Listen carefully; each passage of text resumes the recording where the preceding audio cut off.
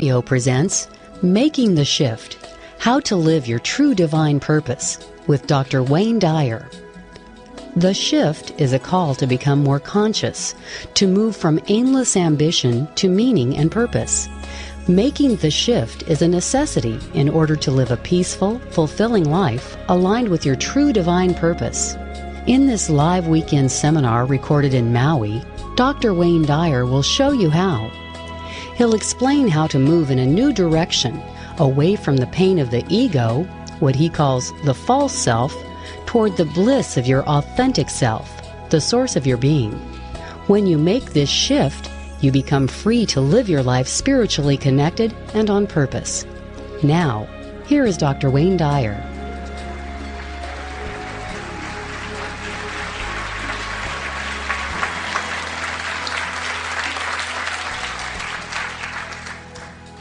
Welcome. Welcome to Maui. Welcome to my home, my front yard. It's right out there. I live right next door.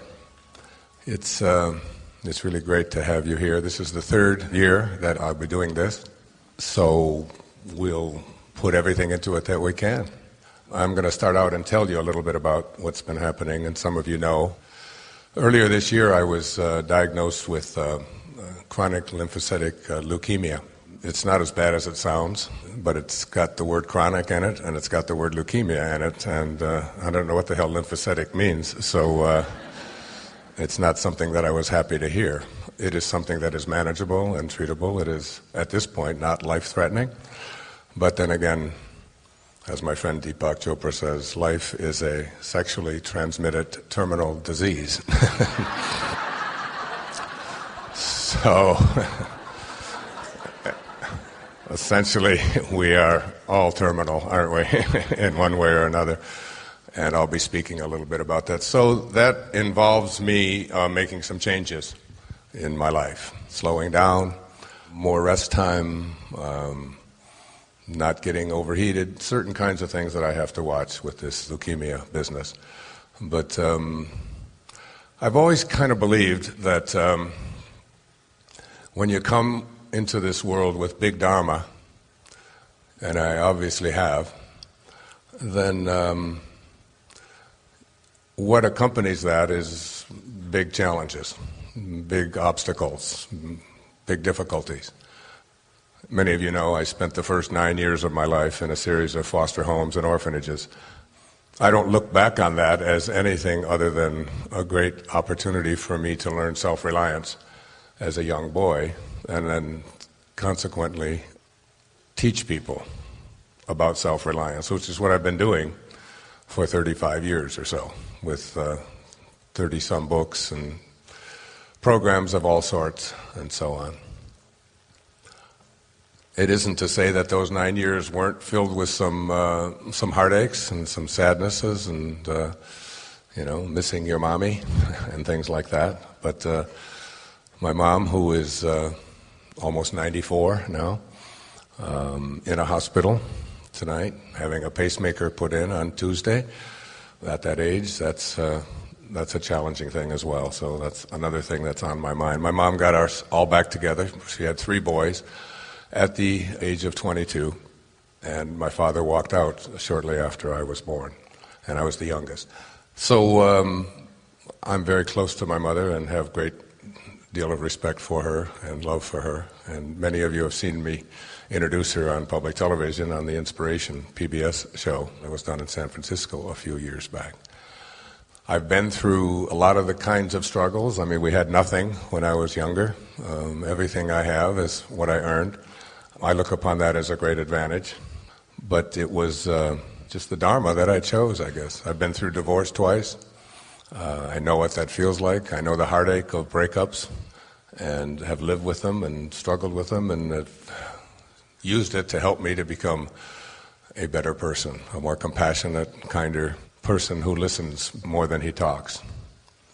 I've been through the addiction route in my life and struggled with it on many different levels. From alcohol, which I can proudly say it's been 22 years since it's crossed into my body. Yeah, thank you. But the previous 22 years I drank enough to make sure that these 22 years were covered. So, and not just alcohol, but drugs as well. I've been down that road and know what it feels like, and know the struggle of it and the pain of it. And this and other things, this new thing is to me just one more opportunity for me publicly to deal with something that is as challenging as that. I also had a heart attack in the year 2000, which is not possible. I didn't think it was possible that I could have a heart attack. I didn't eat meat. I exercised every day. I didn't smoke. I didn't drink. I did all of the things that you were supposed to do, and nevertheless, I had one blockage in one artery that they call the widowmaker. It's called the LAD, the lower anterior descending artery leading into the heart, was blocked 99%. And as explained to me, it was a genetic thing passed on to me from my parents. So that again was another opportunity for me to go within and become a person who can publicly go out there and talk about it. So I'm not saying this to elicit sympathy, although if you have any, I'll take it. I have never canceled anything in my life, even when I had a heart attack. It's not in my nature to just give up on it. And I think we're going to have a wonderful, terrific weekend. So I want you to be a little bit more formally dressed from now on, if you don't mind. I'd like to see a dress code here, shirts and ties, if you don't mind. But this is Maui. We don't even wear shoes on Maui. The weekend that I have put together in my mind is a course that I want to teach. It's not just Excuses Be Gone. And the course is based upon something that I'm going to be writing about. I've been deeply involved and engrossed in the work of a great teacher in this country whose name was Neville Goddard, who passed away in 1972. How many people here know of Neville? Just by a show of hands, about 6, 7 people. Neville was like a 20th century Ralph Waldo Emerson. Emerson was an itinerant preacher who ran around the country in the 1840s and 30s and 50s and 60s. And he talked about things that didn't make him real popular at that time in the 19th century. He took on the religious organizations and religion particularly and spoke from a place of God is love rather than God is something that has been handed to us by religious organizations, and spoke about the power of God being within us. And he today is known as the father of the Transcendentalists, one of the great American teachers. He and Henry David Thoreau were neighbors in Concord, Massachusetts. I've been in both of their homes. I have a picture of Emerson at my writing space that I've had there for the last 30 years. And I think of him as one of my teachers, as is Thoreau.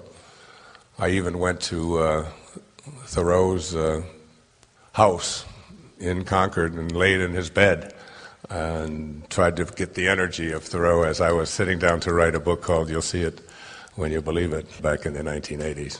I spent a whole week there in Concord just drinking in the energy of that fabulous place. In fact, recorded a public television special there as well. So Neville was like that, only he was lecturing in California in the 50s and 60s, and he would have a place like this, and he would get hundreds of people to come, but he was talking about something that didn't have a lot of attention given to it at that time, and it was met with a lot of skepticism. I'm calling the book that I'm going to write, I've already got the book jacket designed, maybe I'll bring it over and show it to you, which is how I do things. I act as if it's already done and live from that place. I'll be speaking about it and interacting with you about it. It's called Wishes Fulfilled. And it's a program, it's a methodology, it's almost like a technology of how to create for yourself through the power of your mind and your imagination, and to go there and make that the the focus of your life. I don't want to get off on it too much because I could do 2 hours on that easily right this minute. I'm going to conclude with that. What I'm going to open with and start with here tonight is this entire course that I'm thinking about is based upon something that Neville taught. And what he was teaching, and I have some of his recordings, some of his live recordings from the 1950s that I've been listening to. Very motivated by this and inspired by it. The course comes from a statement that he made in one of his lectures that said that if you want to elevate your life to a higher place, then the only thing that you have available for yourself to do that is your concept of yourself. And your concept of yourself is everything that you believe to be true about yourself. So now you have to take a look at what it is that you would like to be able to create for yourself, what it is you would like to achieve for yourself in your life. And if that is at an elevated level, at a higher level, then in order to be able to get there, you have to be willing to change what you believe is true about yourself. Because everything that you have believed up until now that is true about yourself has gotten you to where you are. So here you are.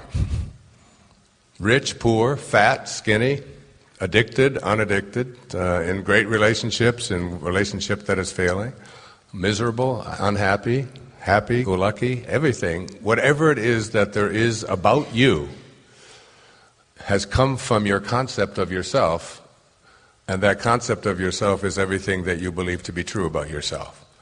So what do you think that involves? It really involves changing some of the things that you believe to be true about yourself, and being willing to change your conception of who you are and what you're capable of attracting and manifesting into your life. It's being willing to change your conception of what you believe to be true about yourself. I have a 3-part program designed between now and when we leave. The first part I call the journey. And the journey is the journey from ambition to meaning. So we all take this journey, at least people who would sign up to come to Maui and participate in a weekend such as this, are taking that journey from ambition to meaning. So I would like to spend this evening and part of tomorrow morning talking about those 4 words, from ambition to meaning. And that was the original title of my film, The Shift. How many have seen The Shift? Wow. You like it? Thank you. In order to be able to create that film, I had to do what I'm asking you to do right now. I had to change my conception of myself as someone who was capable of taking direction and being told what to do and how to do it, and being willing to repeat it over and over and over and over again, and so on.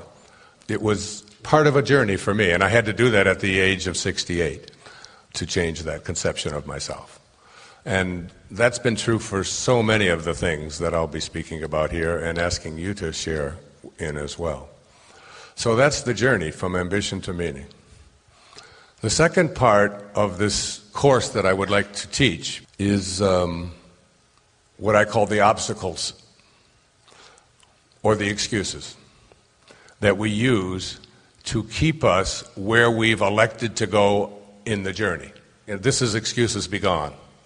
And I'll talk a little bit about how it came about, do some work about changing some of those things, looking at a paradigm that I had channeled for me by the same person who wrote the Tao Te Ching, which sounds a little weird. And when it gets weird, I'll point it out so that you don't think I don't know that it's weird. All right?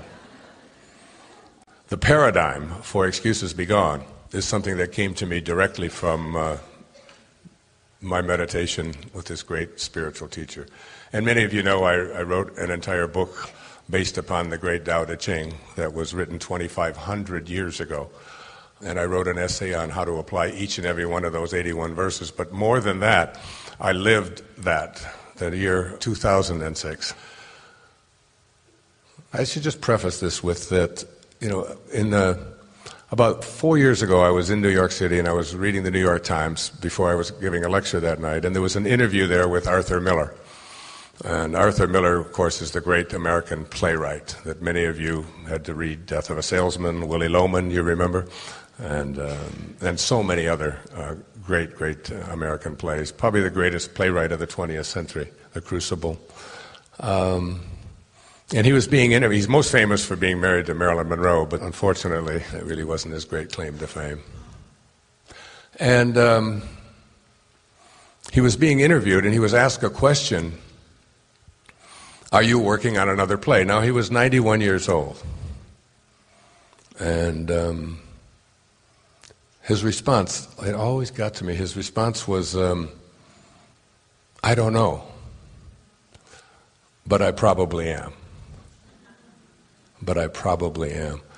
Does that resonate with you like it did with me? What it meant to me was he had an awareness. People who get to a certain level of awareness and consciousness, they begin to realize that there's a big difference between motivation and inspiration. Motivation is when you get a hold of an idea and you take it and you won't let anybody interfere with it, and you take it to wherever it's going to go and no obstacles are going to stop you, and we say that's a highly motivated person. Inspiration is the opposite of that. Inspiration is when an idea gets a hold of you and it takes you where you were intended to go before you ever even showed up here in the first place, where your Dharma said you were to be. And everything has a Dharma. Everything in the universe has a Dharma. A tree has a Dharma. It's to be a tree. An octopus has a Dharma, a mosquito, an antelope. And if you look at the very beginning subatomic particle that began an antelope and began you, they're identical. You can't tell one from the other. They look the same, but one is to be this and one is to be that. And everything about an antelope or an octopus is all part of that. If you were asked what's the Dharma of a bumblebee, you would have no problem with it. You would just see bumblebee comes into the world, bumbles, bees, does what it does, does whatever it's supposed to do, and then that's its Dharma. It doesn't get confused. It doesn't think that it should be a hornet. It doesn't think it should be something else. It's you look at a rose and you say, what's the Dharma of a rose? Dharma of a rose, and the beginning of a rose and the seed of a rose looks exactly like the beginning of you or the beginning of any of us. But there's a future pull in there, and that Dharma is there. And it's there for all creatures, all things. That's what we came here to be. Human beings are the only ones who seem to interfere with their Dharma and try to tell other people what their Dharma should be, or try to listen to other people tell them how their lives should be lived, what their purpose is, what they're here for. We're the only creatures that are capable of ignoring our Dharma and trying to become something that someone else programmed for us, or to become something that we think would make us more money or give us more prestige. And we get motivated by all of these external kinds of things, whereas our Dharma is our calling. It's our calling to just be. Our divine mission. It's what we came into this world to be. And your Dharma is to be the height that you are, the hair that you have, the nose that you have, the feet that you have. That you have no question about. But the rest of you is a part of that Dharma as well, especially if people would have left you alone. We practice interference rather than non-interference. And non-interference is the way to feel inspired, to be inspired in spirit. So the middle part of this course is really a look at the excuses that we've used in doing the Tao and living the Tao. What I did was I would take each of the 81 verses and take 4.5 days on each of the verses. That comes to 365 days. That was the entire year. That was just living the Tao, trying to understand it, trying to grasp it. And what it taught me was some of the things I'll be speaking about in a few moments, about how to think, how to change the way you think about your life. But what it didn't teach is how to eliminate long-held thinking habits, which are the habits that I call excuses, and excuses be gone. So it was an interpretation of the Tao, and then it was listening to Lao Tzu tell me, this is how you get people to change the way that they've been thinking. And I'll be doing a little bit of that with you. And then the third part, so it's the journey, it's the excuses, and it's the vision. In closing out the from stage of what I'm speaking about here, I went to the Course in Miracles this morning and jotted down one of my very favorite passages.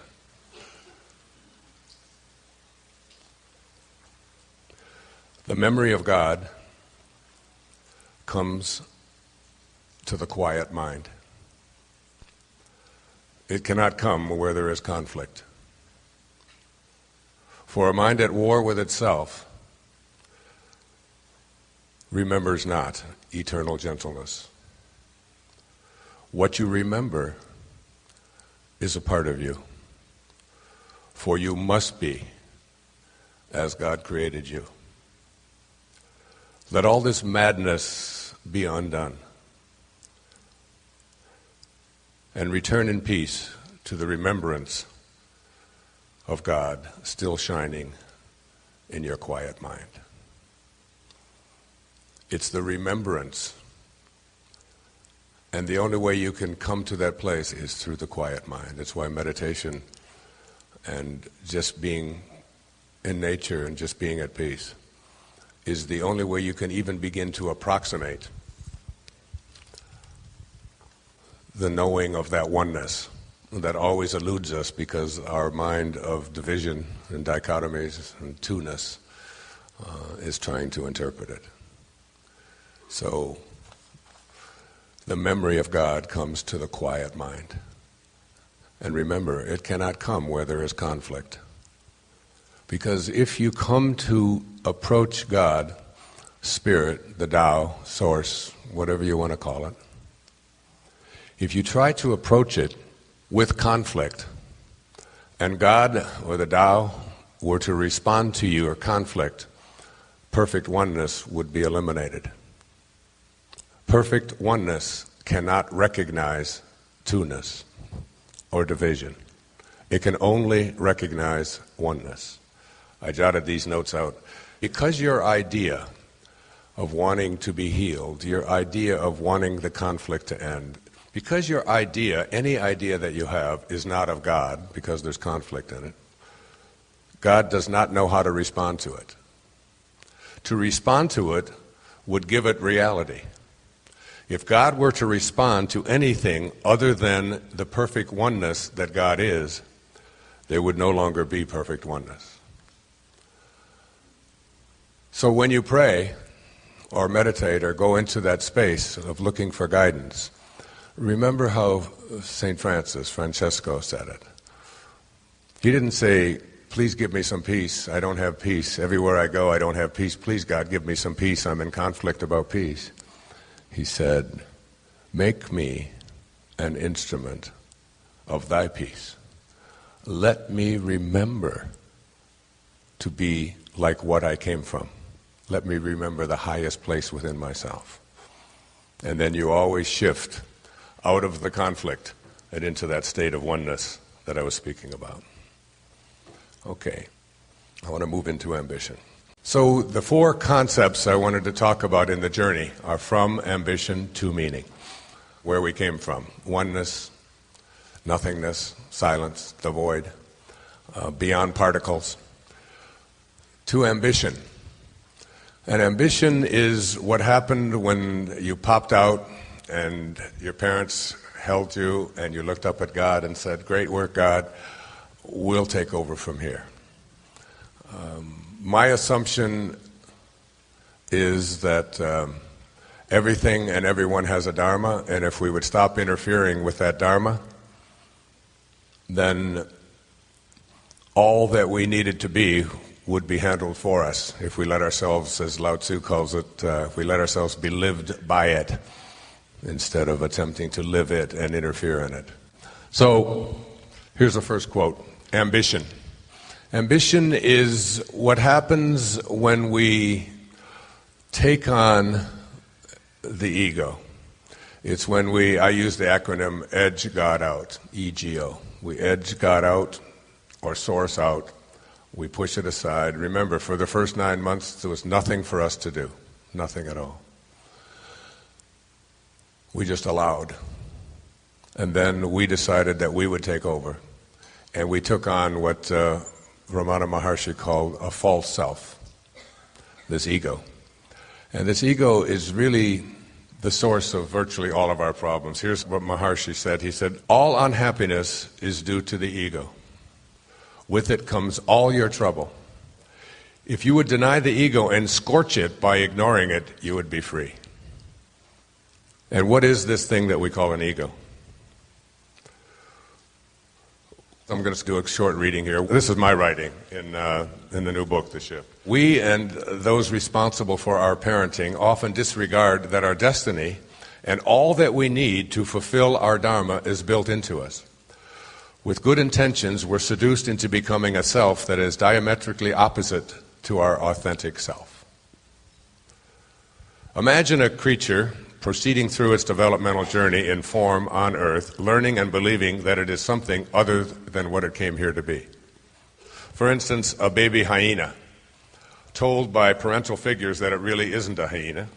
This baby hyena is forbidden to follow its natural inclination to frolic, to sharpen its teeth, to stalk prey, to run with the pack, to hunt in a group and make bizarre noises, or to chew the carcasses of animals it's killed. Instead, imagine the young hyena's parents telling it to stop all of that weird behavior, stop laughing and howling, to sit still while the other hyenas hunt. In other words, to believe that it's something that it's not. Can you see how absurd that sounds? Imagine that for any creature, any vegetation, any tree, any rose, any animal, that somehow its natural identity has been pushed aside and it's been told to become something other than what it was intended to be. In my estimation, this is what happens to us. We are taught a false self. Who we are is this divine piece of God, that which we originated from. Who we're told that we are, to me, has 6 components. I'll go through them rather quickly, and I call this the ambition phase of our life. The ego is that part of us that begins to believe that who we are is what we have. So we are taught to accumulate as much as we can. Remember, the Tao I spoke about talks to us about diminishing. The more you diminish, you set back, you leave things behind. But in this consciousness, what happens is that we begin to take stock of our value on the basis of how much stuff we accumulate. And we learn it as very little children. We learn that our toys are ours, and then we get a little older and we learn that our toys are bigger toys, these are ours, and we begin to identify ourselves on the basis of how much we have. And by doing so, we forget our authentic nature. See, the Tao says, let go. The ego says, more. The mantra of the ego is more. I never have enough. The mantra of the ego is always striving. I never get to arrive. And our evaluation of who we are begins to be determined on the basis of this accumulation fantasy that we have. When I left everything on May the 11th in 2005 and just walked out and handed that key to my secretary, Maya, and asked her to give everything away, everything. I mean, since that time I've realized some stuff that she gave away that I really need. Like, the only copy of my doctoral dissertation was in that room, and I forgot to take that with me when I walked out. And somebody got it someplace. Not that anybody's ever read it, or ever would, but every once in a while I reach back and I say, oh my God, I don't have my doctoral dissertation. My kids, I'm sure, would want to have that after I'm gone, and then I look and say, nah, they're not interested in my doctoral dissertation. But it was one of the more freeing things that I ever did in my life. It was to just stop identifying myself on the basis of how much of this stuff that I accumulate, how much can I hoard, because we're really about the only creatures that really hoard. We want more than we even need, and to believe that we can't be happy unless we have more is really one of the definitions of insanity. To believe that I must have something that I don't have in order for me to be happy is a form of insanity, because you already don't have it and you have the opportunity to be happy. To believe that you have to have it, these are just thoughts. And these are the kind of thoughts that are a part of this, what I call the ambition phase of our life. Someone asked me the other day when I was talking about this in New York, but what about all of your ambition? What about the fact that you worked so hard and you went after so many things and you accumulated so much and you had these, didn't your ambition get you to where you are? And I said, ambition isn't the bad word. Because what happens as you begin to make the shift that we're heading towards here is that you become ambitious about something else other than what's in it for you, or what can I have, or what's mine, or what can I accomplish. And who's to know, if I hadn't had that need for me to accumulate and to win and to get more money and all of this kind of thing, that I might have made much, much more of an impact and fulfilled my dharma in a much higher level had I not been so consumed with my own ego for so much of my adult life, and even in the time of my being exposed to the public, to the media, and so on, for the last 35 or 40 years. I don't know the answer to that. All I know is that it was the journey that I took. The problem with this false self, belief that I am what I have, is that if I am what I have, then when I don't have, I'm not. It has to follow, doesn't it? So now what happens when my stuff is taken away, when I can't have it any longer?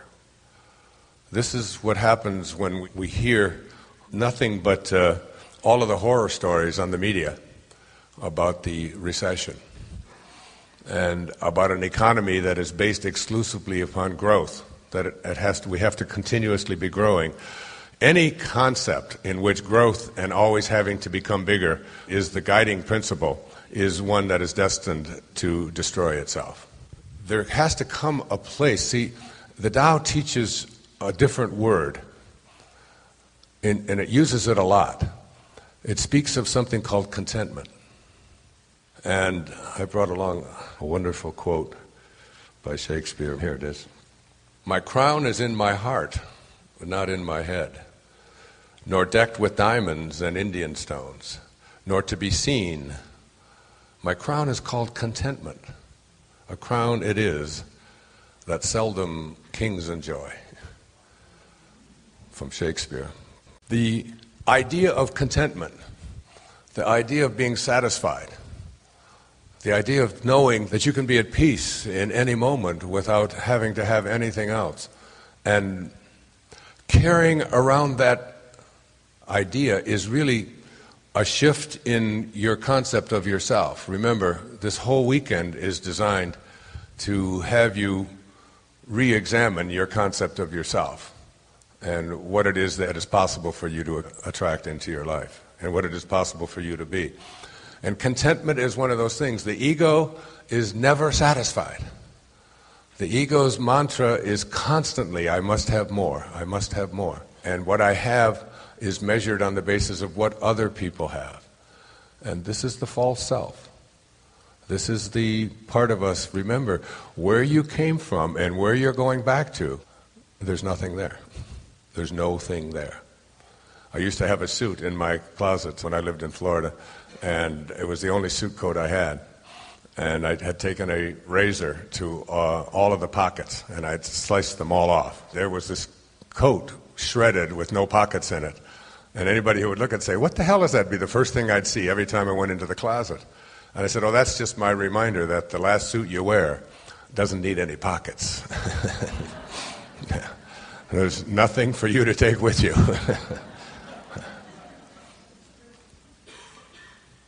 For me, the year that I spent here on Maui living the Tao, that was probably the great lesson for me, was to get to a place where hanging on to it and wanting more was gone. The mantra of the higher self, as you make the shift to meaning, is how may I serve? What can I do for someone else? How do you start your day?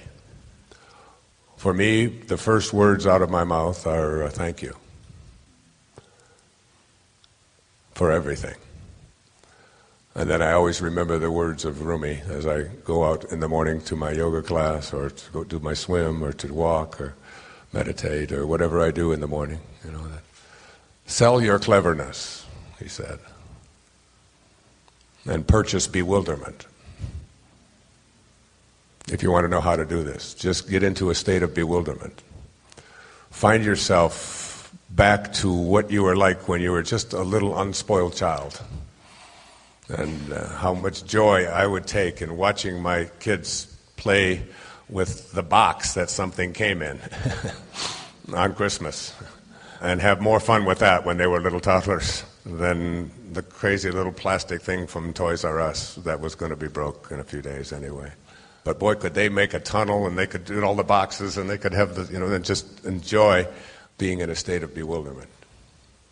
So the first component for me of the ego says that who I am is what I accumulate. And you want to substitute that and work at just letting go. And it isn't that you have to give everything away. It's more our attachments. And our attachments are our beliefs that without this I can't be happy. That's the place that you want to get free of, or for me it is, to get free of it. That's the first component. The second component of the ego, of this false self, says that not only is who I am what I have, what I accumulate, and so I evaluate myself on the basis of how much stuff I have and how much it's worth and how it compares to others. And remember, we're talking about a false self here, because that's not the self you came from or the place you're returning to. The second component says that who I am is what I do and what I achieve, what I accomplish.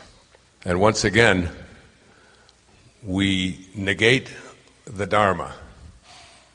We think that if we don't accomplish something, that we're not valuable. We don't stop and say that who I am is valuable because I exist. And that's all I need to know that I'm worthy. That my worth doesn't come from how well I do, but we send our kids off to school and we teach them, don't we, that you're only valuable if you accomplish. And if you accomplish more, you're more valuable. And if you do it better than others, you're even more valuable. I told the story of my daughter Tracy, my first daughter, when she was in preschool. And she came home from school, and I was already the weird father, She used to say, my friends all have their parents sit down and they read them, little nursery rhymes and so on. She said, my father read me Siddhartha, which I did when she was 3 years old. I would just read it to her, and she got very fascinated with it. And this is how I talk to her, and I'll always talk to all my kids. And she came home from preschool, and she had a gold star on her paper. And she was so proud of this gold star, and that's all she could talk about was this gold star. And she said, Daddy, Daddy, Daddy, I got a gold star. And I said, well, for what? What did you do? And she said, we're doing, I think it was adding, she was 4 maybe. And I said, adding? You can do adding and you're only 4 years old? I can't believe it. 4 years old and adding. Do you know what that means? You know that money that you have on your table, you can cook and you can add it up? That's terrific. She said, Daddy, I got a gold star. I was the only one in the class that got a gold star. I said, and not only can you add up, I said, but when your mommy's cooking and that, you can add up the ingredients and you put. She said, the gold star, Daddy. I got a gold star. I said, oh, the gold star. I said, well, honey, let me tell you about the gold star. I said, I'm really not interested in the gold star at all.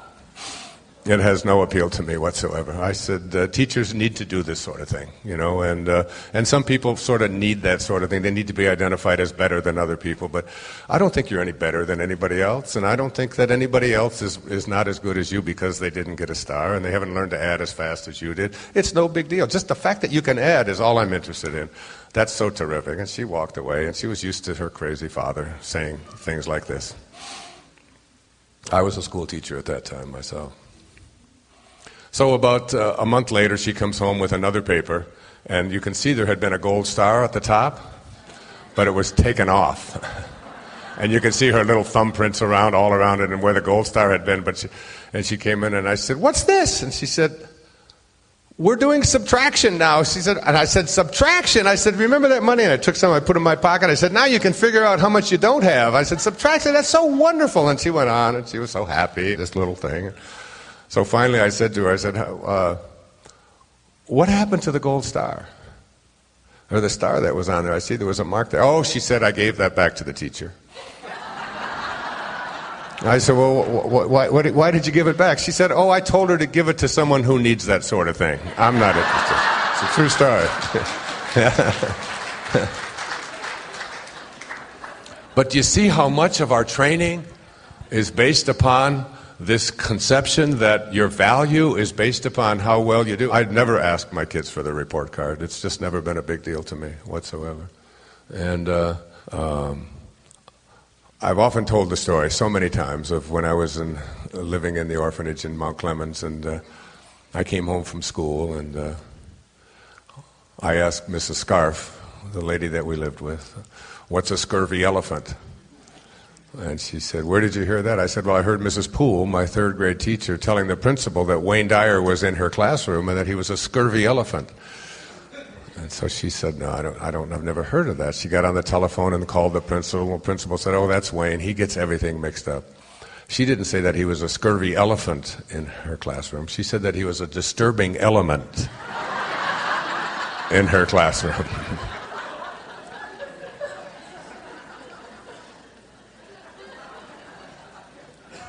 And my great teacher, one of the great teachers of my life, Abraham Maslow, used to say that if you really want to reach self-actualization, you have to learn, first and foremost, to become independent of the good opinion of other people.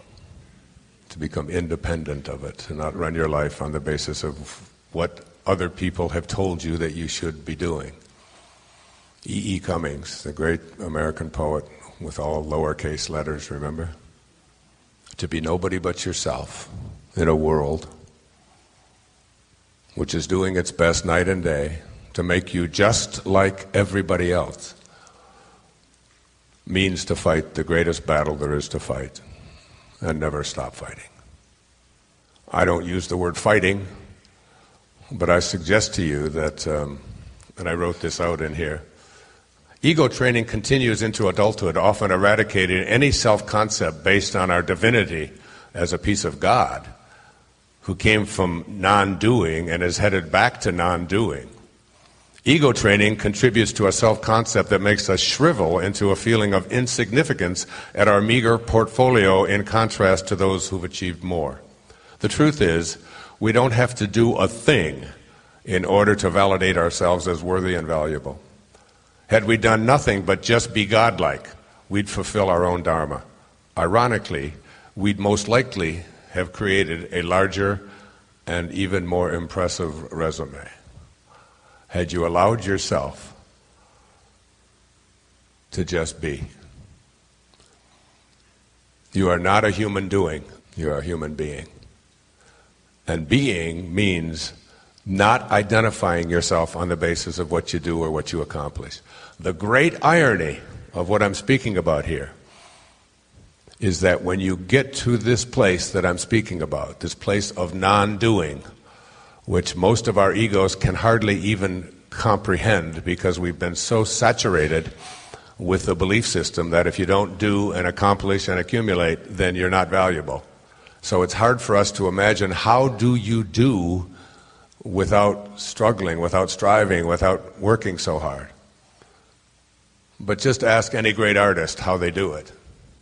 You know, Picasso said that when I enter my studio to paint, he said, I leave my body at the door before I enter, the way the Muslims leave their shoes when they enter the mosque.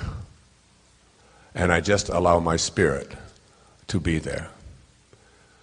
This talk that I'm giving to you right now is a non-doing talk. I don't know what I'm going to be saying 5 minutes from now or 3 hours from now, any more than the ball that you throw in the air has any idea of where it's headed. It just is. And that place is not a place of irresponsibility and not being respectable. Ironically, it's a place of great accomplishment. My most joyous moments in writing are when I'm not struggling, when I'm not trying, when I've let go. In the recovery movement, every one of you know what we say, don't you? Let go and what? Let God. Just allow the highest part of you to take over and become at peace with.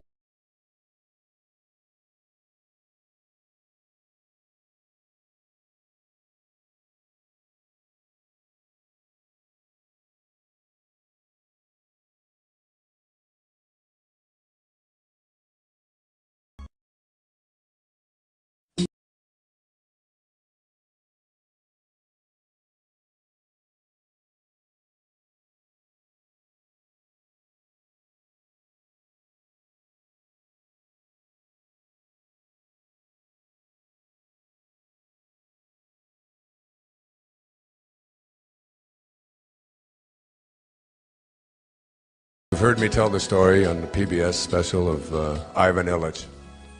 When I was 19 years old and heading off in the United States Navy, left Alameda, California, crossed the ocean, 29 days to join my ship in Yokosuka, Japan. And as I got on board that ship, my Uncle Bill handed me a copy of Leo Tolstoy's The Death of Ivan Illich. And he said, read this before you get to your destination, which was Sasebo, and then I was to take a train up to Yokosuka. About 9 days out, I read it.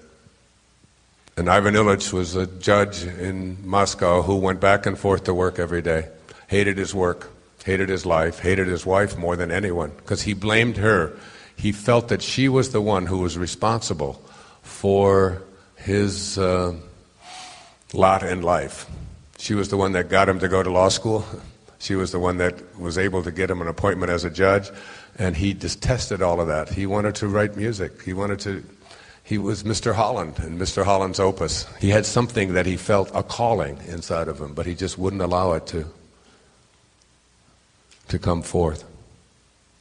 And as he's lying on his deathbed, looking up at his wife, holding his wife's hand, this woman that he despised his entire life, his last words of the short story are, what if my whole life has been wrong? And he died. If you live your life by the ego, that could easily be your destiny, even if you have the grandest resume that anyone has ever seen. Even if you're filled with accomplishments and have a bank account that surpasses everyone else's. It's so interesting, because I can only speak about my own experience. At this time in my life, I say I'm 69 years old, and I have sex almost every day. Almost on Monday, almost on Tuesday, almost on... It's a joke, it's not true. And you don't need to be shaking your head over there either. And you don't need to be throwing up over there. So put her hand in her mouth. No, I think about at this time in my life, about this meaning phase that I want to get to. But I think about it in my own life, that here I am, 69 years old. It's hard for me to even say that I'll be 70 next May. And yet, here I am at a time in my life when everyone else is speaking about retirement. Both of my brothers are retired and just staying home and, doing very little. And I'm doing less and accomplishing more. I'm invited to do more. They want to pay me more than I could even imagine. I mean, they pay me more for an hour speech than my first 3 houses cost. Literally. I mean, come here and we'll give you this, and I'm so at peace with doing my yoga and swimming. And people would say to me, my gosh, you get a lot done. I mean, I just spoke in London last week, 10 days ago, and in New York, Chicago, LA, and yet I still feel like I have enormous amount of free time. I've just completed a book. I'm starting another one. It's all so easy. It's all so peaceful. Doing something like this, speaking for a couple of days, just coming up and taking the microphone and letting go and letting God and just allowing and knowing that it'll all work exactly the way it's supposed to. And I mean, I practice it in almost everything, that you can not be striving and struggling and trying to fulfill somebody else's idea of who you are and what you're supposed to be doing, and get much, much more done by doing nothing, by just letting go, by just allowing. But I'd like you to just sort of examine this idea of the false self and the Dharma, and think of that little hyena and how absurd it would be for its parents to try to teach it to be anything other than what it came here to be. And then think about your own parents, and you as parents, and how much interference you do in trying to teach them to be, and having been taught to be, something other than that calling that you have inside. And what is that calling? Do you listen to it? I mean, for me, it's so clear, it's so loud, it's so emphatic that you have to do it this way. And you can't let something else dictate to you what it is that you want to be if you want to be fulfilled. And what I tell my children is, how could I ever tell you not to follow your own dream when that's all I've ever done in my life? Even having been excoriated for doing so on many, many occasions. Because there are going to be people who don't like it, especially in your family. I've always said your friends are God's way of apologizing for your relatives, because your friends won't get upset with you for it. I love, there's a Dr. Seuss line, see if I can remember it, that says, do what you say and do what you feel, because those who matter don't mind, and those who mind don't matter. Yeah, from Dr. Seuss. Third component of the ego says that not only am I what I have and what I do, and by the way, the problem with who I am is what I do. The big problem with who I am is what I do, especially in these economic times that we hear. And every time I do an interview anymore, that's all they want to ask me about is, but how can you say these kinds of things in an economy that is, and so many people are losing their jobs and so on. And I've always felt that losing a job is something you should be congratulated for. Seriously. I was at a radio station in New York a few years back, and they had just changed formats, and it was the last day that they were going to be a news talk, and they were moving into gospel format. And all of them were losing their jobs, about 25 people, and they were all gloomy and walking around. And each person I'd be able to say, "Oh, congratulations, fantastic." And so, well, how can you say that? I said, because it was time for you to get your ass out of here a long time ago. This is God's way of saying, okay, if you won't do it, I'll do it for you. I'm going to play gospel music all day. If you can handle that, then stay here.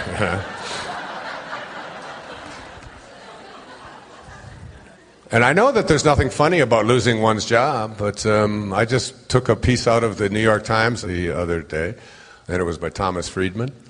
And he was speaking in his editorial about the people who in these economic times were handling it versus the people who were totally immobilized by it. And he said the people who were losing their jobs and were being put out on the street were the people who were used to coming to work and having something handed to them and being told what to do. And these people, by and large, whether it was lawyers, whether it was medical practitioners, it didn't make any difference who they were. If they were in a place where they were being told what to do and handed their work and said, this is your work, and then when the work dried up, then they lost their jobs. But the people who were handling it, who were flourishing in this economy, were the ones who were thinking outside the box, who were already looking at how their life was going to be not impacted by this thing at all. And I've often said that of all the jobs that I've had in my life, and I've had many different kinds of jobs, even if today, if I were just taken out of what I do and just told, all right, you're going to go over to McDonald's and you're going to do the French fries, then I'm going to do the French fries with exuberance and with passion. And I'm going to be looking around at how I can move from French fries to the burgers, and how I can move from the burgers into perhaps what is that assistant manager really doing, and what is the guy, and who owns this place anyway, and how do you get yourself some stock in this place, and how do I... That's how I would be thinking, because it's how I've always thought. When you change the way you look at things, the things you look at change. It's a quantum truth. And the world looks different. So if you're waiting for something out there to happen, then you're going to have a very tough time in an economy like this. They said, you can't do a seminar on Maui in an economy like this, what it costs to come here and so on, and 450 of you decided that you could figure out a way to get here, and I'm sure some of you don't have the money to do this, and somehow it showed up. I bet if I asked you to come up and give stories, somebody gave you a scholarship, somehow it worked out, somebody paid for it that you weren't expecting, you begged, you cried, you became a hooker, I don't know what you did. So the problem with who I am is what I do is the same as the problem with who I am is what I have. When who I am is what I do, when I don't or when I can't, then I'm not. And this is when you see depression. This is when you see suicides. This is when you see people jumping out of windows because they have lost their jobs. This is when you see people reaching what we call, quote, retirement age and feeling that they don't have any value anymore. This is when we notice that somebody coming up behind us can do it a little bit faster or a little bit quicker or has a different idea or is threatening to me and so on. This is why I've always said, and I can only tell you what my experience has been, I've always believed that if you're dependent upon somebody else for a paycheck, then you're never going to be free. I've always said it. It's like, you got to figure out a way. I've had to figure out a way. I had tenure as a professor at a major university. So did my friend Ramdas at Harvard University. Richard Alpert, PhD, professor at Harvard University.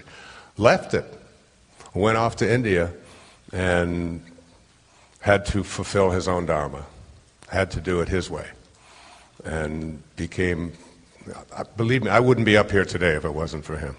So when I was an associate professor, but up for full professor with tenure at St. John's University in Queens in New York, I had to go down to the dean's office and I had to resign and give it up. And the Dean Sarah Fassenmeyer, said, you cannot leave. You are our upcoming star. You are this. You've already done textbooks. We want to have you. Can we offer you more money? Can we? All of these things. And I said, no. I just knew that I couldn't continue to be there. And it had nothing to do with finances. In fact, I left it not even knowing. I had written this book called OurArea that no one had ever heard of. And I just decided that I was going to talk about it with whoever would listen in any city. And I bought up the first printing and the second printing and the third printing myself. Took them all across the country, distributed them myself, did 14, 16 interviews a day. My daughter Tracy traveled with me through all of that. It was just, it's like you get a calling and you pay attention. I was telling the story the other night, and it happened right here along this walkway out here. Anthony Robbins was doing a series of, it was maybe 15 years ago, on some kind of spiritual warrior series. And I would walk by every day because I was living at the Whaler, right down the street at that time. And I would just walk by, and people would recognize me and ask me if I would come and speak to their group. And I said, no, I said, I just live here in the summertime. I'm just walking by. This is where I walk every day. I meditate down here at the other end and down at Canoe Beach by the Hyatt. And they kept persuading me, and I said, well, if Anthony would like me to come and speak to his group, there were about 1,000 people there, I said, I'd be happy to come in and speak. So I have him call me. And a couple of his assistants called, and I said, if Anthony wants me to speak, ask Anthony to call me. Otherwise, so he called the next day and asked if I would come down. So I went there. My wife was with me. She was pregnant with our youngest daughter, Sage. So this was 20 years ago. She's now 20. And I was standing in the back of the room, and I noticed that they all had T-shirts on. And every one of the T-shirts said, if I believe it, I can. If I can, I must. So that was their slogan. So I got to the back of the room, and Anthony was up on the stage, much like this, only he's much more Hollywood and show business than I am. Smoke coming out and having somebody, some magical things happening, and he goes on and on and on and on. He was up there talking, and finally there was a chant in the room, and the chant was, "We want Wayne." My wife standing out there, this was in August, so she was about 7-8 months pregnant, and we want Wayne, we want Wayne. So he stopped, and he took the microphone, and he introduced me and asked me to come up and talk for 10 or 15 minutes. And I took the microphone, and I said, I noticed that all of you are wearing a T-shirt that says, if I believe, I can, and if I can, I must. I said, I think you should add a line to your T-shirts that says, and if I don't, it doesn't matter. Well, I wasn't really well received. I was by the people, but one of my teachers was Albert Ellis, and who had rational emotive therapy. He was very instrumental in my doctoral training. He and Abraham Maslow, rational emotive therapy. And Ellis used to call this masturbating, I must do this, I must do that, I must do this, and people go through their lives masturbating. And then telling themselves, that if they don't, that there's something wrong with them, and so on. Again, this is all part of the ego. I mean, the idea somehow, the collective idea that we all have to accomplish and we all have to do certain kinds of things. It's a meme, and I'll be talking about memes a little bit later. It's just one of those cultural things that we've bought into. And I will be just as proud of my 22-year-old son if he surfs for the rest of his life and teaches other people about surfing and talks about the joy that he gets about being out on that ocean. And when I watch him, he's a genius. This is his genius area. When he was 4 years old, we handed him a surfboard. And he went out right here. I'm at the Kanapali Ali'i next door. That's the only point on Kanapali where you can surf, where the waves come in from both the north and the south. And he was 4 years old. He paddled out on this thing at 4. And he stood up on that wave. He got a first wave. He just stood up on it, and he rode it all the way into shore. And no one gave him any instruction. No one. Is that not Dharma? Is that not something that, and the joy that, this guy, there's not a day goes by that he doesn't check what the waves are like all around the world. His first thing in the morning. He wakes up, he's on his computer. I said, what are you doing? Well, there's a swell starting in Indonesia. I said, Indonesia? That's going to take 4 days. Yeah, he said, by Thursday it's going to be here and they're going to be there. And he gets his board out there and he studies the waves. He doesn't study anything else, but he studies the waves, man. And he doesn't just ride the wave, he becomes the wave. He just loves surfing, and he's got wetsuits that, he does it up in northern Florida in water that's 45 degrees. He's out there surfing. This kid, surfing is his life, and he's in college, taking courses like business courses. And I said, come to Maui, be with me. I'd love to spend 3 or 4 months with you. There's no hurry, there's no rush, just be.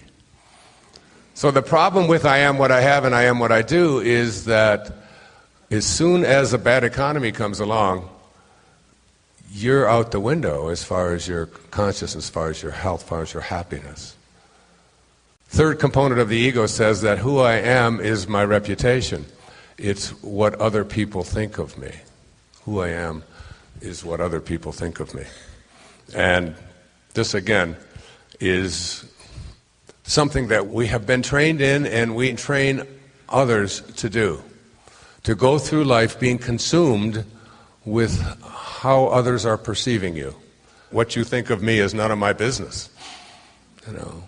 But we are training ourselves to believe that what you think of me is something that ought to dictate to me what it is that I do. So here we have these 3 components of the ego in ambition. Who I am is what I accumulate. Who I am is what I accomplish. Who I am is what other people think of me. And you came from a place where you had nothing, you had to do nothing, and there's no one else out there to judge you. And that's what you're going to return to. So in this little parentheses in eternity, we've taken on a conception of ourselves as completely the opposite of our authentic self, being consumed with how you are looked at or viewed. And again, it's been one of the great lessons in my life, and one of the great lessons that I have attempted to teach all of my children, is that when they would say, so-and-so doesn't like me, my response would always be, do you like you? Not, let's see what we can do to get Billy to like you. Are you happy with yourself? Yeah. I once heard in one of Ram Dass's talks back in the 70s, and I heard him say, I finally got to a place where I realize there are no others. There are no others. I think I'm there now. I just don't see any others anymore. I mean, I got a lawsuit going on. I got people suing me over some silly little thing about something I wrote. It's nothing. But it's like, I just don't even see an other there. They need some money, give them some money. I got plenty of it. It's no big deal. And I send them, I just see love. And as I do that, these things just all dissolve. They just all go away. And when you start seeing the unfolding of God in everything and everyone that you encounter, you'll be living the first cardinal virtue, where you have reverence for all of life.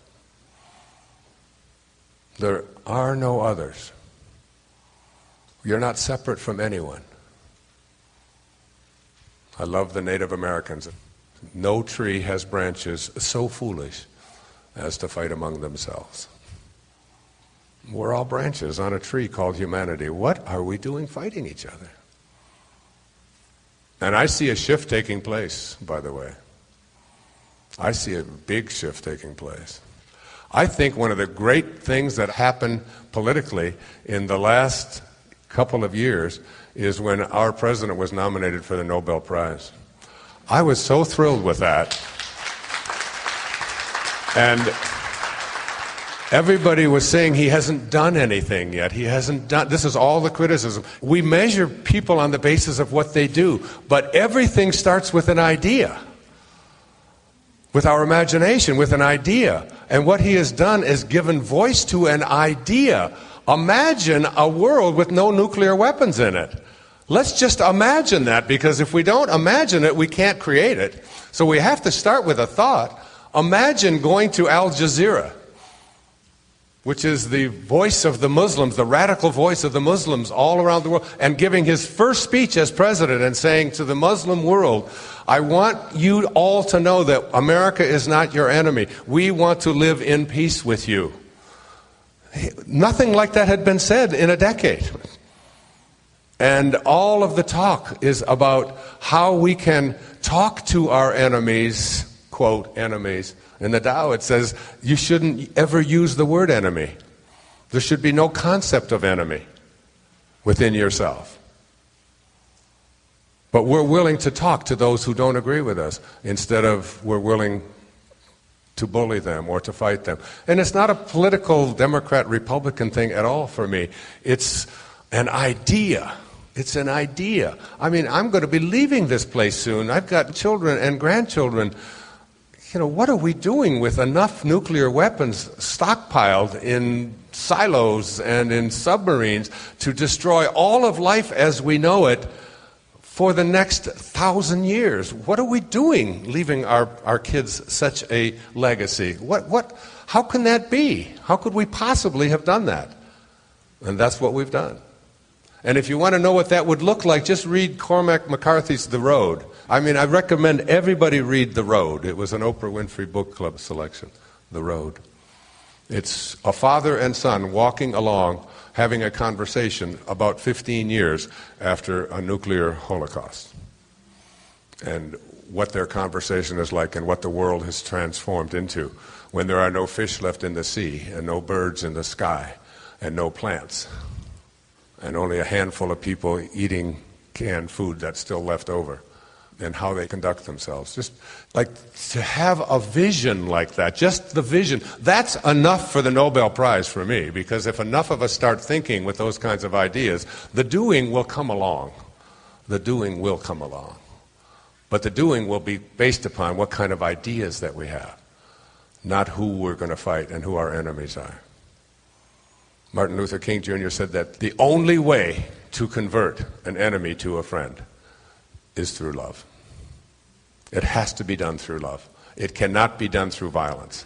If you take your dandelions that come up in the fall on your grass with those little puff balls on them, the little seeds on them, remember those? And you go out there with the back of a shovel and you start smashing and using violence to knock them all out and say, I just hate these dandelions. In the spring, you'll have 10,000 times more dandelions.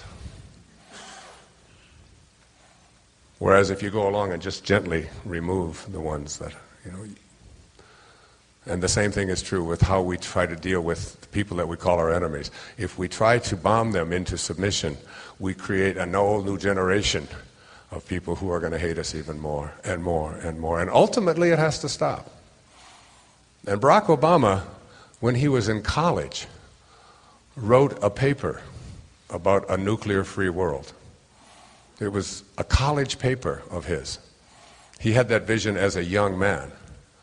I don't think it's an accident that we've got to get this place free from that kind of a consciousness. The fourth component of the ego says that who I am is separate from everybody else. Who I am is separate from what's missing in my life. Separate from my stuff, the things I would like to attract. I'll be talking about this. It's an intriguing concept. There's a story told of a young boy who was an avatar in the 7th century. He was 6 or 7 years old. And everyone knew that this little boy was a God-realized being. People would be healed just by being in his presence. He would be seen in more than one place in the village at the same time. He would bilocate. And he had such a peace about him that everybody wanted to be closer to him and always felt so much more at ease.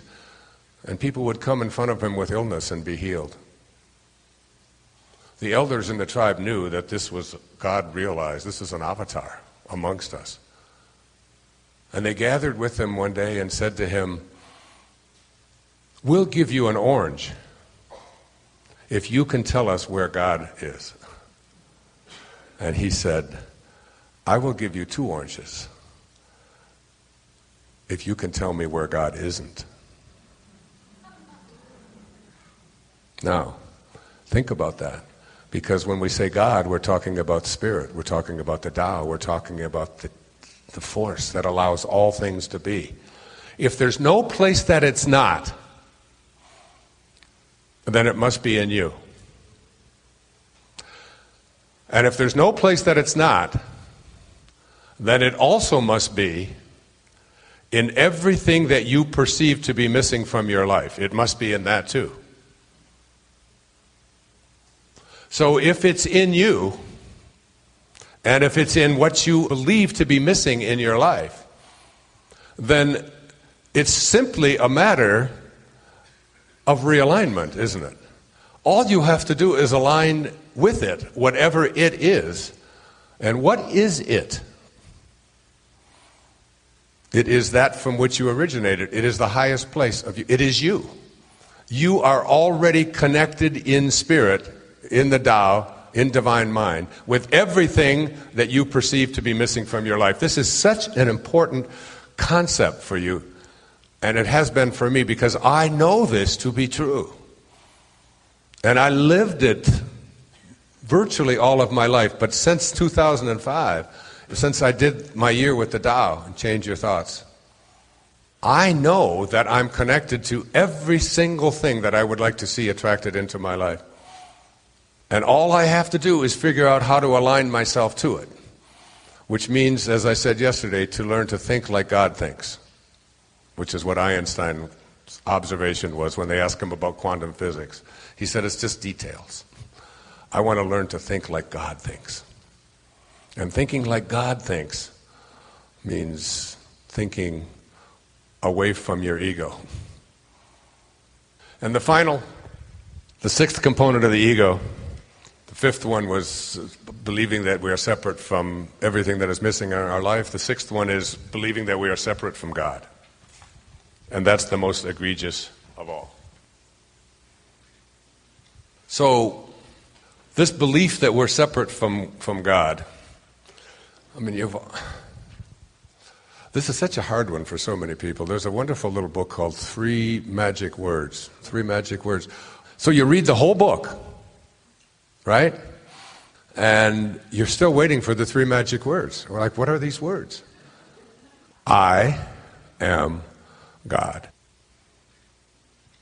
I remember seeing a film of Sai Baba in India, and Sai Baba was, I think it was his 75th celebration. There were millions of people who had come to this little village in a place called Puttaparthi in India.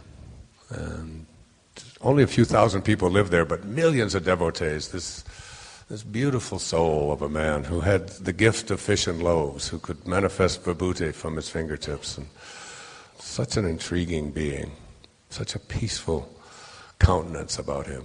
God on earth. And one of the reporters at the convocation there with all these people stood up and asked him a question. He was trying to embarrass Sai Baba. He was from Time magazine, I believe. And he looked at him and said, are you God? And without pausing, Sai Baba said, yes, I am. And so are you. He said in English, the only difference between you and I is that I know it, and you don't believe it. That all of us, I mean, how could we not be God? What is the place that we came from? This nothingness, this oneness, what is that? What is that energy that is growing your fingernails and beating your heart right now? What is that is allowing the thoughts to process these sounds that are coming out of this microphone? What is that? What is this internal, invisible, divine intelligence? You know, that we can go inside and find the command center that says, I'm going to wiggle my finger. You know, it's just an amazing thing. I just have a thought. And they can even, you know, the neurologist can go inside of my brain and find the place inside of my brain that's the command center that it says, wiggle your finger, invisible, and there I go, I'm doing it. It's just an amazing thing. Lift your foot, move this way, do this, do a dance. It's like, you're doing this all the time, coming from this invisible intelligence inside of you. We can find the command center, but there's no measurement device on our planet that can find the commander in the command center that says, I think I'm going to wiggle my finger. That commander in the command center, the God. And I wrote these words out in the shift. Believing that you're separate from God. The collective consciousness of humanity painfully and unnecessarily influences us by believing in and behaving like an ego-designed God. Those are my words.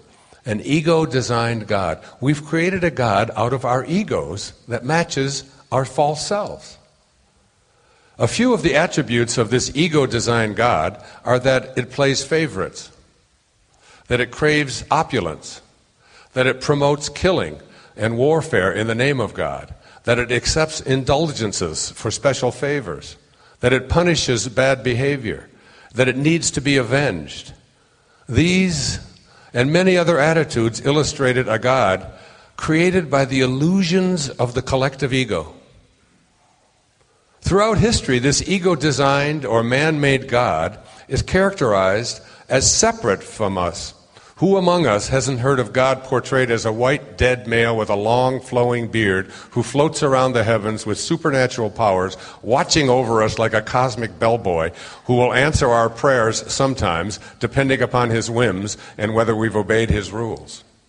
This God is viewed not as an all-giving divine source, but rather as a temperamental superpower who withholds his ability to solve our problems or heals our diseases, depending upon whether he's in the mood to grant us special dispensation. This is a God of the ego, created by ego and dedicated to serving ego's demands. This is a God that must, by virtue of its own ego, be separate from the subjects that it must watch over, control, and punish when necessary. And that's what it looks like. This idea that we are separate from God, it's not blasphemy to say that I am God, which doesn't make me better than anyone else, because that's not the God from which we originated. The God from which we originated, the source of all things, is benevolent, is loving. It doesn't know how to make distinctions. The memory of God comes to the quiet mind. It cannot come where there is conflict. For a mind at war with itself remembers not eternal gentleness. What you remember is a part of you. For you must be as God created you, as your source created you. Remember, you didn't come from your parents. You came from the void. Let all this madness be undone for you, and return in peace to the remembrance of God still shining in your quiet mind. Ambition is that part of us that has taken on a false identity of who we are. And what I want to present is the word to in From Ambition to Meaning. To represents, if this is where I came from, even though it's a placeless place, if this is it, then all of what I've been talking about up until now is moving in this direction, away from our source. All of this stuff that we have taken on is a belief system that is keeping us from living what I call a God-realized life. In Australia, not too long ago, I was on the Tonight Show there, and the woman asked me the question, what is your mission? And I just blurted out, to live a God-realized life. She said, what does that mean? And I just thought, just thinking like whatever the source of all things thinks like, to be in alignment with that. Just to think that way, that's all. Just to think that way and act that way. That's what I'd like to do. That's how I'd like to live my life, whatever days I have. And as we now start to make the U-turn, we're going to come back and we start heading in a different direction. We start coming back to what T.S. Eliot said, we shall not cease from exploration. And at the end of all of our exploring will be to return to the place from which we originated and to know it for the first time. One of my favorite quotes is from Herman Melville, who wrote Moby Dick. And when I read it in college, I thought I was reading a book about a man chasing a whale. And now I realize, having read it again, that it's about a man trying to find himself and his passion, and to live his passion. And Melville would go out onto the, he lived in western Massachusetts back in the 19th century. And he would lie down on the cornfields in western Massachusetts with his head up so that he could get a vision of what it must have been like to be out there on that ocean all by himself. And all he could see was corn silk. I read this in a biography of Melville. And he would just stare at this, the immensity of this. I don't know if you've ever driven in the summertime across Nebraska and Kansas and Iowa, and you just see an ocean of corn, for 1,000 miles or more. It's just hard to imagine there could be that much. And that's just what he would imagine. And then he wrote these words. He said, "For as this appalling ocean surrounds the verdant land, so in the soul of man lies one insular Tahiti, full of peace and joy, but encompassed by all of the horrors of the half-lived life." I just don't think writing gets much better than that. Go to Tahiti. Find that place within. Go within and let the ego be scorched, as Ramana Maharshi put it. Where I'd like to take you next is to and then meaning, and then move into excuses. And what I want to present is the word to in From Ambition to Meaning. And to symbolizes the beginning of the U-turn. And the beginning of the U-turn is when you're coming home. It's when you start to leave the ego behind. I just don't know whether it's possible to just scorch that ego completely, as Ramana Maharshi recommends. I used to defend the ego as something that we all have, so why not just acknowledge it? And I hear that a lot in my talks. And then I began to realize that it wasn't something worth defending because it's an illusion. It's a belief system about who we are that you can't just check into a hospital and have an egoectomy. Just say, okay, you're taking out my tonsils, take the ego out as well. If that were the case, I would have a whole different opinion about it. I don't even know that it's possible to be in an egoless state and be in a body. I don't know.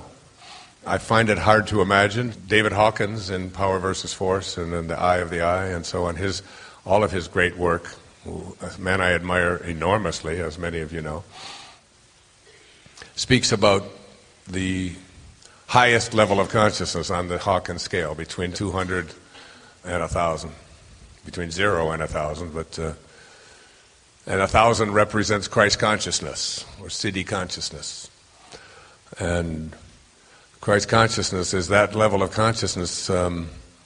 Patanjali put it this way. He said, when you are steadfast, now steadfast means that you never slip. Steadfast means that it's always the only thing that comes out of you. And I must say that I'm not even close to it. When you are steadfast, he said, in your abstention of thoughts of harm directed towards yourself and others, that all living creatures will cease to feel fear in your presence. When you are steadfast in your abstention of thoughts of harm directed towards yourself and others, that all living creatures will cease to feel enmity, he said, but it's fear or hate, in your presence. That's the essence of St. Francis of Assisi, where I went to do some writing on a spiritual solution to every problem, based upon the famous prayer of St. Francis, where he asks us to become instruments of peace rather than to seek it, and to bring love wherever there's hatred, to bring joy where there's misery. Can you be steadfast? I mean, they said that of Francesco. All that I read about Francesco, St. Francis, after he had his quantum moment, that's all that ever came out of him. I like to think that I'm approaching it, but I find myself slipping back, every few minutes. Literally. A judgment here, a judgment there. Angry response here, it shouldn't be that way there. We've talked about from, this is from, right here. Ambition is all of this stuff moving away. It's almost like you can think of it as a clock. And the moment that you are born, both hands are on the 12. Okay? And then what happens is you begin to start moving away from yourself. The little hand stays at the 12, and you're the big hand.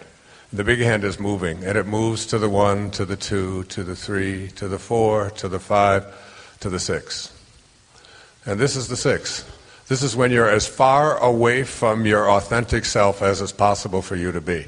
This represents for many people the low point, the time in their life when they have reached bottom, when there's no other answer other than, I know I'm going to die, that quantum moment which I'm about to speak about.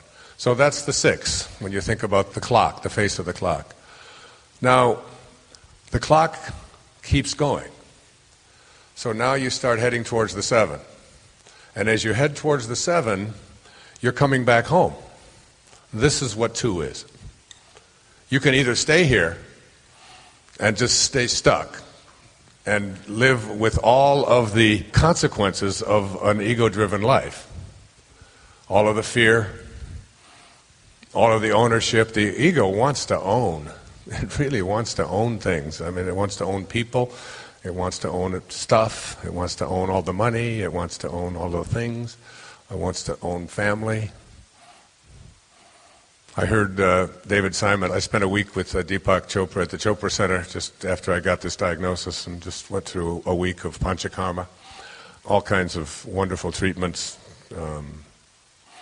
David Simon was giving a lecture, and I was sitting in the back, and he told about Deepak's son Gautam, who went to Delhi, and he went into a movie theater, and he put his hat down on his seat, and he went up and got some popcorn, and he came back to watch the film, and somebody was sitting in his seat. And he said to the man, which is what the ego says, he said to the man in his seat, "Excuse me, but that's my seat." And he said, "How do you know it's your seat?" He said, "Well, I put my hat on there." And the man said to him, "According to your logic, if I put my hat on your car, it's mine?" I really love that story. Because we have this tendency to think that we own things. In fact, I wonder how many of you are sitting in the same seat today that you sat in yesterday. How many of you are? Let me just see by a show of hands. About half of you are. It's like this is my seat. And if tomorrow you come in there and somebody's sitting in that seat, your ego is going to say, "Oh, wait a second. I was there Friday. I was there all day yesterday. What do I have to do to let you know this is my seat?" And we get into egos like that, isn't it? And so we're at the 7. And as we're at the 7, we start coming back. And we start on this trip back, hopefully to get to this place from which we arrived, and to know it, as T.S. Eliot said, for the first time without having to die. And this is the voyage to. It's the U-turn.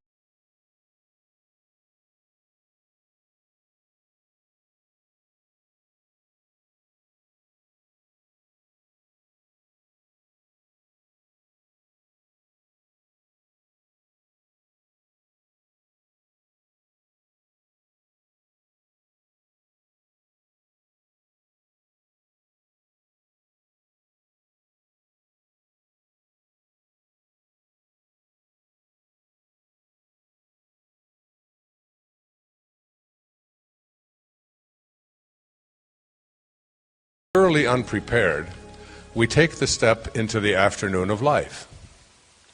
Worse still, we take this step with the false presupposition that our truths and our ideas will serve us as hitherto.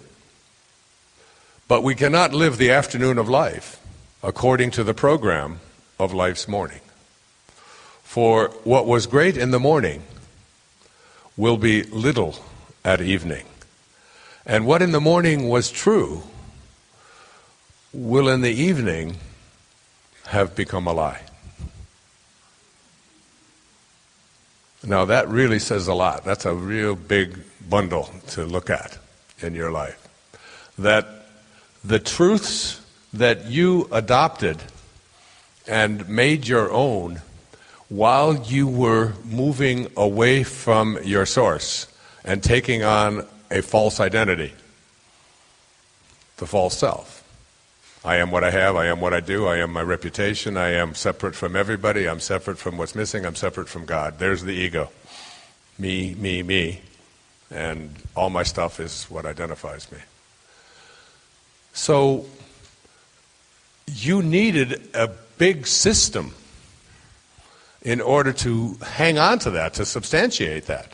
And that system that you created to hang on to, I am what I have, I am what I do, I am my reputation, is a whole lot of things that in the morning of your life, while you are preoccupied with living your life this way, they serve you, they keep you continuing to move away from your source.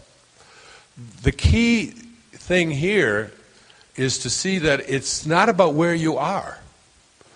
Like, there are people in this room who I know would like to lose weight. I've heard you talk about it, and I look around and I see it. You know, it's an obvious thing. There are people in this room who are closet addicts to different kinds of things. Many of them are prescription drugs. Many of them are illegal drugs. Many of them are your emails. Many of them are your caffeine, your nicotine, your whatever it might be. There are closet addicts all over the world. In fact, almost everybody has something like that. And it's something that that you hang on to and you defend with a system. Some of you would like to be able to attract much more abundance into your life. But you've created a whole system which defines for you the reasons why that can't happen and explains what it is that keeps you from doing it. And I'll be speaking about that in depth, and I wrote a whole book about this called Excuses Be Gone, which is not only how to learn how to think differently, which is what Change Your Thoughts is, what the Tao taught me, but how to look at patterns of behavior that I have had for a lifetime and see if I can do something to make that shift.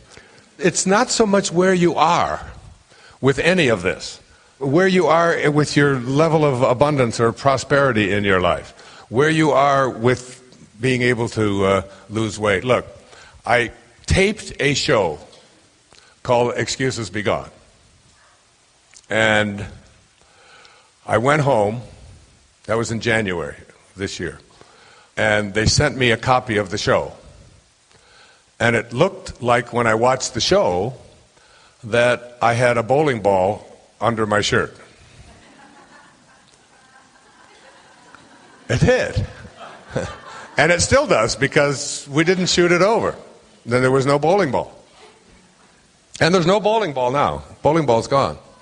But while I was there, wait, let me tell you, before you applaud, let me tell you, I looked at that and said, I'm going to go out across this country and I'm going to be lecturing people about how to rid themselves of excuses for patterns in their lives that they don't want to have, which for me was a bowling ball in the front of my, this looked like right here, under my shirt. So I made a decision that where I was didn't matter. The question is, and I say this to all of you, what direction are you headed? Are you coming home? Are you coming home? Or are you still heading away from your authentic self? Your authentic self did not come into this world to be fat. Your authentic self came from a place that we call well-being. That's how you showed up, in the perfect position that you needed to be. But somehow, Whether it's weight, for me, this wasn't weight. I'm 6'2". I can get by with that, and I could suck it in, and I could, and people wouldn't say this man is fat. Well, some people would. I know you wouldn't, but she would. But I looked at that, and then I decided that I was going to just change direction. I was going to come back to, I had all the excuses that you can think of. This is called man weight. I'm in my late 60s, for God's sake. You know, I see these people being interviewed. I see John Travolta being interviewed. He's getting thick. I see Tom Hanks being on a talk show. He's thick. These people they're getting up there in their 50s and 60s, and when you get older, you get man boobs. That's just part of getting bigger and older, you know. And how many times have you heard people say this? This is just like you get older, you just get thicker. And everybody, I mean, look at Magic Johnson. I mean, you know, this man is thick, you know. And Charles Barkley and, you know, all of these guys, whatever. And I thought, that's a great excuse, but I've written a book called Excuses Be Gone. And I've got to give lectures. And I've got to be talking to people who want to get rid of their excuses about why they're carrying around this excess weight in the middle. I decided to change my direction.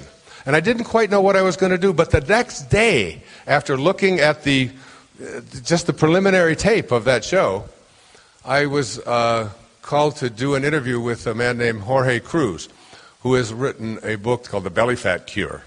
And I went over to his office, and he wanted a whole day. He writes for USA Today, Sunday magazine. And so I gave him a whole morning. And we went to a yoga studio, we did a yoga class, and I talked to him, and this guy's like a beanpole. You know, he's skinny as can be, he's 43 or so years old, shows me a picture of what he looked like once, and shows me this picture, and says to me, if you give up sugar for 30 days, you'll take off 20 pounds. Now, giving up sugar is, I know I hear some of you saying, you're ready for me to say, not an easy thing. It's a simple thing if you're heading back in the direction of well-being. If you're not heading back in the direction of well-being and you want to continue to move away, then you're going to stay with your excuses, you see. Now, this is true for many things. I'm just using this as an example. So he started telling me about, he said in the 1800s, the average amount of sugar consumed in the United States was 15 grams a day.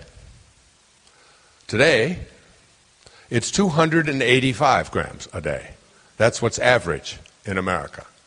That's how much sugar is consumed. And he said 31% of our population is obese. 31% of our children are obese. That's 1 out of every 3 children categorized as obese. And he said, if we continue at the pace we're going, sweetening, sugarizing everything, within 1 generation, every single person in America will be overweight. Will be overweight. I really urge you to see this film that my daughter and I skywatched in Chicago last week before I spoke. It's called Food Incorporated. If you haven't seen it, just find it. Food Incorporated. It's like the business of how the food that we eat has been tainted and changed. And sugar is one of these things. So he told me, keep your sugar grams below 25 grams a day, if you can do that, 25 grams a day. Now, a banana has 11 grams of sugar in it. A glass of orange juice has 40 grams of sugar in it. A Coca-Cola has 45 grams of sugar in it, a 12-ounce can. Now, think about this. This is a 12-ounce can of soda. Now, any of you who've ever done cocaine? Yeah, I see you. Yeah. Yeah, all of you out there, yeah. Think about 45 grams. Those little bags, you know, little white bags. Come on, you act like you don't know what I'm talking about. There's no cops here. All right? 45 of those poured into 1 glass of sugar. 45. That's bag after bag after bag after bag. That's 10, 10, 10, 10, and 5. And that's in 1 soda. Slice of bread, most slice of bread, 5 grams of sugar. The cereal that you eat in the morning, a cup, And now what they've done is they've changed the serving size so that instead of it being a cup, it'll say a third of a cup or whatever, so that it doesn't look like you're getting as much sugar. So you don't have to, you make a conscious decision that you're changing direction. You're now making a U-turn. You're coming home. And as you're coming home, you start acting on the direction that you're going. And that's the question I have for you as we talk about T-O. What direction are you going in your life? With your health, with your relationships, with your finances, with whatever. What direction are you headed in? Are you coming home? Because when you start coming home, you behave in a different way. And you stop telling yourself that I can't do this. And you stop with the excuses like this is just man weight and these are man boobs and what's 20 pounds for me anyway? I'm 6'2", I can handle a couple of 100 pounds. So I weighed 213 pounds. I now weigh 190 pounds. And I took off 23 pounds in 29 days without trying. And guess where it all came off? Right around the middle. Right here. That's the belly fat cure. Give it a try. When you go shop for your cereal in the morning, go through and just start looking at how much sugar you're putting into your body. And if you want to pick up a book about this, read The Belly Fat Cure or read Sugar Blues. Because it will tell you not only what you are doing to your body, but what you are doing to your mind as you put this poison into your system. And if you don't believe it, those of you who have children, you know that all you have to do is give them a few M&Ms if you want to see insanity just prevail right in front of you, right? Corn syrup is sugar, and I'm talking all sugar. So for me, it was eliminating orange juice, or if I was going to drink orange juice, instead of an 8-ounce glass, which has over 40 grams of sugar in it, bringing it down to 2 ounces and then diluting the rest of it and so on, so that I only get, because I'm trying to keep below 25 grams of sugar. Now, in the Belly Fat Cure, he talks also about combining carbs and all that. It's too complicated. I just don't want to count stuff all the time. I don't want to be bothered with all of that. I know what has sugar in it, and I know Uncle Sam's cereal doesn't have sugar. Uncle Sam's is the only cereal other than some shredded wheats that I've been able to find that doesn't have any sugar in it. A glass of skim milk has 11 grams of sugar in it, and that's for 6 ounces. So what do you use as a substitute? Almond milk, unsweetened almond milk. Unsweetened, 0 grams of sugar. Tastes exactly like cow's milk. What is cow's milk designed to do? It's designed to take a little creature that weighs 40 pounds or so when it's born and turn it into 2,000 pounds within a year or two. That's what cow's milk was designed by God for. Truly. And we feed this to ourselves and we just talk about how great it is for us and all of that. What in the world? We're the only creatures who drink somebody else's milk. And it's loaded with sugar. So I just became conscious of not eating sugar. And people say, well, what do you eat? Whatever it is that doesn't have sugar in it. Old tires? I'll chew on it, all right? No. Look at soda. What are we doing with soda pop machines in schools? What are you putting children put 50 cents into a machine and out comes 45 grams of sugar for them to drink. And if they're drinking some of those sodas, there's up to 70 grams of sugar. If you go to Jambalaya, Jamba Juice, whatever it is, they have drinks there that have 99 grams of sugar in them. 99 grams. That's 5 times the amount of sugar you should have in one day, in one drink. Imagine a big gulp. You know, the 64-ounce, whatever it is, and if you want to substitute no sugar in your sodas, the worst thing that you can possibly put into your body beyond sugar is aspartame and saccharin. Diet sodas are even more poisonous to you. And all you have to do if you want to understand that is do a kinesiology test and hold some saccharin next to your heart and just see how weak it makes you. I've done it many, many times. Read Power versus Force. So at any rate, what I'm saying to you, and truly, if you get nothing else out of this entire seminar, this may be why you came here. This is a life-saving thing. And the interesting thing about it is, as you get over here and you decide to change direction, and you just make that conscious choice, and I'd ask you to do that. You know, just make the decision. I'm going to change direction. I'm heading back to T-O, to a life of meaning. And that's it. And then just watch and see what begins to happen as you say, I'm coming home. I'm coming home. I'm coming home. And as you start coming home, the right people, the minute that I saw myself on the video, and it shows all over the country, still couldn't reshoot the thing. It's too late. It's out there. And if you watch it, you've seen it. Do you know what I'm talking about? Did you notice a difference when I walked in here? Just a total difference. And it's been the easiest thing. There's nothing difficult about this at all. This isn't some starvation, I can't get through this is going to be difficult things. You just start eating avocados, and you just start eating vegetables that taste good, and you eat very little animal protein, and you eat salmon and salads and the other stuff. Now I look at those desserts, those, all the gushy things that have hundreds of calories in them, and more than that have sugar in them, and just the slightest taste of sugar. Somebody handed me a mint, and I forgot, and I just took the mint, and I had to spit it out because my head started to split just from the instant. Your whole person, everything changes. The universe starts to work with you when you start coming home. The interview that I had with Jorge Cruz was sent to me by God. And now, I'm going to go through my 60s, and so they're almost done, and my 70s, and whatever time I have left, I'm going to go through without man boobs. I'm going to go through it and not be somebody who says, as you get older, you get thicker. That is an excuse. And this is all about not having those kinds of excuses. A simple little decision like that, and just watch yourself. Just watch what you're putting into your body, and notice. And if you start counting the grams of sugar that you're putting into your body, most of you who are dramatically overweight in this room probably are eating 500 grams of sugar a day. Probably 500 grams of sugar a day. And if you can cut that down to 30 or 25, I'm telling you, people would see me, it would be every day. They would say, what's your problem? Have you got AIDS? What happened to you? You're looking thinner. How come? But you look better, you look stronger, and it just became sort of a reinforcer, and that was, so it's now 5 or 6 months. It's just a way of life now. It's just a way of life for me. I just look at whether it's got a lot of sugar. If it does, I look for an alternative.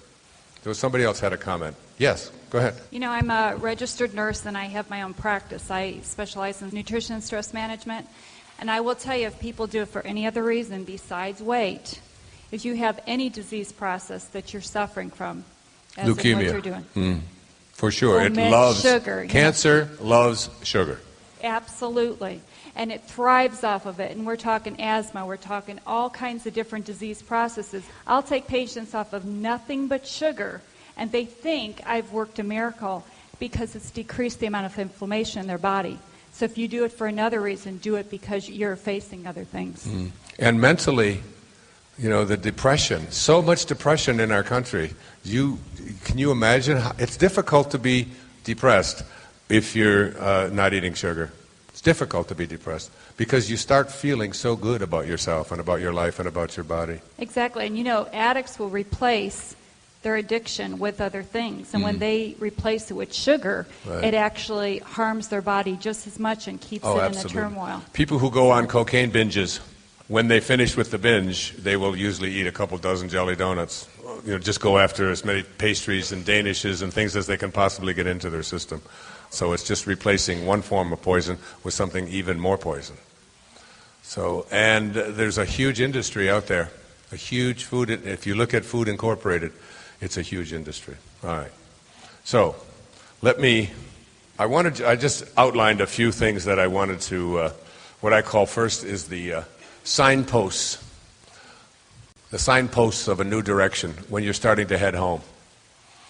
Coming to a seminar like this and spending a weekend listening to the kinds of things that we are doing here and talking about is pretty indicative of an inner desire within each and every person in here who's committed to this. What it is an indication that you are heading in a new direction in your life and you just want some guidance on staying on that path. Here are some of the signposts of a new direction. And this is what I noticed. I noticed it particularly when I started doing the Tao. But I noticed that even back in my 30s and 40s, there was a time when my ego was very, very large. In fact, it cost me my marriage in many ways. I can remember calling my wife when Aronia Sounds was so huge back in the 70s and 80s, and asking her where was I on the bestseller list the following week, because she had a connection to the New York Times, and she would call them. She said to me, "You're not on the bestseller list next week." And I said, "Oh, what are you talking about? I was number one the week before, and I've been number one for 9 weeks or something." This is where my head was at that time. And I said, "I couldn't just drop off." She said, "You're not on the bestseller list next week." I talked to them. She said, "Your book is on the bestseller list next week. But you're not." And I mean, I can now stand up here and talk to you from the perspective of where my ego was at one time and the direction that I was taking versus where it is today. There was a time when I could dominate every conversation, no matter where I was, no matter who I was with, and if I was with my wife or whatever. And I could be glib and verbal and use quotations and talk and get people to gather around and endlessly take the spotlight. Today I find myself hardly ever talking, other than speaking as I do now, because I love to talk to you and do this. But in conversations and with my children and whatever, I just love to sit back and watch and listen and observe and notice. And I think, well, I could change the conversation of this, and I could make it go over here, and I could this, and I could introduce a little funny story there, and I just sit back and I just sort of become the watcher, become the observer. Ego's repetitious insistence on ambition becomes less attractive. That's the first signpost. Your ego is less insistent on having attention placed on it. Secondly, doing less, not more. Letting go and letting God becomes easier for you. Practicing non-interference. Boy, when I was writing Change Your Thoughts, Change Your Life and living that part of the Tao, I remember reading one of the verses and thinking, it says, great sages do nothing, and because they do nothing, they get so much more done. And I just couldn't wrap my head around that, or my consciousness around that I could do less and get more done. I mean, we've grown up in a world where you have to go out and do more in order to get more. It says in the Tao, great sages accomplish great things by thinking small rather than thinking big. That a journey of 1,000 miles begins with a single step. And the great sage just thinks of the single step and where they are. But doing less. And so I would read these verses and then I would study and memorize them and then try to live it for 4 days. And in the half day that I had in between is when I would channel the essay that I wrote for that book on how to apply that Tao, called Doing the Tao Now. There were times when I would still be in the third day and I didn't have it yet. I couldn't get it. How can you do that? I remember one day going out, and I swim, because the ocean is so healing for me. And in my swimming, it finally hit me that I could do less and get more done. And so I decided on this day that I was trying to understand that verse of the Tao, that I was going to swim without trying, without using any effort. And I was just going to let my body do what it knew how to do. And I was going to keep my interfering mind completely out of the way. Which is what I think great masters do. This is what I think Michael Jordan does, or did, on the basketball court. It's what I think a Tiger Woods does. Like, people who reach these exalted high levels of achievement get to a place where they're not really doing it. I've experienced it in giving lectures. I've been doing this a long time, 3.5 decades. And there have been times when you get into what is called a zone. And in this zone, nothing can go wrong. I've had it, I used to play competitive tennis a lot every day. And I could remember matches where I was in such a zone that it didn't make any difference. I was not trying to do anything. I was just gliding across the court, and I had the wind on my side, and I just knew that I couldn't miss. I used to go out with my son and shoot baskets out in the backyard, and every once in a while I'd get in a zone. I just feel it. I can't miss. Just give me the ball. I can't miss. There's no way I can miss out here.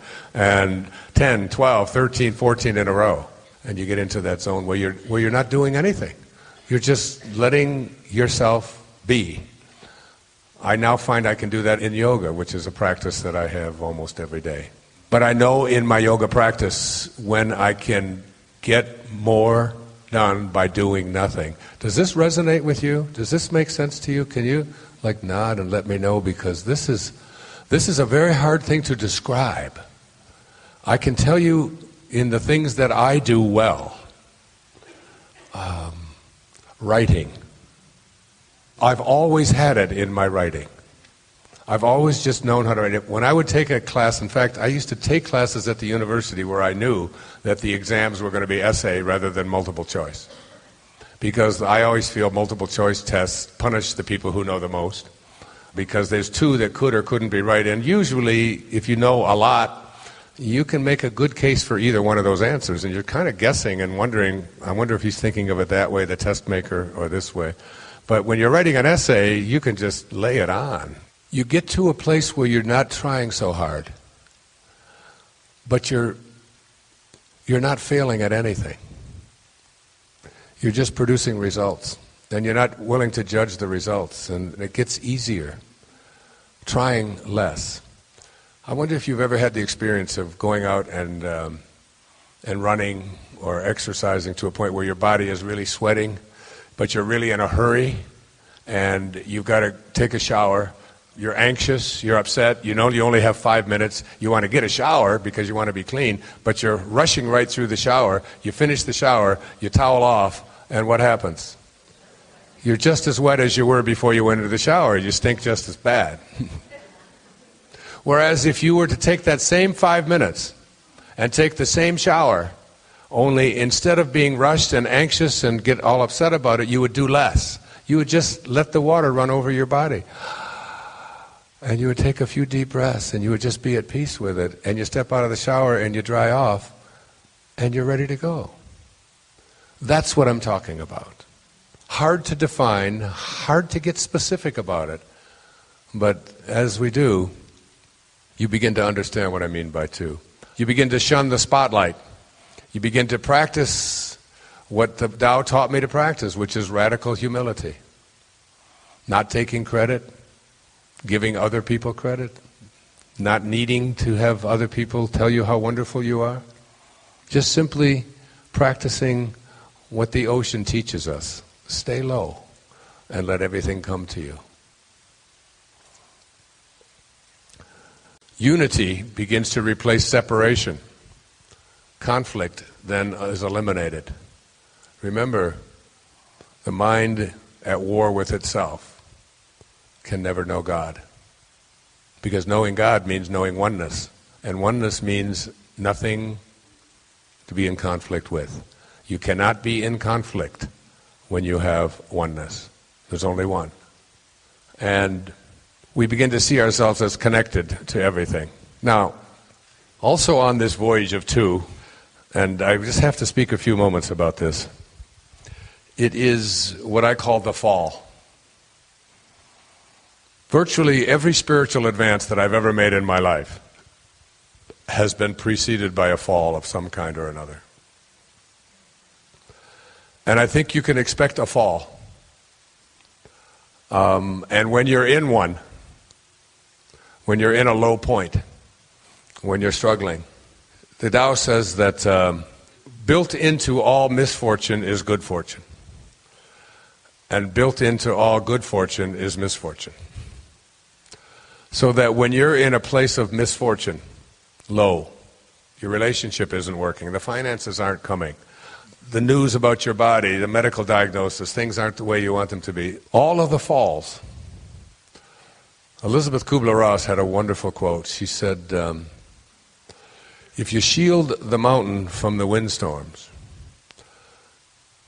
you'll never see the beauty of the carvings. My friend Suzanne Upshall sent me a card with a letter in it, as she does now and then. This is it. And I tweeted this, or tweeted this, or whatever the hell that thing is that they do out there. Tweeted? What is it? Tweeted? Tweeted. Tweeted on Twitter? Is that what it is? Yeah, anyway. I don't do it, but somebody does it for me. They call me and talk to me and ask me what I'm doing. I said, I'm on the toilet. Let's put it on the internet. Let's tell people about that. Whatever.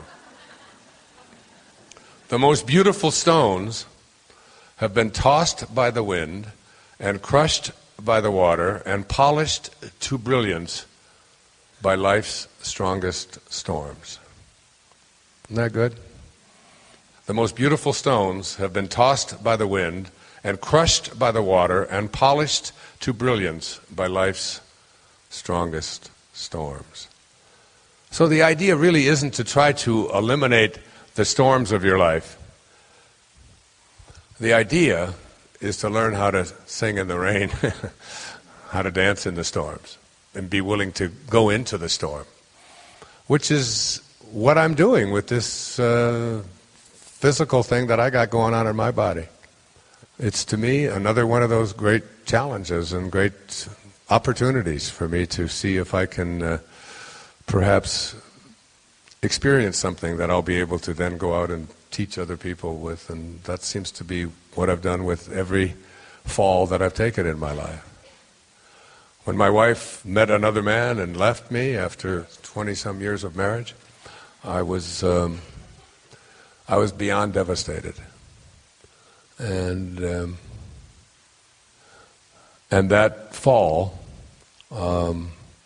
allowed me to probably do my most compassionate and important work, Power of Intention and Inspiration, 10 Secrets for Success and Inner Peace.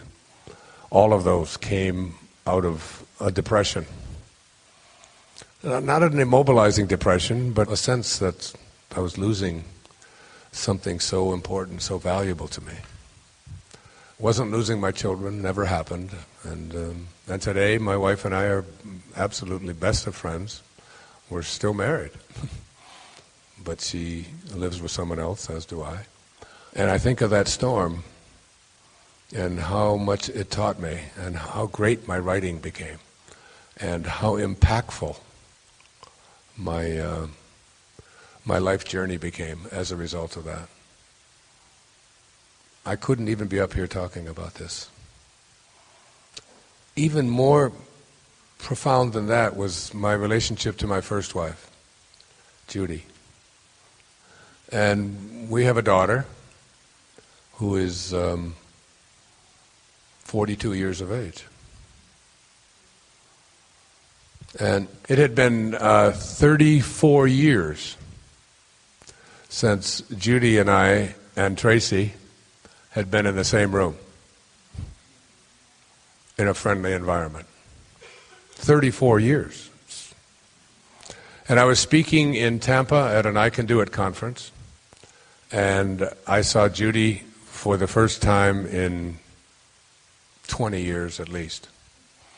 She had remarried. She was married for 27 years. Her husband passed away, and she was there. And the only times we've ever even spoken were just about some kind of maybe financial thing that had to be handled or something that was involved with us. But by and large, we had just gone different directions. And she was sitting right there. And the room had at least 3,000 people in it. And I said to her, I said, I would like to say to you in front of all these people that you were a much better wife to me than I was a husband to you. And I would like to apologize to you for my infidelity, for my lack of concern for who you are as a woman, and what a great mom you have always been to our daughter. And what I learned in these years that we have been apart is that true nobility is not about being better than someone else. It's about being better than you used to be. And I can assure you, as I sit up here today and have all these people listening, that I'm better than I used to be. And I love you for being the mother of our child and for being my wife for the time we were together. That's what I said. And yeah, thanks.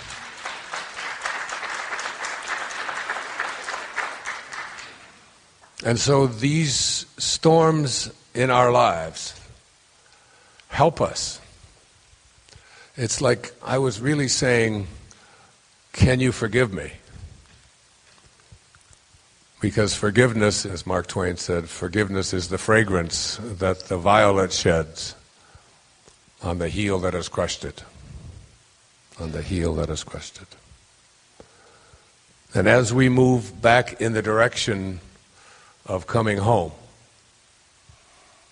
forgiveness becomes a very big part of our life. I have 8 children. They're all alive. They're all healthy. They haven't been abused.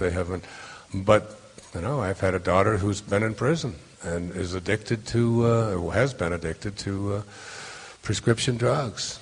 And she's in a big club in this country of millions and millions of people. And we keep manufacturing them and throwing things out there at them, Adderall and all of these Oxycontins and so on, all of these legal things that young people get themselves addicted to and don't know how to get past it. But through all of that and all of those struggles with my daughter, and I've told stories, and she's always given me permission to talk about it if it'll help one other person. So it's not anything that we keep private. She's on a great path now, but through it all, through all of those pathways of years and years of dealing with someone out of control, I tried not to let it be something that would immobilize me and would make me a better person, a better father, a better man. I always said there's 3 ways to enlightenment.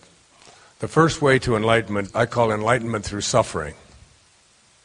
And enlightenment through suffering is I am going to go through this experience. I can think of it from drinking, for example. And then I'm going to get through it, and then I'm going to look back on it. And as I look back on it, I'm going to realize after 10 years or so the benefit that I had in that, and I am going to grow from having suffered. It's enlightenment through suffering, which is not anything I recommend, but it's mostly the way that most people take. So we go through these storms and all of these difficulties and all of the stuff that we have to go through, and then we get to a place where we look back on it and we say, now I know why I had to go through that. Now I know why I went through those addictions. Now I know why I went through those horrible relationship things, and I was always trying to be right and not being able to work it out. Now I know why I had to go through the poverty. Now I know why the accident came about. Now I know why the fire that destroyed this. I know why the illness came about. You think for a second that I don't take this illness thing that's going on in my body and know that there's something profound in it to teach me? As long as I'm here, Richard Bach said, here is a test to determine whether your mission on this earth is finished. If you're still breathing, it's not. I just know that up to the last breath, there's still a dharma to be activated and to be worked on. So this is just another part of the dharma. That's what it is. And there's been many of them for me. And I expect there are probably others. But I don't do it by what I call enlightenment through suffering any longer. I go a different direction now. And the direction that I go is the next level of enlightenment. And the next level of enlightenment is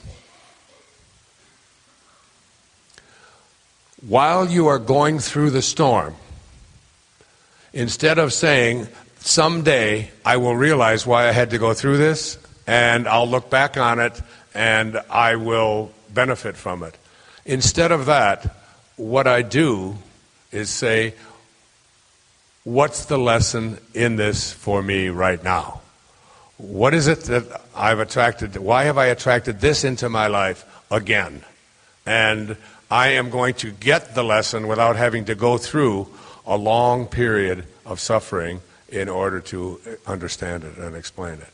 So that's the second level. And that's one I would recommend to you as you start coming back to your place of origin, as you begin to reconnect to your source. I think that there is a way, there is a possibility of going through the things that we are told we're supposed to suffer from and not suffer at all.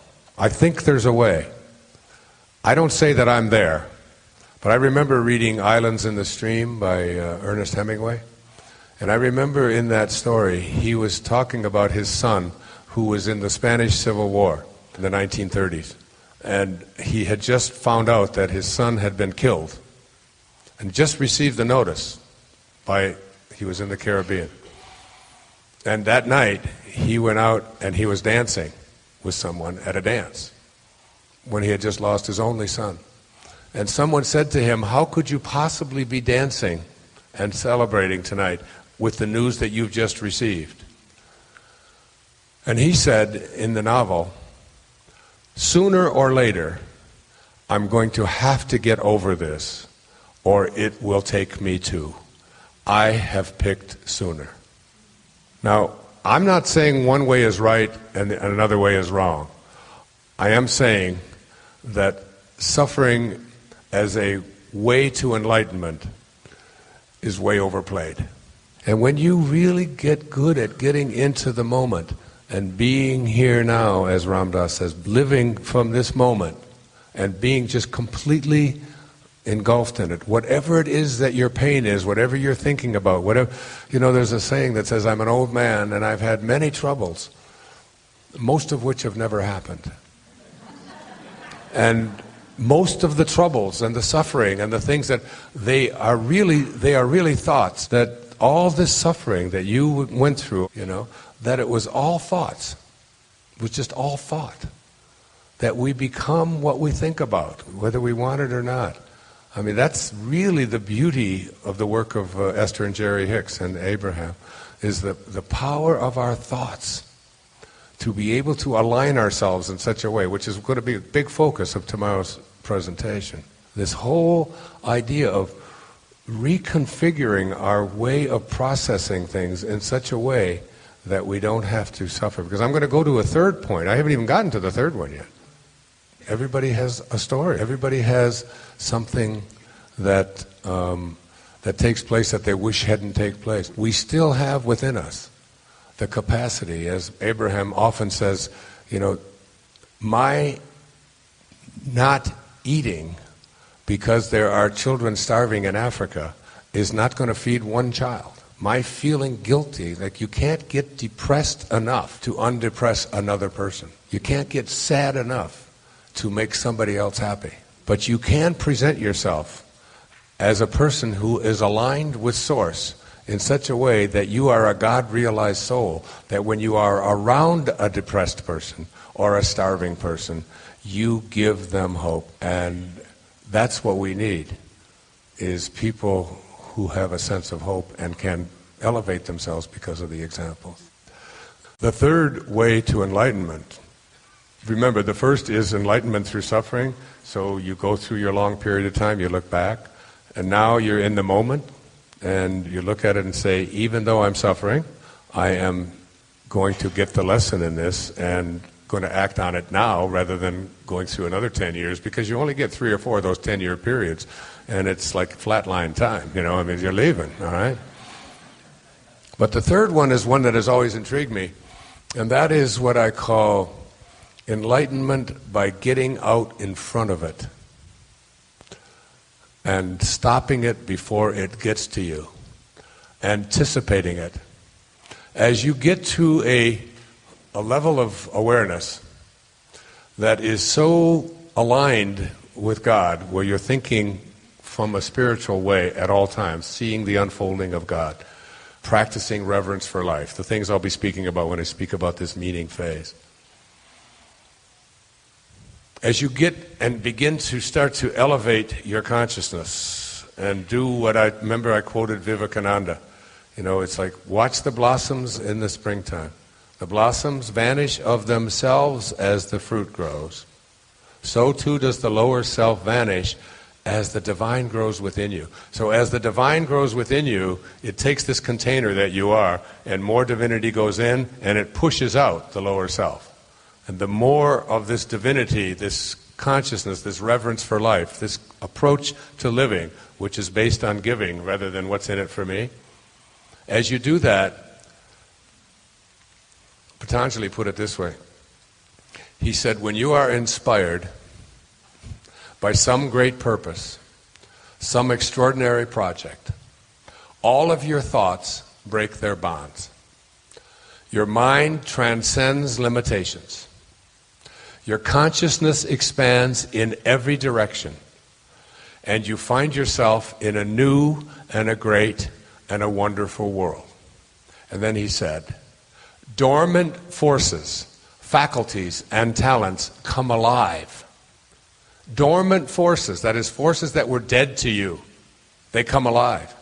And you discover yourself to be a greater person by far than you ever dreamed yourself to be. That's from Patanjali, the father of meditation, 2,300 years ago. So, as you begin to become inspired, living in spirit, and are practicing all of the things I've been talking about, and they become your way of life, where you just see the unfolding of God, where you're not trying so hard, where you're letting go and letting God, where you're just living from that perspective. What Carl Jung called it, he coined the term synchronicity. He said, what happens as you begin to elevate this, your intuitive nature begins to take over, and you begin to attract the right people and the right events and the right circumstances in your life. They just show up. And the right people, like when I decided to give up alcohol, when I decided to give up experimenting with certain drugs in my life, I remember still being tempted to go back to it. But as I was changing my conception of who I am, my concept of myself as a person, I would attempt to go back. I would find that the person that I was supposed to get the drugs from didn't show up. That it was like there was one more obstacle put between me and getting it, something that I didn't want to have anymore. Because addiction is nothing more than you never get enough of what you don't want. You never get enough of what you despise. And instead of my just going and making it easier, there'd be one more step, and then there'd be another step, and then I'd have to pause. And before you know it, it would be over. The temptation would be gone. And the right people would begin to show up. That's an extreme example. The example that I use all the time is in my writing. When I am at this space that I'm speaking about here with you today, I can't even tell you how shocking it is. It still shocks me, even though it happens every day when I'm writing. It's like I get stuck or just not sure, and I have hundreds, thousands of books around. I gave them all away in 2005, and they're all back. I mean, people, publishers send them, people send them to me, I get them and all of that. And so if you were to go next door and go into my writing space, I have a place that is just for my writing. It's just loaded with books. They're all over the place. I'll stop, I'll have a candle lit, I'll take a couple of deep breaths, I'll just reach over, I'll pick up a book, I'll open it to the page, and exactly what I needed, exactly, I mean, and I will then go on and write for another 30 pages. And if it happened once in a while, I would just say, well, booga, booga, booga, you know, these kind of things happen. It's a little weird, but maybe Jung was right. But you get to a place where synchronicity becomes an energy, and you begin to trust in this. So now you can see it coming. And you get out in front of these things that used to cause you suffering, that you used to have to deal with in the present moment. And now, when they're on their way, you can deflect them. You can make them go away. In the Tao, they talk about certain people who the arrows cannot penetrate, who the claws of the panther, I think he uses in there, cannot scratch them. There are people who just, we call them lucky, whatever it might be. Bad things don't happen to them. And I know there are people that bad things do happen to, and I'm not saying that they're at fault for it. But I am saying to you that you can get yourself to an energy where you can deflect that. I was a runner. I ran 8 miles a day every single day. I'm not obsessive. Every single day for 22 years without missing one day, ever. And then I missed one day because my wife said she didn't think I had the balls to do that. And so I had to prove to her that I could not run one day. And then I ran for 7 more years without missing a day. 29 years I missed one day of running. 8 miles, okay? And I ran through neighborhoods. I would run in Central Park, and I'd get off in the wrong place. All of a sudden, I'm up in a place where I don't know where the hell I'm up in Harlem running around. I don't know what's going on out here. People are starting to look at me like, who is this guy running here at nighttime? I was in Egypt running, and I had dogs chasing me. Literally, I mean, it's like, and I always felt protected. I always had a knowing that the energy that I had out here was not something that I was going to try. And if I looked out there and I saw a group of guys out there and I thought, well, this is probably not a good place for me to be running by with my little shorts on in the middle of the night with my wallet hanging out saying, you know, take my money.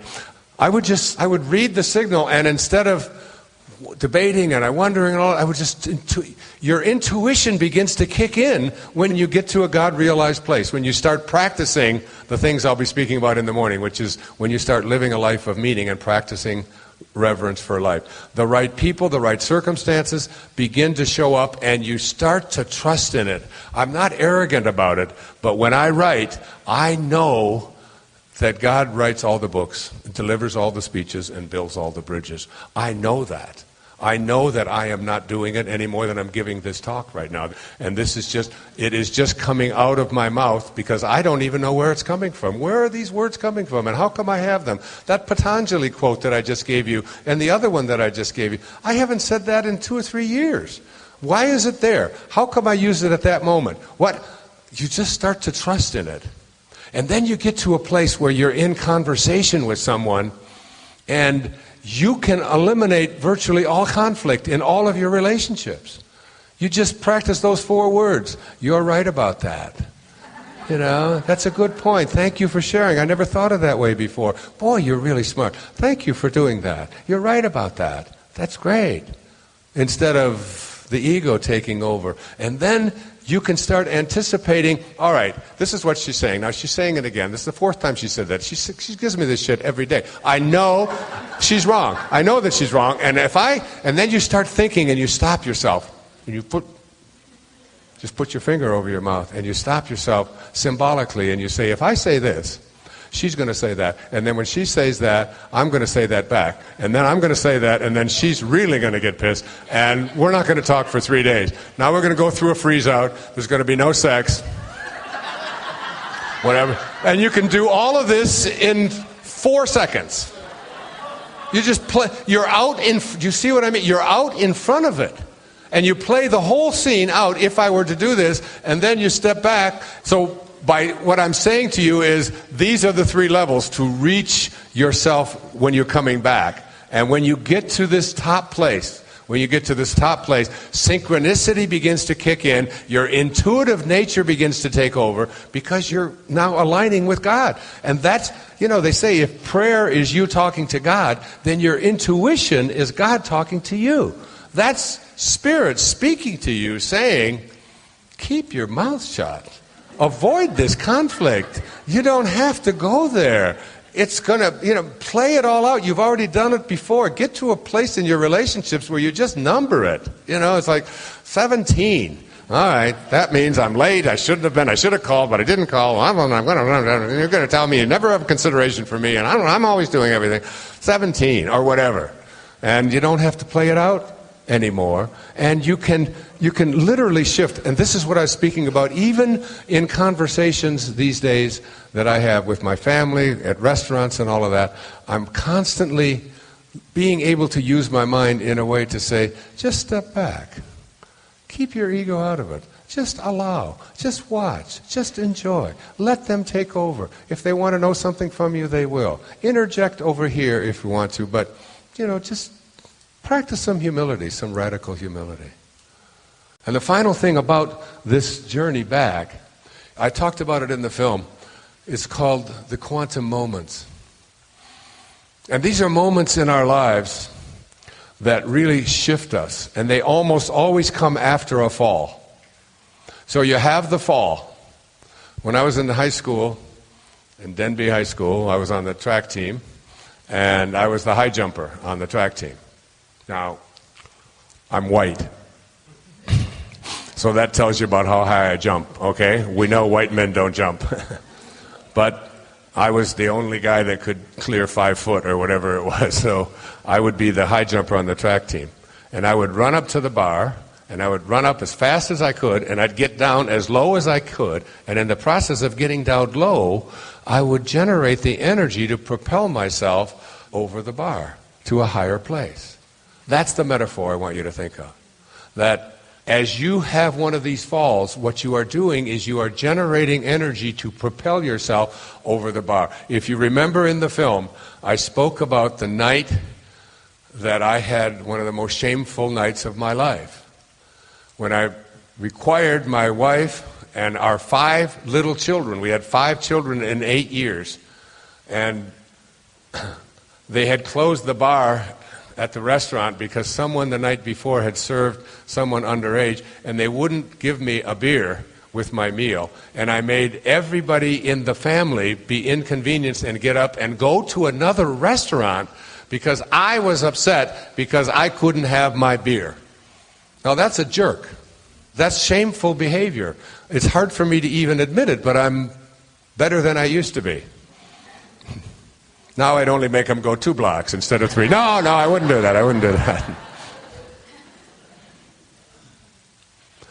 And that morning, after that fall provided me with the energy.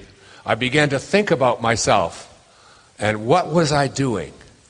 How long has it been, Wayne, since you've gone without having a beer in the evening? I couldn't think of a day in the previous 2 decades.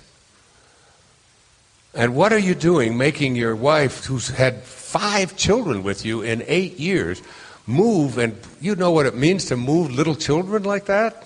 You know, with all of the things that you have to take and put them in the cars and the seat belts and all of that, and none of it mattered to me. But that fall allowed me probably to be alive today.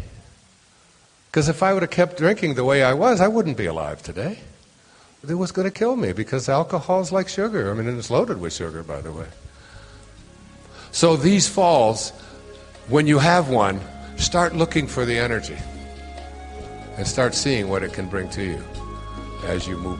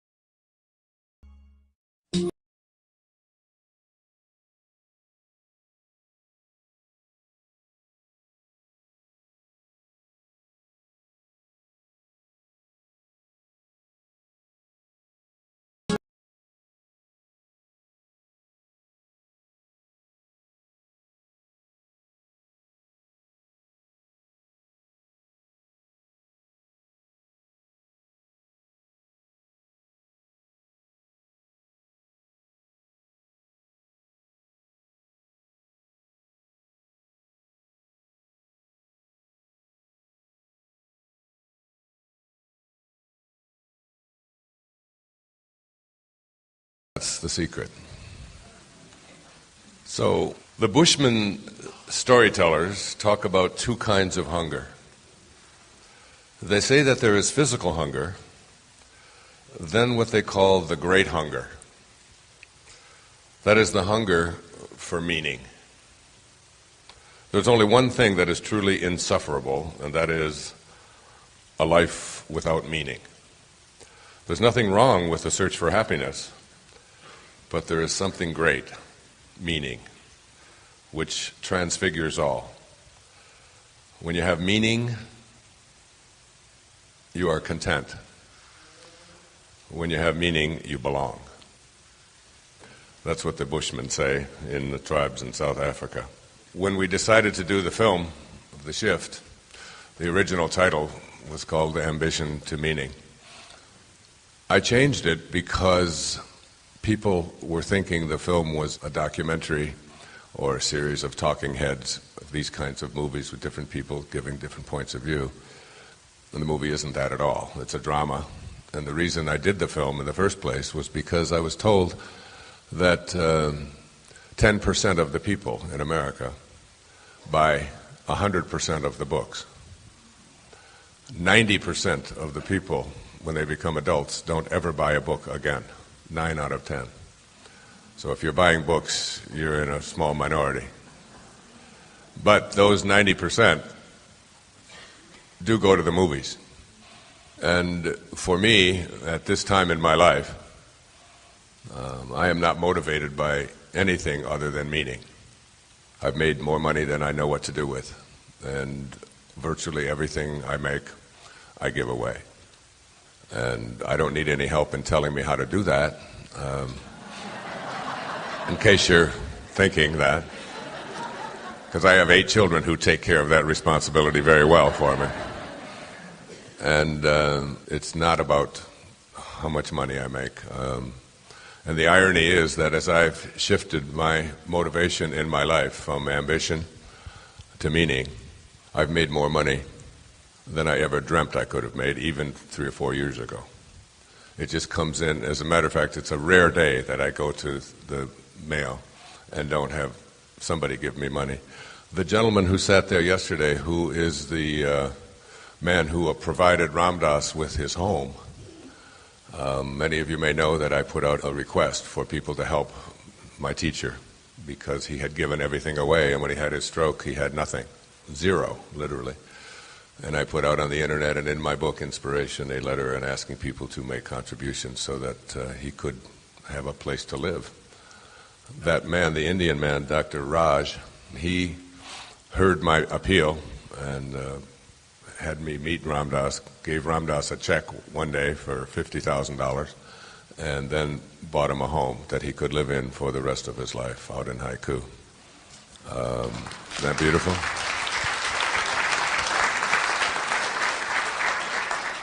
Now he pays rent there, but it is his home to live in until he leaves this plane. And that man yesterday handed me a check for $2,500 to do anything I wanted with. And that's not an unusual thing for me. And you're listening to the guy who had to work for every little penny that he ever had. You know, started out working at delivering the Detroit Times and the Detroit News and the Detroit Free Press and working on a milk truck. And then working in grocery stores and doing it all the way through my PhD. Perhaps the most important definition I've ever heard of came from a man who I mentioned earlier. His name was Henry David Thoreau. He lived in Concord, Massachusetts. His neighbor, 2 streets over and 7 houses down, was Ralph Waldo Emerson. When Thoreau went to prison because he wouldn't pay his taxes, because in 1830 President Andrew Jackson signed the most racist piece of legislation ever signed in American history called the Indian Removal Act.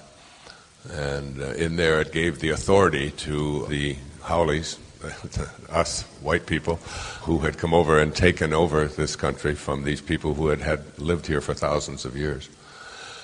And Thoreau said that anybody who pays their taxes to a government who is taking the land away from people who've lived here for thousands of years is just as guilty as those who make these laws. And I can't do it in all good conscience. And he wrote an essay on the necessity of civil disobedience. Not on the importance of civil disobedience, on the necessity of civil disobedience. An original scurvy elephant. And when they came to have him pay his taxes, he refused. And they put him in jail. And his neighbor, who was 30 years older than him, and a senior and very well-known, Ralph Waldo Emerson, came to the jail to bail him out. And he said, Henry, he said, we need you out here. What are you doing in there? And Thoreau's response was, what are you doing out there? And he paid his bail, and he went to a place called Walden Pond, where he lived in simplicity for 2 years, living off the land so that he didn't have to pay taxes. I went to the place where his cabin was. I think there's a Wendy's there now. But in that essay on the necessity of civil disobedience, Thoreau offered these words. He said, if you advance confidently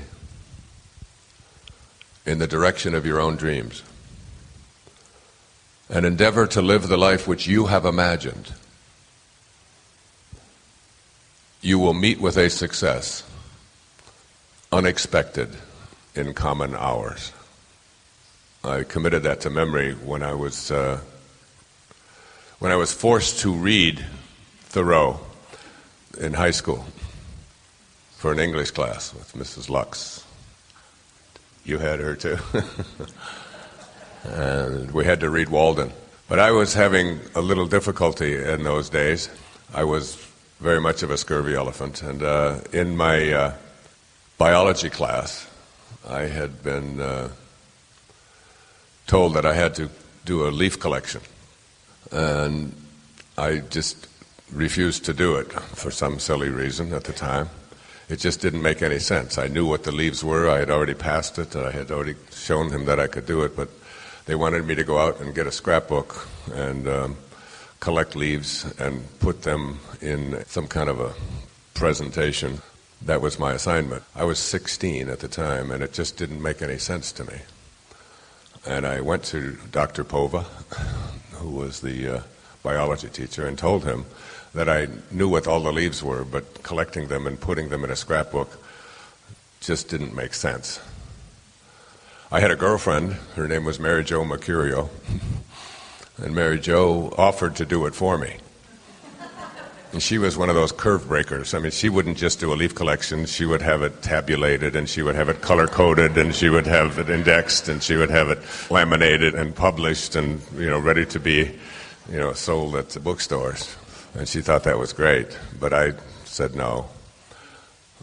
And at that time, my mom was going through a second trial with my stepfather, who was a severe alcoholic, who was drunk every day. And she was going through a separation, and I was troubled by that, obviously. And I was also working full-time and trying to help her make ends meet because my stepfather drank up everything. And she would leave money in this little metal box, for electricity and for, paying all the different bills that she had to pay. And he would just go in there and take it, and he didn't work. I always say that life gives exams, and she just really married my father in a second body. And so I was sent to the principal's office, Dr. Wolf, remember? And they had these benches there that had been worn smooth from people waiting to see Mr. Wolf by scurvy elephants. It wasn't like I was out there protesting and making a big scene and telling the whole class that nobody else should be doing a leaf collection. It just didn't make any sense to me. And I couldn't reconcile myself out there looking for leaves and putting them on scrapbook for what seemed to be just silly reasoning. Just because everybody does it, you just have to do it. And we've always done them. I'm not recommending this behavior. I'm just telling you the truth of where I was and where I came from. And while I was waiting, see, Mr. Wolf's policy was for people like me who were constantly running afoul of the regulations. They would suspend you if you skipped school, which never made sense to me. And they would make you wait. So when Dr. Pova sent me for just being obstinate and disobedient, and I didn't make noise, I didn't scream, I didn't swear, I just said, I can't do this. And I think more than anything, my heart was really heavy at that time because of what was happening to my mother, because it was fighting every day in the house. And he had a black Chevrolet, a 1956 black Chevrolet, and we would wait for him to go off to the bar before I would come home. I would ride my bike around the block and just keep riding and riding and riding, waiting until he was gone. Because when I would go in, it would be a fight. And I mean a real fight. And I just was a very peaceful person. I didn't want to fight. I didn't fight anybody. And I didn't want to be around a drunk. And I didn't like the way he acted and talked and smelled and anything. And my mom was trying to hold all of this together. And my two brothers and I were working full time. So leaf collections didn't have a high priority in my life, as you can imagine. And even going to school didn't have a high priority in my life. But what we'd have to do is come in, go to school, and then go to the principal's office, and then sit on that bench and wait. Monday, Tuesday, Wednesday, literally. And finally, on Thursday, he would agree to see me, and my mother would have to take off of work, which meant 3 buses for her to get to the school, to come and talk some sense to me in front of the principal. And while I was waiting for the principal to see me, I read an essay on the necessity of civil disobedience. That was the first time I ever read it. They had a copy of Walden on the benches there, things for us to read, all of us disobedient kids to read, and they thought by having us read maybe Walden, you know, it's like American classic, that it would put some sense to us, you know. And so I didn't have anything else to do, and I was reading, and I had just finished I had written a novel at that time. I was writing a lot in those early days, and writing long essays and so on. And so reading Thoreau was like reading somebody that was like, I felt like I was coddled in his hands, the way he would speak, and the way he would speak about nature and finding God in nature. And, you know, the opening lines of Walden were simplify, simplify. Let the affairs of your life number 1 and 2. They say that Thoreau said to Emerson, simplify, simplify, simplify. To which Emerson supposedly said, I think 1 simplify would have sufficed. I always loved that line. So, I was reading The Necessity of Civil Disobedience. I recommend you read that, but I would not recommend if you're running a school and you're trying to deal with scurvy elephants, that you put a copy of Walden Pond and The Necessity of Civil Disobedience in there for them to read. Because when I got into his office and I began to talk to him and to my mother, I began to quote from what I had been reading on Monday, Tuesday, and Wednesday. It's the only thing that was there. And I was basically told not to be a smartass.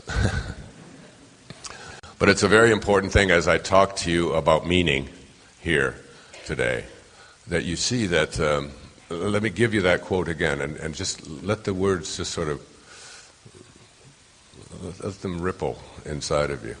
If you advance confidently in the direction of your own dreams,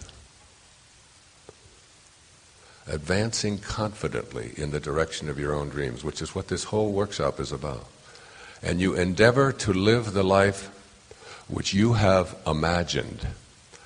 I want you to underline in your mind that word imagined, because later on I'm going to be speaking about the importance of imagination. You know, Einstein said that imagination is more important than knowledge. You will meet with a success unexpected in common hours. That is, success will begin to chase you. One of my very favorite little stories is of the kitten and the cat. And the little kitten is out in the alley, and it's chasing its tail. And it's chasing and chasing. And you've all seen little kittens do this, haven't you? It's like chasing and chasing and chasing and chasing. It's like, and the old alley cat comes up to it and says, "What are you doing?" And the little kitten said, "Well," he said, "I've just come back from cat philosophy school. And in cat philosophy school, they taught us 2 things. Number 1, they taught us that the most important thing in the world for a cat is happiness.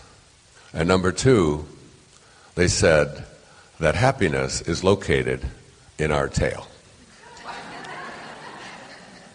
So I have figured it out, that if I can just get a hold of it and chase it until I get it, and then once I get it, I'll have a lock on eternal happiness. And the old alley cat said, he said, I didn't have the same advantages that you've had. I've lived out here in the alley most of my life, and I've just had to hunt for the things that I've had to eat and so on. But the amazing thing is that I learned the same thing that you did in cat philosophy school.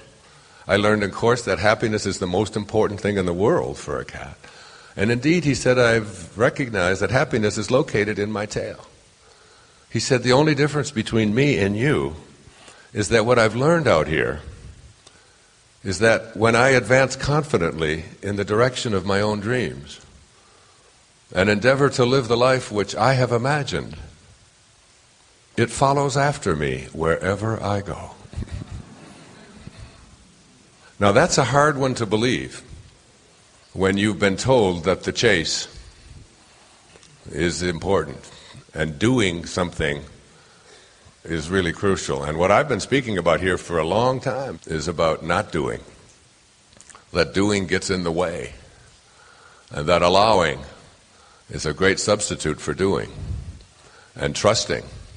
And knowing that when you align yourself in the way that I'm asking you to align yourself here today as I speak to you about meaning, when you align yourself this way and begin to trust in what Lao Tzu called your original nature. And when you understand your original nature and you return to it, basically that's all you're ever doing. Even with all of the medical practitioners that are out there, basically they're really trying to help you to return to your original nature, your nature of well-being. There's not a doctor on this planet that can heal anybody, and they will all tell you that the body is the hero. It is not any medicines or any surgeries or anything out there that is what's doing it. That healing is this most magical thing. It's like the wind, It's just, you can't get a hold of it, you can't see it, you can't touch it, you can't grasp it, and all you can do is just watch the results, watch the effects of it. You cut your hand, and it bleeds, and you just watch it. And all of a sudden, things start happening inside of your body, and red blood cells head towards that direction, and white blood cells start doing this, and all kinds of things begin happening, not just there, but in your heart, and in your lymph system, and in your elimination system, and in your neurological system. It all starts working together, and it starts sending things to it, and such a scab forms, and then the scab dries up, and then there's a scar, and then things start. Nobody's done anything. What is there to do? It's part of the magic of allowing, of just getting out of the way and not trying to do too much interfering. Yeah, if there's something in there that you have to take out, you take it out gently, but you don't fill yourself with chemicals and things that the body is going to just have to process and have difficulty with as well. So that this whole idea of meaning, let me open with some of the quotes that in this chapter in the book, The Shift, I opened with. This is from Abraham Heschel in a wonderful book called Man is Not Alone. I loved it. He said, life is not meaningful unless it is serving an end beyond itself, unless it is of value to someone else. That you'll never find meaning through your ego. The ego is the part of you that says more, remember, that owns things and so on. Life is not meaningful unless it is serving an end beyond itself, unless it is of value to someone else. And secondly, this is from Albert Schweitzer, everyone's hero. The one possible way of giving meaning to your existence is that of raising your natural relation to the world to a spiritual one. In other words, you have to return to spirit if you're going to find meaning. This is from a manual. Our mind doesn't know the way. Our heart has already been there. And our soul never left. Welcome home. Isn't that good? Our mind doesn't know the way, our heart has already been there, and our soul never left. And this is what I wrote. Having arrived home, each breath we take is an expression of our life's purpose. We no longer struggle to win, to gain the approval of others, to meet expectations others had for us, to acquire, to achieve, to hoard, or to fulfill someone else's idea of our Dharma. We let go of conflict, certainty, being right, fighting, dominating, vanquishing, and feeling superior. All of this ego stuff loses its power and attraction when we arrive home, where meaning and purpose welcome us. We are home. From our home is where we began. You got to know that that's our home. That was our beginning. Ambition, all the way away from our home to take on a false self, which has those 6 components I talked about. A reverse, and all of the signs of coming back, returning home. And now we're home. And this is where meaning begins to be the dominant force in your life. It begins to be the all. And those around you or in your life and those you encounter who would try to take you away from your meaning no longer even become obstacles to you. They become, in the Tao it says, a good man is a bad man's teacher, and a bad man is a good man's job. They become your job. They no longer become someone who annoys you and finds fault with you. If they do find fault with you, you're immune to it. As Maslow used to say, learn these 2 things and you're self-actualized. Become independent of the good opinion of other people and detach yourself from outcome.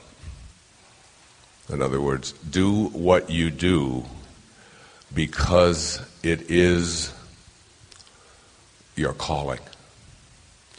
Now, you all have a calling. Everything, remember, has a Dharma. Every creature, every rose, and every human being has a Dharma. You're already fulfilling it physically. You're already in the bodies that you were intended to be in. Some of you have enlarged them, and some of you have poisoned them, but you can change that, and you will. And not only will you change it, you'll find it joyful to be in the process of returning back to your origination point and living from a place of well-being. Remember what I said before, it is not about where you are, it's about what direction you're headed. And as long as you know you're heading in the direction of staying here in meaning. Now, this concept of a calling, I wrote a whole book about it. It's called Inspiration, in Spirit. And the subtitle is called Your Ultimate Calling. Your calling, I'd like you to think about it here. I'd like you to really, right now, think about your calling. I can tell you that I am in the midst of practicing it right this moment. This is my calling.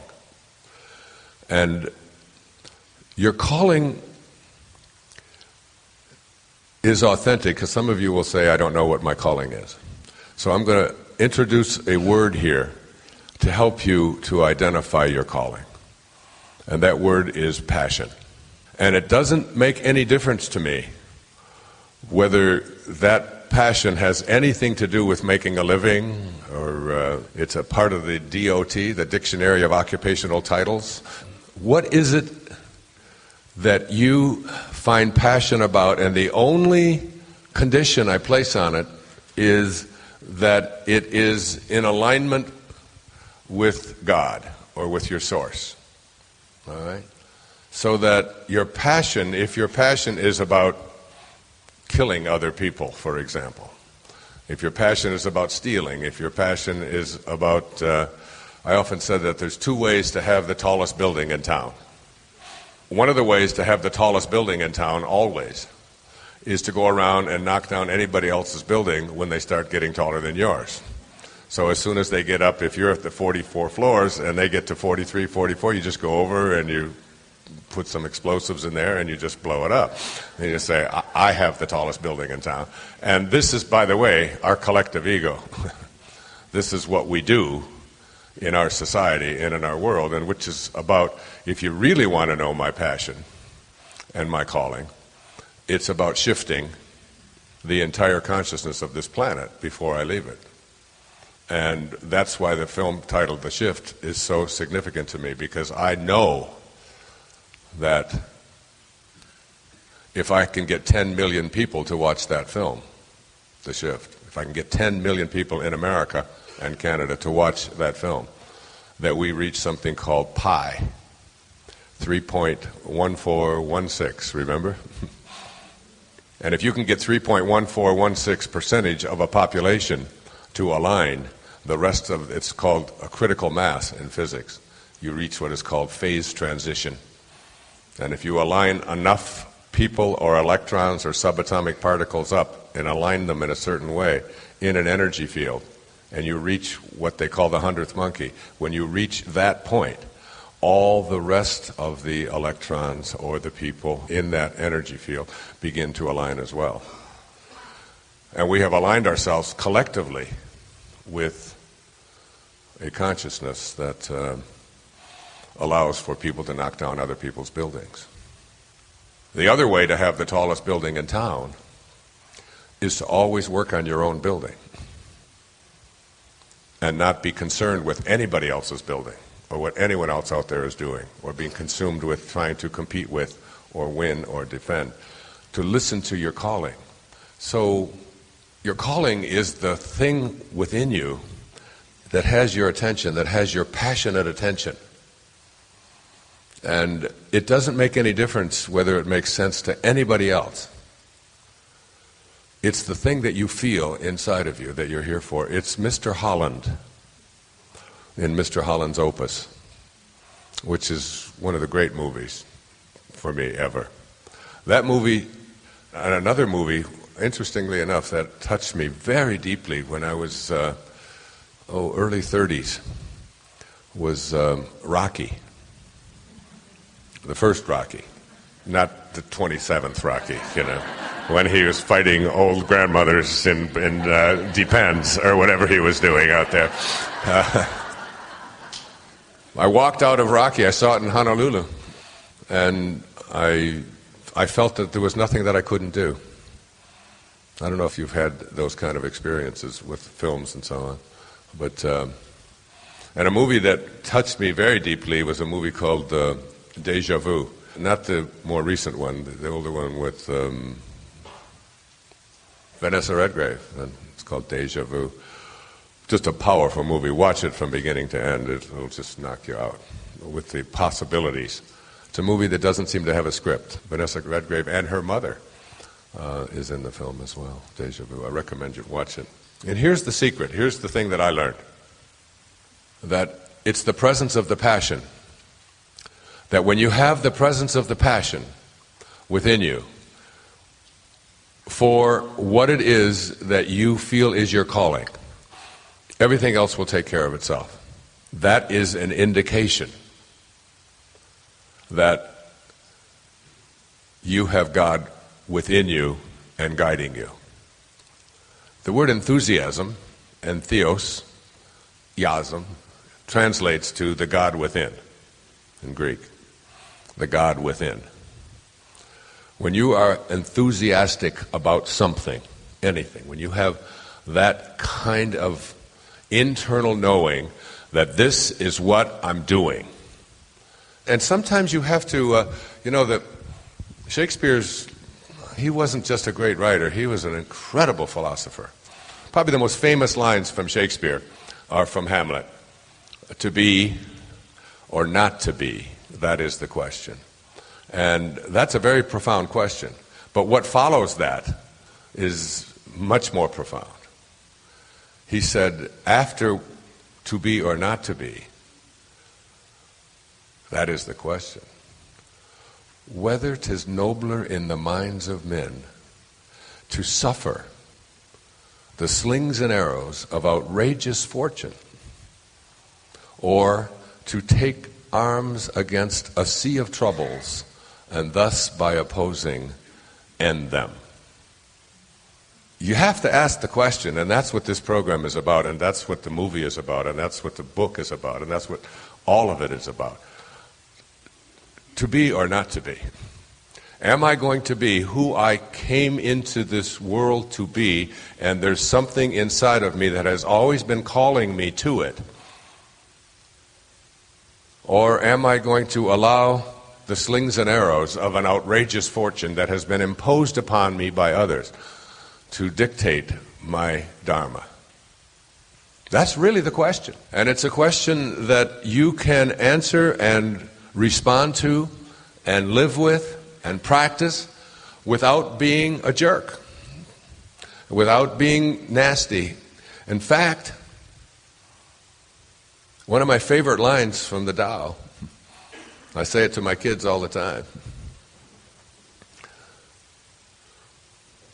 A great sage, or a man of Tao, is kind to the kind, and kind to the unkind, because kindness is my nature.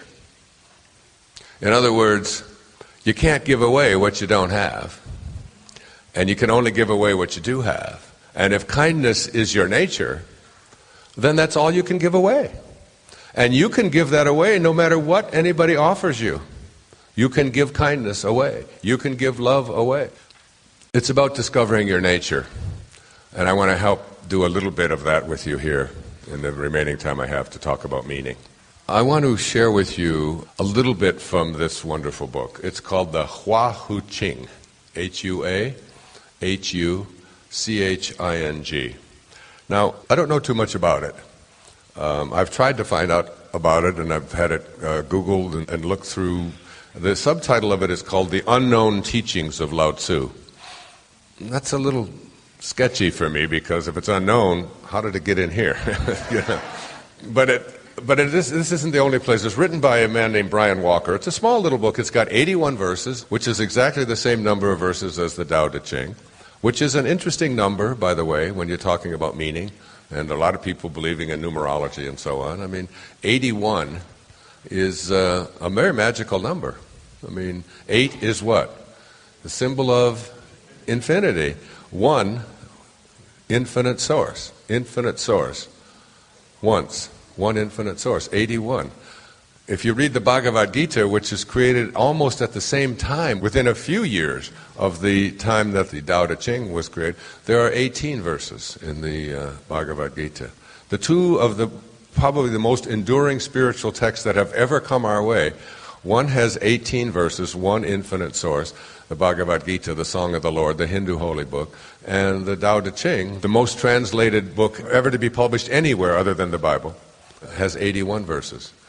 And that number 18 has a magical quality to it, doesn't it?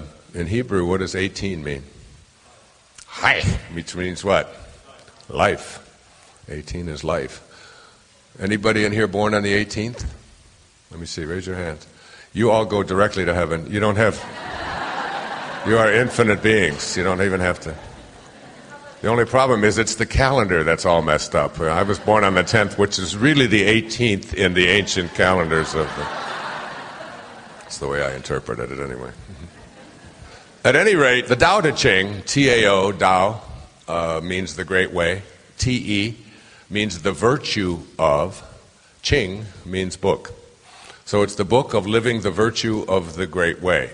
And the Tao Te Ching I've spoken much about here, and the Tao Te Ching is something that I know every verse. I don't know it by heart, but you can see as I speak that I don't have to look them up. They're in there, and there's always a reference for it for me, because I lived that Tao for a year and wrote about it. Now, the Huahu Ching, legend says, and this is all legend anyway, we don't even know if the word Lao Tzu means in ancient Chinese old man. So we don't even know if it was one person. The story is told that he was leaving the Chao, C-H-O-U, where he was living, because he was living at a time of the warring states. And there was this constant warfare, killing over this mountaintop, over that hilltop, over this piece of land, over that valley, just killing. And he was just so fed up with it. And of course, we're still doing it today, 2,500 years later. Still, the last century was the most violent century in the history of humanity. 100 million people were killed in war in the last century. 100 million people, 1/10 of a billion people. I mean, it's just beyond comprehension. And this is how Lao Tzu felt about it, and said that, even having enemies ought not to be a part of your consciousness. And the city was walled in. And because the city was walled in, they had guards at the gate called gatekeepers. And the gatekeeper, as Lao Tzu was on his buffalo, on his water buffalo, to leave and go to a place where they weren't killing each other any longer, they wouldn't let him leave unless he dictated to the gatekeeper the teachings. And Confucius was one of his students, who was 40 years younger than him, came to him, and Lao Tzu had no patience for government, no patience for religion. That Taoism is called a religion probably turns Lao Tzu over and over in his grave. It must, because he just thought all of those silly rules about religion and governments and so on. I mean, he said the more rules you make, the more rule breakers you create. And, do it with fewer and fewer laws and fewer rules. Had no patience for lawyers and laws and all of the things that Confucius was so well known for. At any rate, he dictated these, and they were written down, legend says, by the gatekeeper. They became the 81 verses of the Tao Te Ching, the book of living the virtue of the Great Way. And the Huahu Ching, all that I can find out about it, is that it's called the unknown teachings because these were passed down orally. And that's one of the traditions in China of how information is passed down, and in Nepal and so on, even with the Dalai Lamas and so on. Originally, the information that the great spiritual teachers had, they would say it to somebody else and they would memorize it, and then the next generation and thousands of years later it would become. And that's the origination of the Huahu Ching, the oral traditions, the things that Lao Tzu passed on to the next and the next and the next. Okay? Whatever it is, if it's true or if it's not, it has been very meaningful to me. And it's a little book written by Brian Walker. This book is really, it's something I've underlined and studied and read and thought, and it works in harmony with the Tao Te Ching. So, I want to read you just a few things from the Huahu Ching. And this is all about meaning. Dissolving the mind is a matter of not doing. Simply avoid becoming attached to what you see and think. Now, this is one of the most important lines in the Huahu Ching. Relinquish the notion that you are separated from the all-knowing mind of the universe. Relinquish the notion that you are separated from the all-knowing mind of the universe, which is what I spoke about with the ego. You've got to relinquish that idea. The all-knowing mind of the universe, God, is not only something that you are connected to, it is something that you are. Carry that inner vision around. The idea that you could somehow be separated from God is a complete and total illusion. Then you can recover your original pure insight and see through all illusions. Remember, because clarity and enlightenment are within your own nature, they are regained without moving an inch. This is really powerful. I always go back to remind myself of that. Because clarity and enlightenment are within your own nature, They are regained without moving an inch. Now here's the big kicker from the Huahu Ching. If you correct your mind, the rest of your life will fall into place. That is, all of your addictions, all of your overweightedness, all of your poisons, all of your pain, if you correct your mind, everything else will fall into place. The 23 pounds that I took off in 29 days, I attribute to not eating sugar, and I wanted to talk about that here when we talked about returning to your original nature. I think it's because I corrected my mind. See, if you correct your mind, that's when you know when you're over an addiction. One of my favorite people that I've come to know is President Reagan's daughter, Patty Davis. You knew it wasn't the others, didn't you? Those of you know about it. I mean, she's the scurvy elephant. And she was a cocaine addict, severe. And she wrote an essay in Newsweek magazine about how she quit cocaine. And she said she tried everything. She tried not disappointing herself. She tried not disappointing her father, who was the President of the United States. She tried not disappointing her mother, but her mother was always disappointed in her, she said. And then she said, I finally got to a place in my life, and that was the conclusion of it. And I took this out and I sent it to my daughter, who has struggled with drugs, and she read it to everybody in the unit that she was staying in at the time. She said, I finally decided that I no longer wanted to disappoint God. Now remember, I'm not talking about God in a religious context here, in the sense of this is a specific religion that has been handed to you. She might just as well have said, I no longer wanted to disappoint the highest place that I am, my highest self. I didn't want to stay misaligned any longer.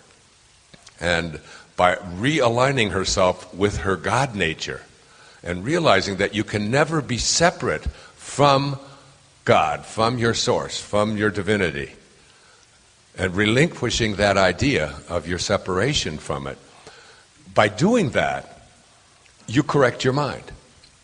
And as you correct your mind, it's like when we were talking about the sugar thing, if you correct your mind about that, this is going to be really easy. And as you do that, it's not like I'm tempted, but I'm not going to. It's like the temptation is gone because you're home. You're back home. You're in the place of well-being. Make me an instrument, if you want to pray, of thy well-being. And of thy well-being. That from which I originated. Okay. So, more important than that, if you correct your mind, the rest of your life will fall into place. This is true because the mind is the governing aspect of a human life. If the river flows clearly and cleanly through the proper channel, all will be well along its banks. The integral way, the way of meaning, depends on decreasing, not increasing. To correct your mind, rely on not doing. Stop thinking and clinging to complications. Keep your mind detached and whole. Eliminate mental muddiness and obscurity. Keep your mind crystal clear.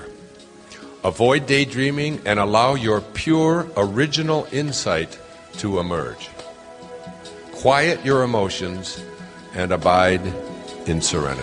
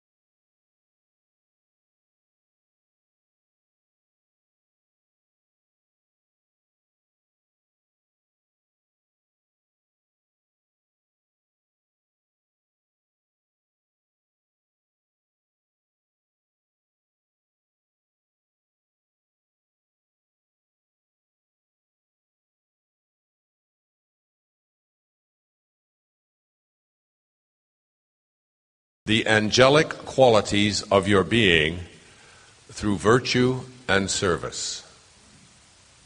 The Tao Te Ching, Te means virtue. This, and I underline this emphatically, this is the only way to gain the attention of the immortals who teach the methods of energy enhancement and integration that are necessary to reach the divine realm. This is the only way to gain the attention of the immortals, of the angels, of the divine intelligence, of that which has gone before you, of God, whatever you want to call it. You know that there's guidance out there. You know that when you have passion for something, that passion is really the presence of God within you. When you feel something so strongly that you can't ignore it, that you just have to be it. I hope you're thinking about what your calling is, just what it is, regardless of whether you've actualized it, fulfilled it, whether it's an empty pipe dream, whatever it is. Just think about it. Just think about it. What it is that you feel in here that just won't go away, that calls you to something. And if you want to gain the attention and get the help, the guidance that you want. This is what Carl Jung meant when he talked about synchronicity, that as you elevate, as you get closer and closer to this divine realm, what happens is that the right people suddenly began to start showing up. The right idea begins to come along. What I call in the film, the quantum moment begins to happen, that vivid, surprising, benevolent, enduring idea that comes to you. For me, it was 4:07 in the morning after a night of shame, after the fall, and waking up and hearing a voice and smelling roses. I mean, throughout the film, the theme of roses is there. You know, that when I was in Assisi, there are rose bushes without thorns in Assisi. It's the only place they grow. Right there, and they just keep, people take them and they plant them somewhere else and they grow with thorns. But there, they grow without thorns. That smell of roses, and I've smelled that several times in my life. When I had the miracle I talked about in the film of the healing of my knee, there was a smell of roses at that moment. When I woke up at 4:07 a.m. back there in October in 1986, I think it was, I could smell roses in the room. And I was alone. And I called my wife. I said, I'm done with drinking. I'm done with drinking. I won't have another drink. She said, yeah, right, you're done with drinking. You had a beer last night. What about last night when you made us all get up and all of that? I said, that's it. I won't be. And I've never had a temptation. I've never even had a thought of doing that. The idea of it is just so absurd for me, any more than those of you who once smoked cigarettes and now look back on it like, how could, and when you see people doing it, don't you just look and say, how could you be doing that? How could you be putting that stuff into your lungs that you know is going to kill you? It's the only companies that kill 1/3 of their customers for sure, and 2/3, and people just seek it out. So, when you have that knowing within you about that calling, you also get a knowing that the guidance is going to come. Now, how does the guidance get here? These angelic teachers cannot be sought out.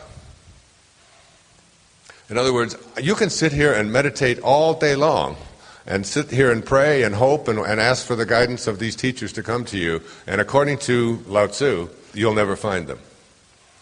The only way to gain the attention of the immortals who reach the methods of energy enhancement and integration is to start living your life through virtue and service. And when I made that shift, when the shift took place in me, when I took my attention off of myself and began to realize that my life was really about serving, because that's all you can do. If you can imagine God with hands, just try to imagine God with hands.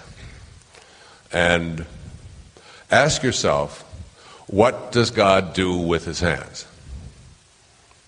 What is the only thing that God can do with his hands? The God that you know, the Tao, the source that is responsible for all of creation and welcomes all of creation back. What does God do with God's hands? Gives. Gives. Creation is already complete, as you'll hear this afternoon. It's already complete. And it's just constantly giving, isn't it? It's just about giving.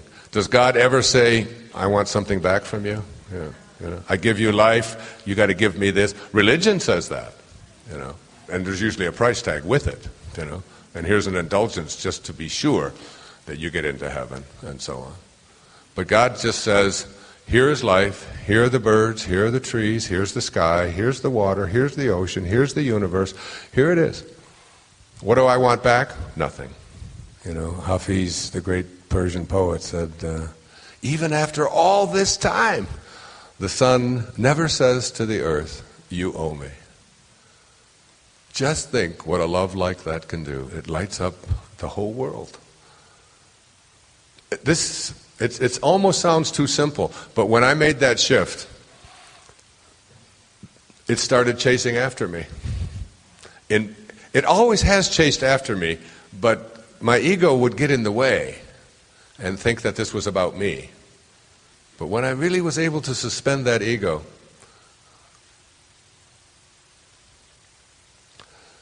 these angelic teachers cannot be sought out. It is they who seek out the students. Now here it comes. This is the part that blows me away. I've been leading up to this. When you succeed in connecting your energy, who you are, with the divine realm, which is what this whole program has been about, reconnecting you to the divine realm, the one that you originated from, the one to which you will return, through higher awareness and the practice of undiscriminating virtue, which is what the Tao Te Ching is, the transmission of the ultimate subtle truths will follow. This is the path that all angels take to the divine realm. Let me give it to you again. When you succeed in connecting your energy with the divine realm through higher awareness and the practice of undiscriminating virtue, the transmission of the ultimate truths will follow. This is the path that all angels take to the divine realm, that all of those of us who would like to get to this place of living a life of meaning, this is the path that they take. When you succeed in allowing yourself to live from a place of higher awareness, the ego and higher awareness can't coexist. Eckhart Tolle writes a lot about this. Higher awareness is really thinking like God thinks. That's all you have to do. You have to ask yourself, what is it that I would like to create? What is it I would like to manifest? How would I like my life to go? What is it that I would like to accomplish? What is my passion? And you go to this place. With God, all things are possible. Now, what does that leave out? What does all things are possible leave out? No thing. Nothing. No thingness. So every time you think about what it is that you are dealing with, like I'm dealing with leukemia, and I don't think about leukemia from the perspective of, I wonder if I can beat this, I wonder if I can fight this, I wonder if I can kill it off, I wonder if I can win, I wonder if it's going to take me down, I wonder if I'm going to have test after test after, I wonder if, I don't look at it like that. I just think that with God all things are possible. And I just let go of it after that and just live in peace with it. And you can do that with virtually anything. Your relationships,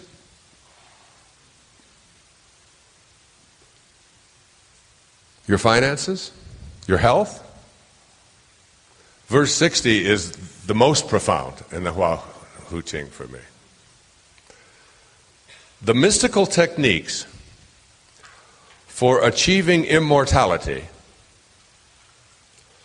are revealed only to those who have dissolved all ties to the gross worldly realm of duality, conflict, and dogma.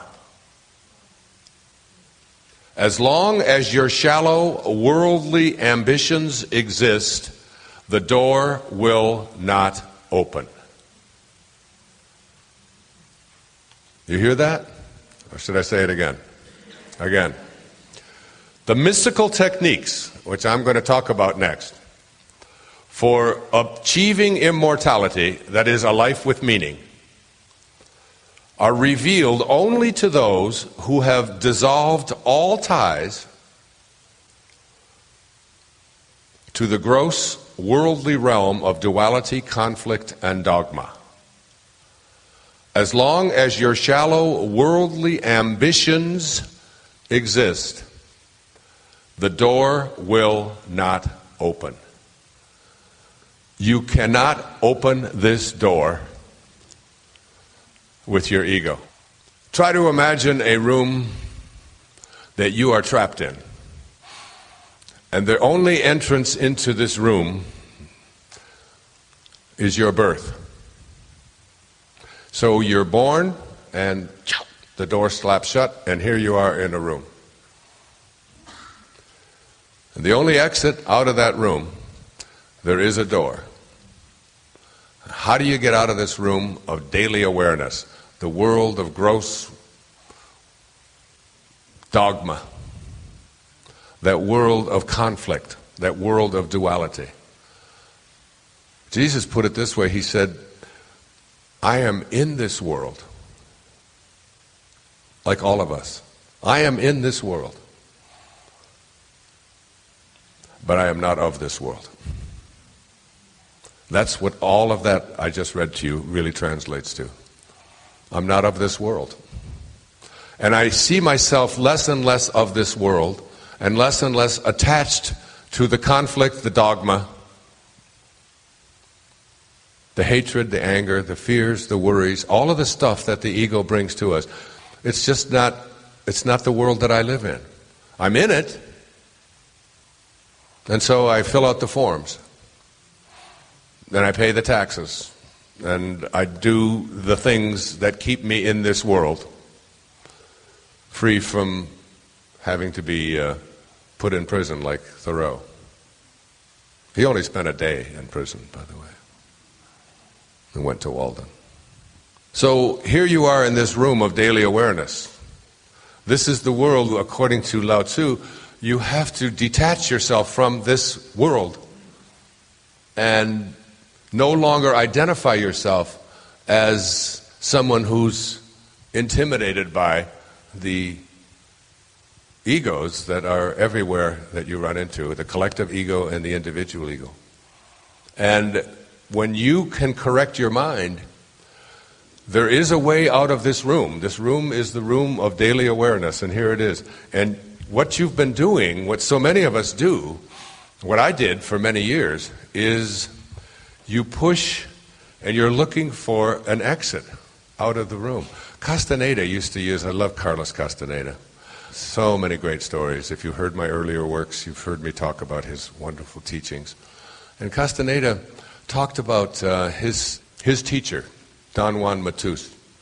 Don Juan Matus told him, he said, you are born into a room of daily awareness. And he said, this room is one room in a mansion that has 1,000 rooms in it.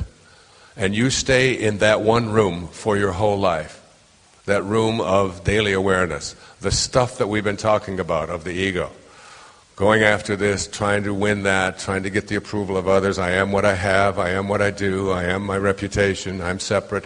All of that stuff you've been doing in that room. Castaneda's teacher said to him, who was a Nagual, which is like an advanced being, an enlightened soul.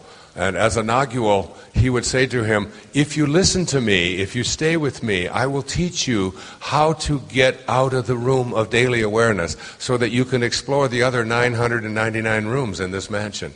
And he said, and if you really get the message that I'm here to give you,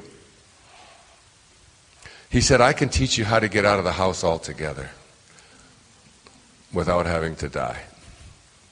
I can teach you how to enter into new realms of awareness where miracles are not something that you hope for or that you think happen to other people, but they are a part of who you are. Where healing isn't something that is done to you by a God that is withholding imagine praying to a God that has the power to heal us, but says, but I'm going to hold back unless you do things my way. That's how the ego works, isn't it? That's what I read to you yesterday. A God that is into revenge, a God that is into punishment, a God that needs to have money given to it in order for it to feel good. This is all the stuff of the ego. Healing isn't something that takes place by a God who says, I'll give it to you, but I won't give it to you. It comes from within, the God that you are, and reconnecting yourself to it and saying, with this, when I live from this place, when I am aligned at this level, that all the excuses that are made, and excuses be gone, are nothing more than misalignments. If you're thinking like God, how could God think with excuses? It's like, I'm old. I've been doing this a long time. I mean, it's a creation. I'm just tired of it, I just can't do it anymore. I'm just too tired. And it's exhausting, and I don't have enough time, and I'm, and on and on. It's like, these are just all misalignments. That's all they are. All of these excuses I'm going to be talking about shortly. This way of being and thinking is one in which you recognize that you can stay connected at this level and return to something called your original nature. And your original nature is where all of the miracles take place, where everything that you want to manifest and attract into your life takes place. So what is your calling? What is your calling? And what is your original nature? According to Lao Tzu,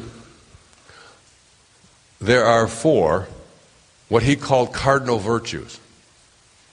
And as you practice these cardinal virtues and live them, this is how the door opens. This is how the door opened for me. The door did not open because I kept pushing outward to find a way out of this room.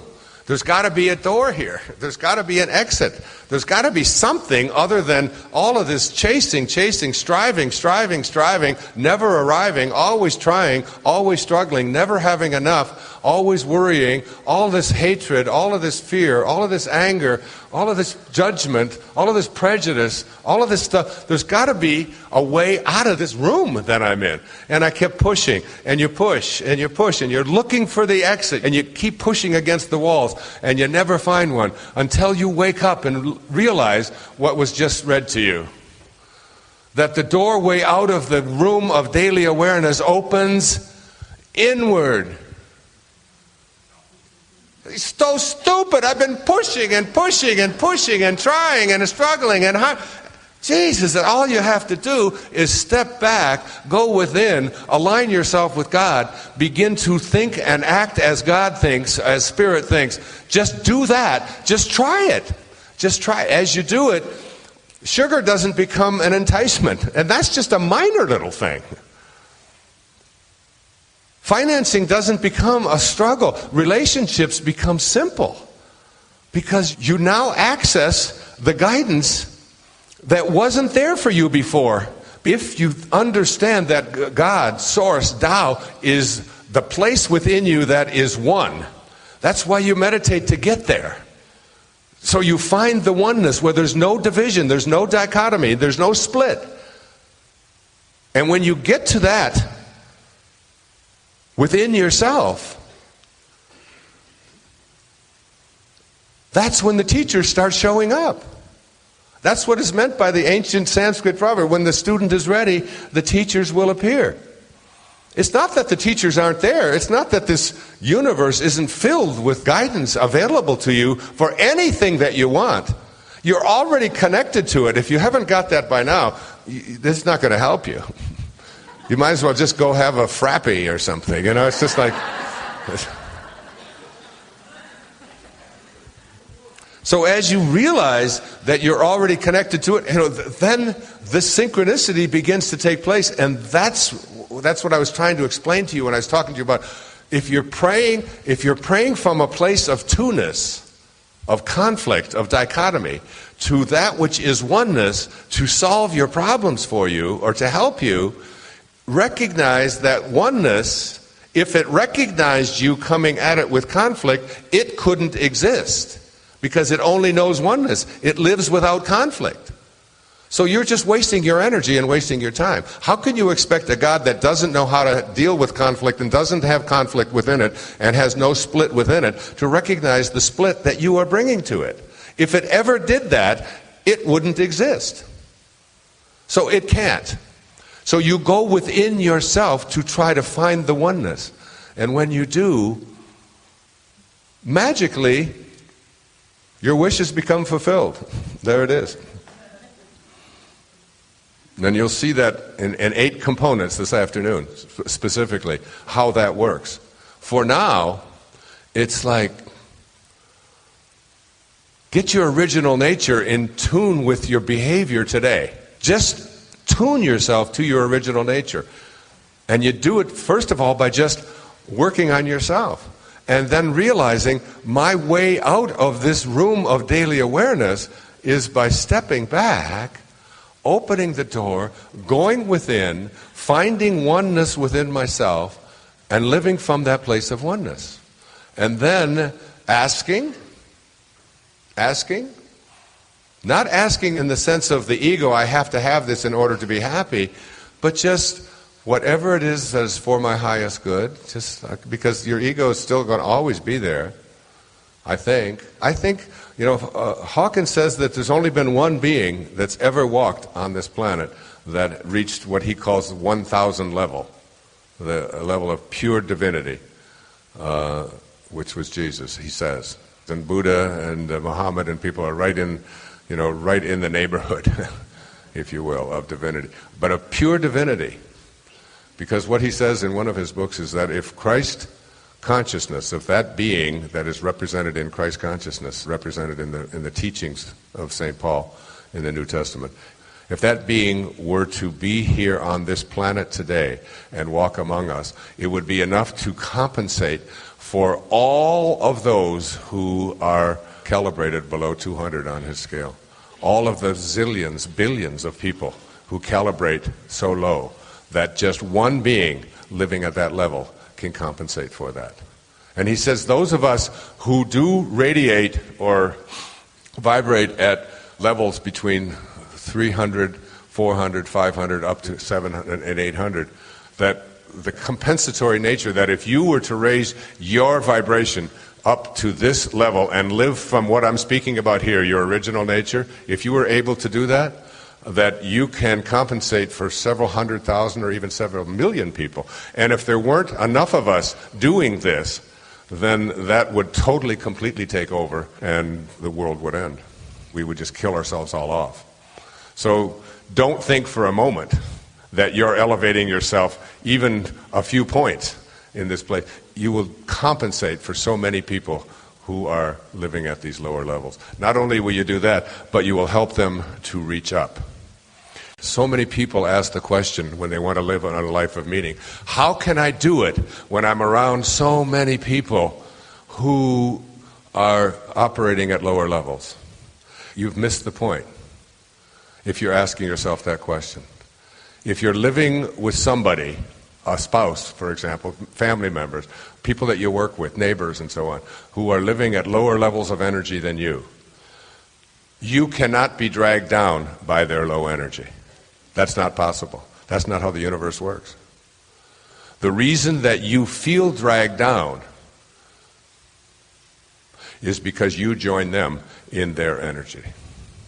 You become within yourself what they are. In other words, the sentence, you make me angry, you make me depressed by your behavior, really says that I see your depression, I see your anger, I see your hatred, I see your prejudice, and I'll have some of that too, and I'll hate you for hating me. And I'll be angry at you for being angry at me. Or being around you so depresses me, because you're so depressing that you cause me to be depressed. That isn't the case at all. It's because that person's depression is something that you decide you'll align with.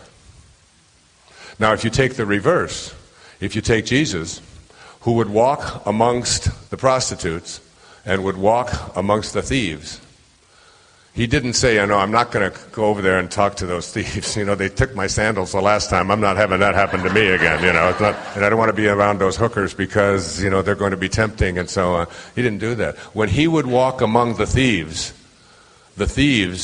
would no longer want to steal.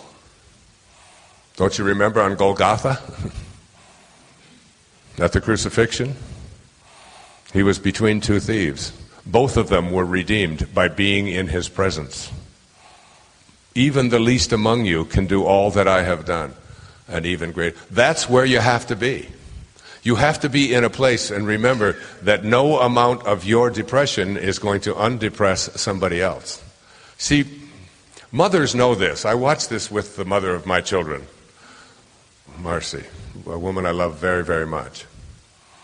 And we had 7 children together and raised them together. And I would watch her when she would nurse these children. And we had a family bed. And so the children slept with us most of the time. And the babies always did.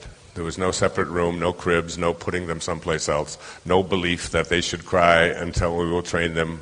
A lot of people believe in that. We didn't. We just believe that when a child cries, they want to be held, especially if they're crying in pain. So with our children, in fact with Serena, Marcy carried her with her right on her breast for like 23 hours a day until she was almost 2 years old. And I would watch her in the middle of the night. I would be laying over here and she'd be here and the baby would cry. And instead of her saying, like so many people speak about, that crying really just upsets me, and it really upsets me. Why do you keep crying? It's like, you're just doing it. You're upsetting me. You're making me upset. She didn't do any of that. She didn't say that babies crying would make me depressed. What she would say is, let me put a breast in your mouth and hold you next to me, and I will bring my high energy of love and healing and feeding to you, and this will help you to raise your level of happiness. And it always worked. And it still would, even for me. I'm 69 years old. You put a breast in my mouth for just a few hours. I'm the happiest camper you could ever find. I've even said, I think Ahmadinejad, he just give him a breast in his mouth. He'd be a whole lot happier than... and Saddam Hussein and all of them, But we know this about ourselves. And one of the things that we stop doing is we don't make it a challenge. Like, for me, a surly waiter is a wonderful challenge. My kids will tell you that. If I get somebody in there and you can tell that they're in a hurry, they're not going to be a little bit rude, they've been rushed and all of that, I know I can turn this person around. And I'll even make it a contest. Say, just watch. It's going to happen. I'm going to get this person turned around. And all you have to do is say to them, I know you're having a tough time tonight, and you probably didn't want to have any more, but I said, you are so lucky tonight. You got somebody who came here to make your life as good as I can possibly make it tonight. Is there anything I can do to make this waiting experience happy for you? What's your name? Where'd you come from? You have an accent? What is it like where you live? And within minutes of just elevating my awareness and being happy and letting them know that this is going to be a pleasant experience for them. And I do this, before you know it, they're bringing you free desserts. We don't have to pay for anything. Here's a complimentary pass. Come the next time. By the way, my mother works over at this place. Would you like to get a massage? Those kinds of things happen all the time. When you get your ego out of the way, when you dissolve your connection to this gross worldly world of conflict, and begin to just say, I can turn this around. I've just recently in New York, and New York is a great challenge for this. Great challenge. My friend Tom Barber often tells the story. It's one of the best stories I've ever heard. He said there was a couple there from the Midwest who had come to New York, and they'd been meeting the New York attitude all day long. And everywhere they would go, they would get somebody who was surly and was not nice to them. And finally, it was about 20 to 5, and they still wanted to go see the Empire State Building. And they stopped a New Yorker right there on the street, and they said, excuse me, sir. can you tell us how to find the Empire State Building, or should we just go fuck ourselves?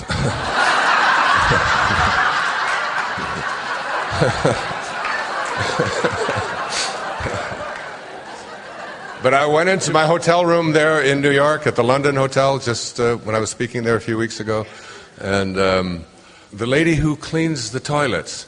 Now, to me, anybody who in my life cleans toilets for me and changes my bedding and makes my room nice, that's an angel. That's not somebody that I deserve to disrespect. That's an angel who's come in and willing to serve me and work for very little. That's always, for me, that's $100. I seek her out and I just say, I just appreciate you. And I do this before I go to sleep. I do this before I even take the room. And it's just, I mean, $100 bill to me is a piece of paper. For her, and it isn't even what it does for her financially. It's like what you do is you take people that she looked surly, she looked angry, she looked like she didn't want to be in there, she looked like just another, like white howley in here who's I've got to deal with. She was a lady from Mexico, and she just looked like she didn't. And when I just took her over and I put my arm around her, I said, you know what? I am so happy that you are here to help and serve me, and I just want to express my gratitude to you. I mean, you can't imagine. In hotel rooms they have these bottles of water. They say for the hotel's convenience, for $26, you can drink this thing, And I always wonder, who are the geniuses that are creating this policy of putting water in there and then quadrupling the price? I had 6 of those put in there with no charge whatsoever. 6 great big bottles of water that she just went and found and brought. I mean, she couldn't stop serving me the whole time. And I know that you don't have perhaps the $100, but you can take every incident of people who are operating at levels that keep them tied and connected to the gross worldly realm, and you can shift it. You can shift it. Because you practice a life of meaning is one in which you elevate your awareness to such a place that no matter who enters this realm, if they don't come with love, they don't get in. They don't get in. Inside of this shell of a body, this thing that I live in, inside here is my inner organs. And inside of those organs is an invisible intelligence. And inside there, in this little chamber inside of me, there's a sign that says, do not enter unless you come with love. So you can insult my body. You can be angry. You can even do things to my insides. But in here, where I live, do not attempt to enter unless you come with love. That's all I have in there. And you can do this. And as you do this, you begin to get these 4 cardinal virtues. And the 4 cardinal virtues, according to Lao Tzu, and the teachings of unknown teachings of Lao Tzu, the 4 cardinal virtues look like this. This, remember, Lao Tzu calls your original nature. Your original nature is the place, the journey that we've been taking to get back to here. Your original nature is first and foremost reverence for all of life. Reverence for all of life. I pick up plastic bottles and things when I walk to keep Maui beautiful. If everyone on Maui practiced just picking up a little piece of trash when they saw it, we wouldn't have a trash problem, even if there were still some people who threw them out there.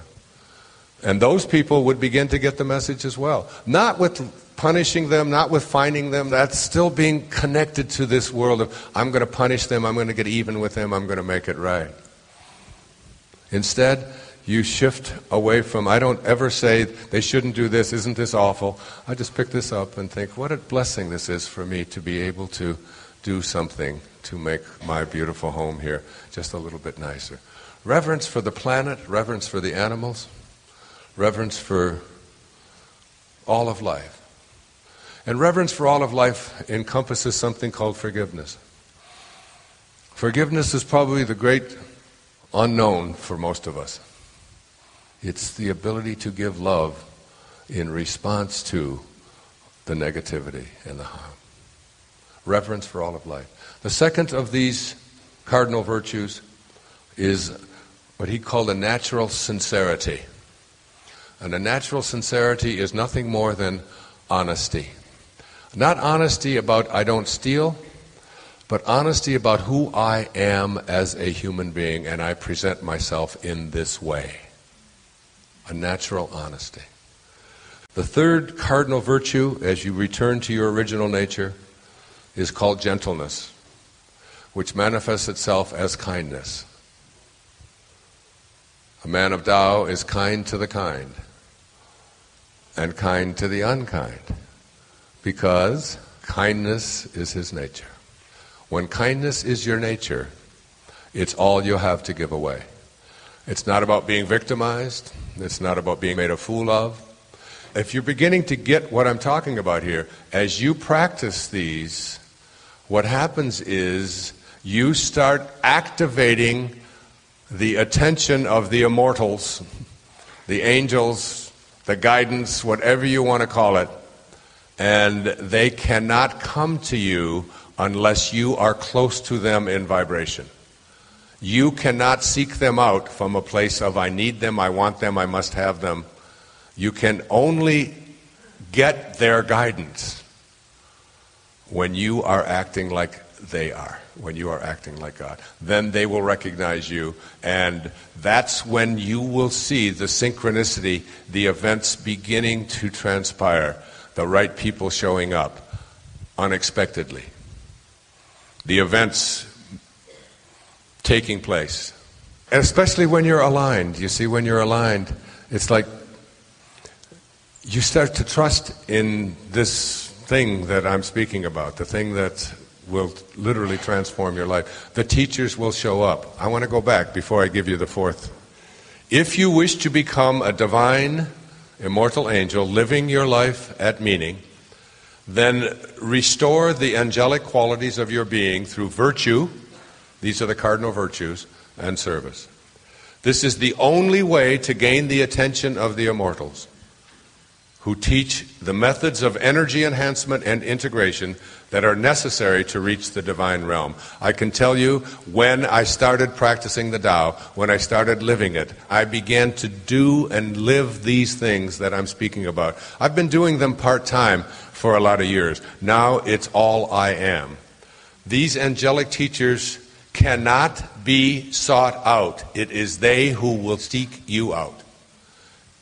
When you succeed in connecting your energy with the divine realm through higher awareness and the practice of undiscriminating virtue, the transmission of the ultimate subtle truths will follow. This is the path that all of us have to take in order to reach the divine realm. You're not going to do this with your ego. You're not going to do it by demanding it or hoping for it or fighting for it. You're going to do it by going within, opening the door this way, going inside in your head, finding the place of oneness, aligning yourself with God, saying to yourself whatever it is you want to attract or manifest or create for yourself with God, with the Tao, by living there and living and breathing and practicing it. Whatever guidance I need will be there for me. And as it says in the Course in Miracles, infinite patience produces immediate results. Infinite patience means I have a knowing that as long as I stay in that place, that the results will come along. The immediate result that you get from that, it may not be the manifestation of the BMW in your driveway, as some promise,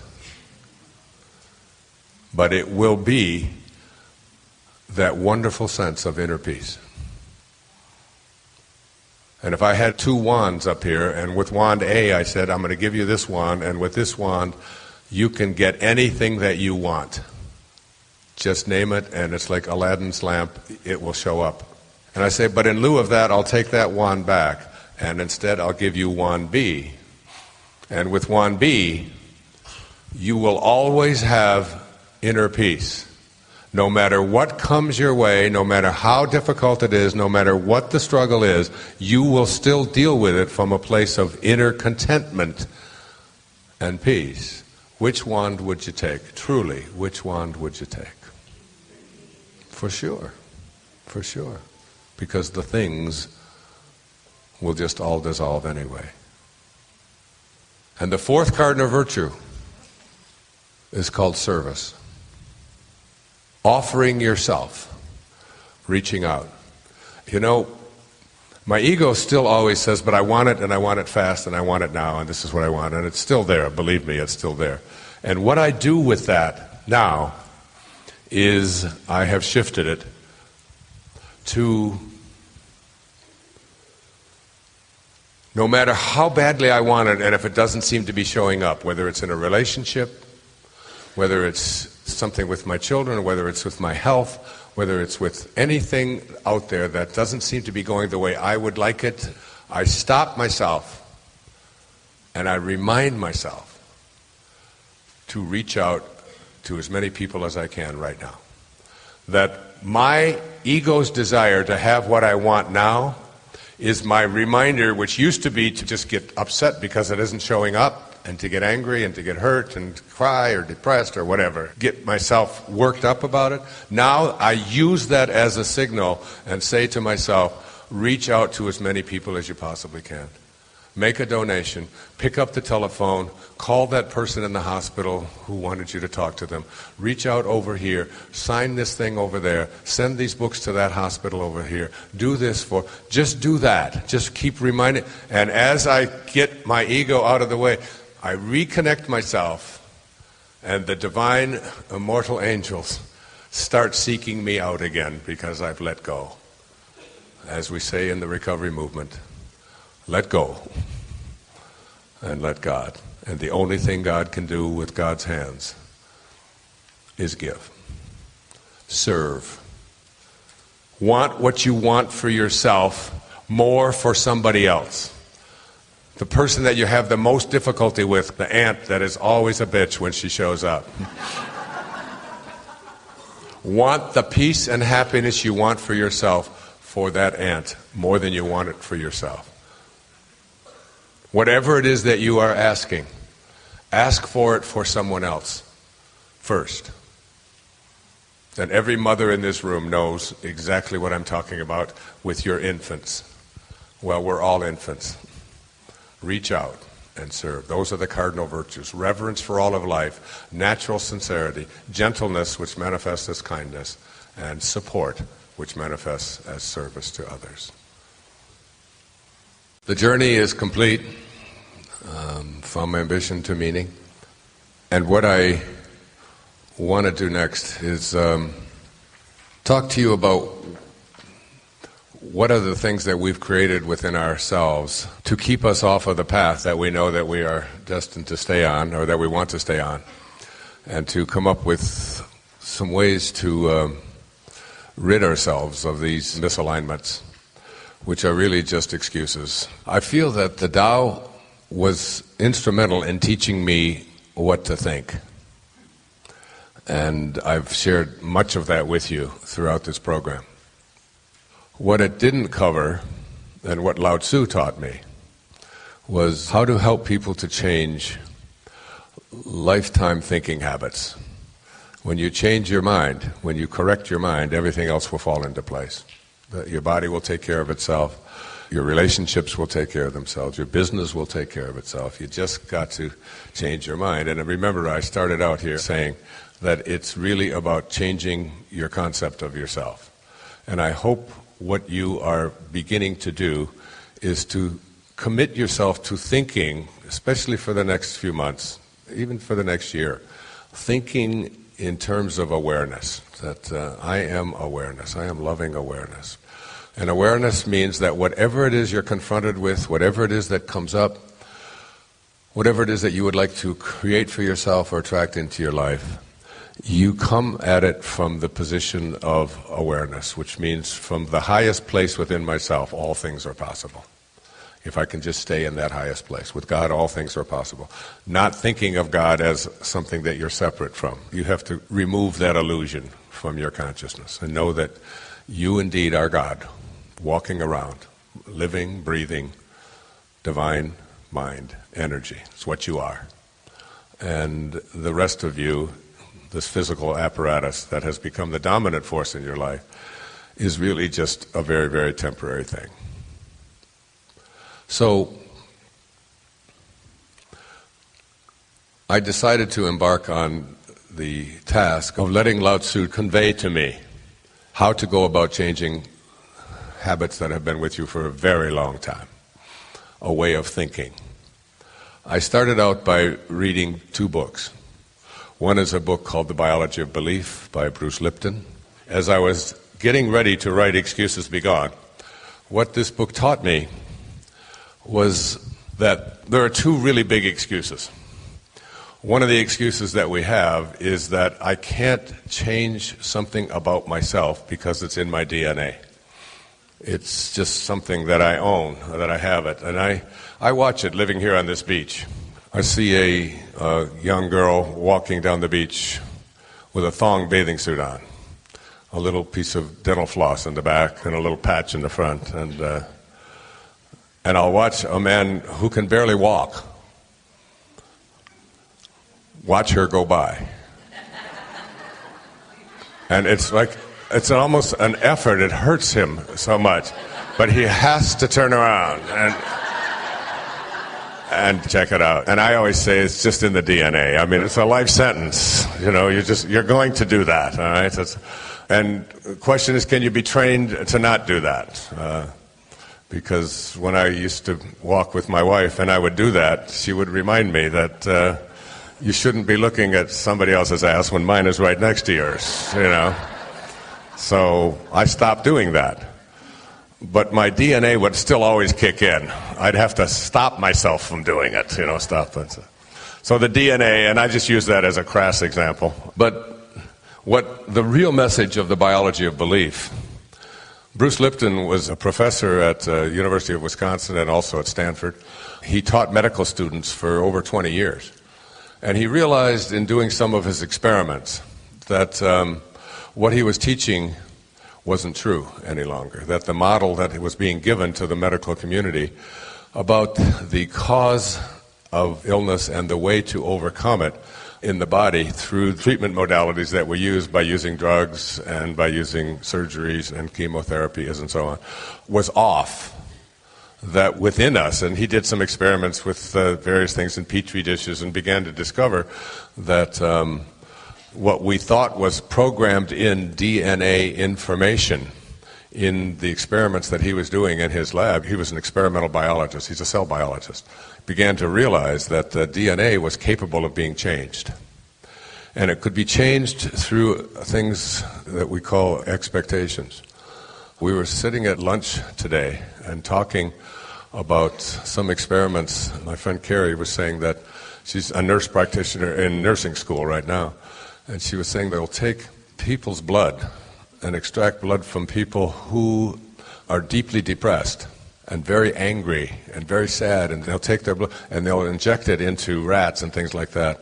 And when that blood goes into those rats, sometimes they'll just keel over and die. Deepak used to say that the tears of joy versus the tears of sadness have a different chemical composition. One of the things that I really found fascinating was that people who have multiple personalities, different personalities, will have, are you ready for this? They will have different eyeglass prescriptions for different personalities in their bodies. Think about that. Just let that in. Same eyes, same brain, different thoughts, different personalities, and some of the personalities would be allergic to some things and not allergic to others. And this is all within the same body. So that the body and the DNA and the genetic structure that you inherited is no longer an excuse, no matter what diagnosis ever comes your way. And it's very interesting that this diagnosis for me came just so recently, that I have been immersed in this and writing about it, and Bruce Lipton has become a very close friend, and we talk about it. I encourage you, if you get a chance, to hear him lecture. His lectures are wonderful. He's full of energy and a very dynamic guy. But that you start to think with a different kind of an attitude about what it is that you are being told by anyone outside of yourself. And you shift into that place of awareness, biology of belief. So that was the first book that I read. The second book that I read was a book that was equally as informative to me. It was called Virus of the Mind by Richard Brody. He is very close friends with Bill Gates and founded Microsoft. And he wrote this book called Virus of the Mind way back 15, 16 years ago. It was a self-published book, just like Biology of Belief. And when I read it, I called Louise and asked her if she would please publish this book and reintroduce it to the public, because it touched me very, very profoundly and very deeply. It's the second big excuse. So the first excuse that we carry around for why we stay off the path is that there's something physically going on in my body that I have no control over. Virus of the Mind talked to me about viruses, which I didn't understand that much. A virus has three functions. The first function of a virus in your body, a virus in your computer, is to duplicate itself as much as possible. That's what a virus does. It duplicates, duplicates, duplicates. The second function of a virus is to infiltrate. Wherever there is an opening, if you have a virus going on in your body and it's duplicating and getting bigger and duplicating, when it finds an opening, it'll go in there, right? So we try to stop the growth of these viruses. The third function of a virus is to spread. So to spread from one host to the next. So as soon as it's done enough of this and it's infiltrated enough within its host, it then looks for another host. And this happens in computers as well. How it happens in computers, I have no idea. But I do know that that's what they say about viruses. They duplicate, they infiltrate, and they spread. Now, they're not bacterial. That's their purpose. They're not there to get you sick. They're just there to just keep on duplicating and replicating and infiltrating and spreading until we can stop their spread. Virus of the mind has the same functions. The only difference between a virus of the mind and a virus in your body and a virus in a computer is that a virus in your mind has no particle. There's no thing. It's just an idea.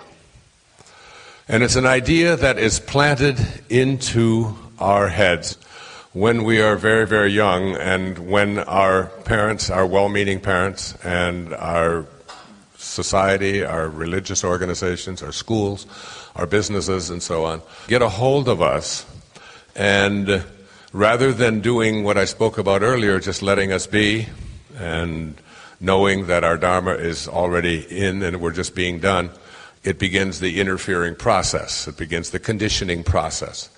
And this conditioning process, the imprinting process that takes place, started when you were very, very young. 2, 3, 4 years old, even younger. You began to get what Brody calls memes. M-E-M-E, memes.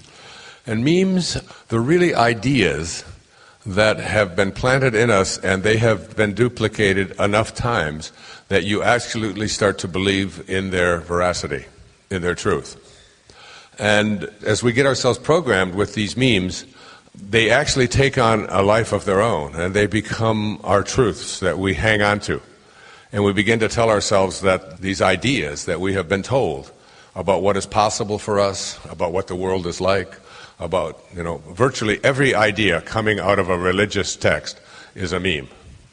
It's an idea that has been told and retold enough times where people take it on as a truth. Now, it doesn't matter if you can come along and show that the practice of this is something that is not based on a truth at all. It was based on some guy 8,000 years ago who just decided that this is the way things were going to be, and people started saying it to each other, and it becomes our reality.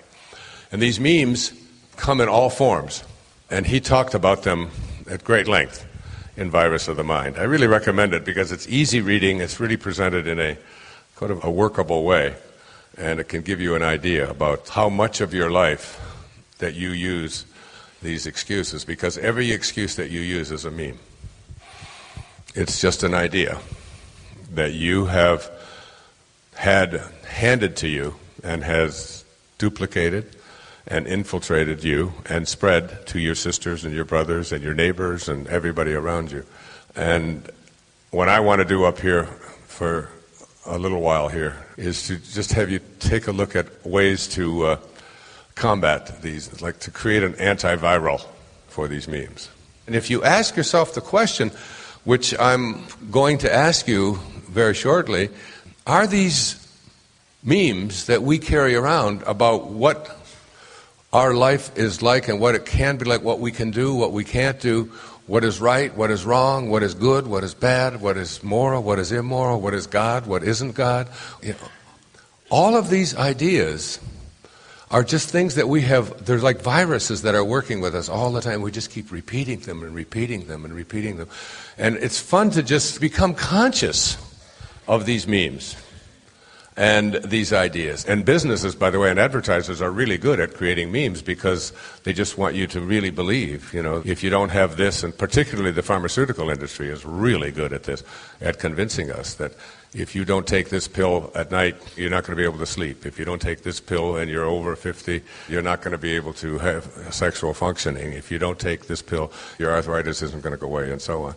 When you get yourself conditioned to believing that life has to be a certain way and that we can't live without these things, the mind viruses kick in, the memes kick in, and we start defending ourselves on the basis of these. So shifting out of that mindset was important for me. The principles that I wrote about in the middle part of Excuses Be Gone, after I looked at the two big excuses, your genetics and your early conditioning, both of which have been disproved as truthful reasons for you to stay the way you are. Biology of belief does a great job of introducing you to a way of re-looking at yourself and your mind-body connection and your control over your body than you might have ever thought of before, especially when you're about to engage in something like surgery or chemotherapy or taking on new dependencies with drugs and so on. Before going into the paradigm, I'd like to just talk a little bit about the principles. There's just a few. There's 7 of them in the book, and they're all in depth. And awareness is one, and I've spoken, I think, enough about it, that if you really want to overcome these memes that have become a part of your life, start to practice thinking outside of the ego and begin to practice from this place of awareness. Just think in terms of awareness. The best way to say I'm thinking from awareness is by every time you think of the concept of awareness, think of the words, with God all things are possible. When I move myself into the highest place within myself, there is absolutely nothing that is not possible. So that when you are entertaining something that you would like to accomplish, instead of going at it from a place of it probably won't happen, I can't do it, I've always been this way, it's my nature, these are the way things are. I used to use the metaphor of standing on the stern of a speedboat, the back of a speedboat, and the speedboat is heading up the river at 40 knots, that direction. And as the speedboat heads in that direction, you're turned around back here and you're at the back of the boat. And you're looking down at the water. And what do you see? You see the wake, right? So you ask yourself 3 questions about the wake. First of all, what is the wake? What is this thing that you're calling the wake? The wake is the trail that is left behind. That's what it is, right? That's what a wake is. It's simply a trail that is left behind. Second question to ask yourself is, what's driving the boat? That is, what's making the boat go in this direction? And the answer to that is the present moment energy that's being generated by the engine is what's making the boat go in this direction. Is that right? Okay.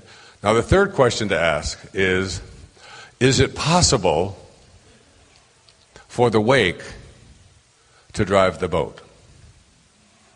That is, can a trail that is left behind make a boat go in this direction? And the answer to that is no, isn't it? Because it's just a trail that is left behind. This is what you have to do with your personal history. There's a woman in here who was sobbing, And she came up to me and told me that her husband has Alzheimer's. Do you mind identifying yourself, or would you rather not? If you wouldn't, that's okay.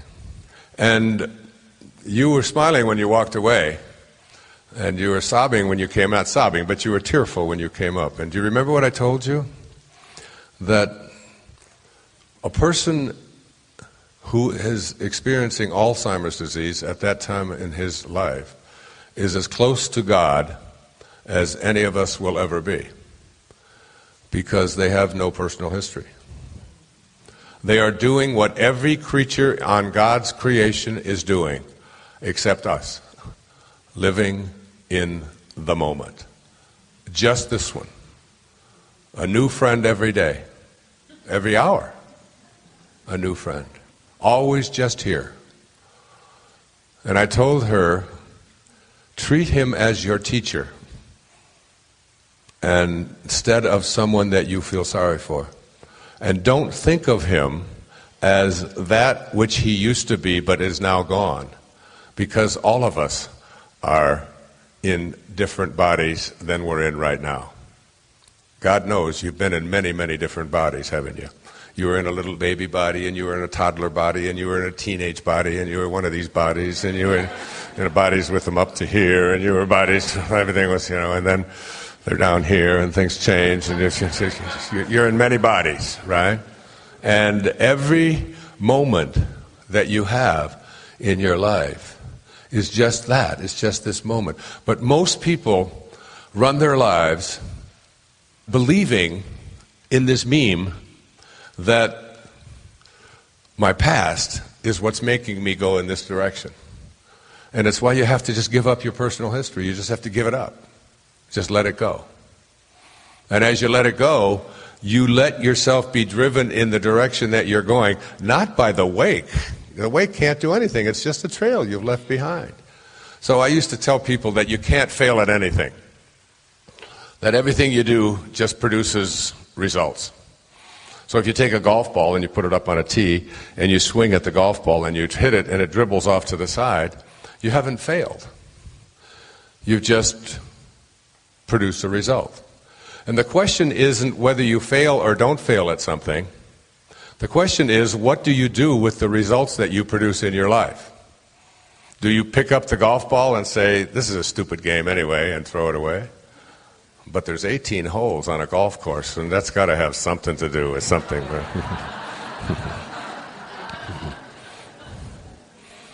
And what are you going to do with the results that you've produced?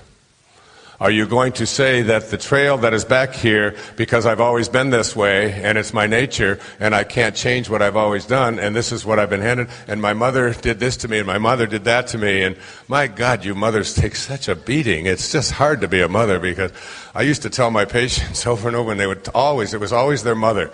My mother did this, my mother did that, and I said, you know what, get up and leave my office. I said, what for? I said, I want you to go get your mother. What do you want with my mother? I said, just bring her back here.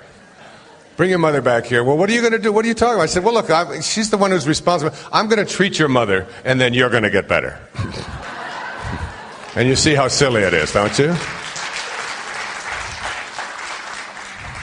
But those of you mothers who are applauding also have a mother that you probably blame for a lot of that stuff. And we look for things in our wake, things in the past, things back here, to explain why we are here. And you are here only because of the present moment energy that is being generated by the engine called your mind, your thoughts. And when you stop generating the kind of energy that you don't want to continue in the way that you've been going, you'll shift and you'll change. But when you go back here to these memes about it's very difficult to change, there's nothing that I can do about it. I've always been this way. It would take too long. All of these are ideas that when you buy into them, you create a virus that will duplicate not only within yourself, but with the people around you and in your families. And you see this kind of thing. And then it goes into the culture. And entire cultures will buy into these memes. So every single rationale that you use for maintaining and hanging on to what it is that you don't want to be is something that is almost guaranteed not to be true. So the display quote for Excuses Be Gone says, "Don't believe everything you think." Because about 99% of every thought that you have isn't even true. And you're guiding your life and your principles and your way of being on the basis of something that just doesn't even hold up to a simple test of, is it true, and can you be 100% certain that it is? You can begin to just start with a new level of awareness.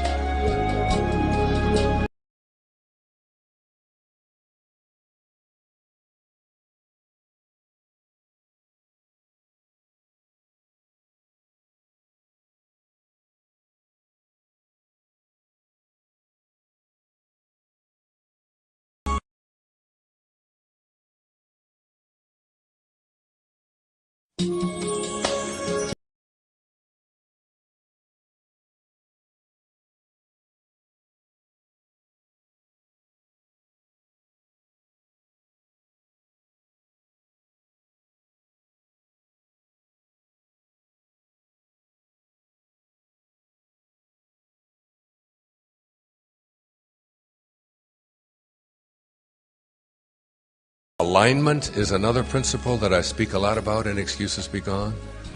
Every excuse that you use, every explanation, every meme that you come up with for why your life or your body or your relationships, your health, your financial situation, every single one of the excuses that you use is a misalignment. You start to get conscious of where you're aligned. And our alignments are the things that really determine the next principle, which is the principle of contemplation. And this principle of contemplation is so intriguing to me. How many times I have said to my children,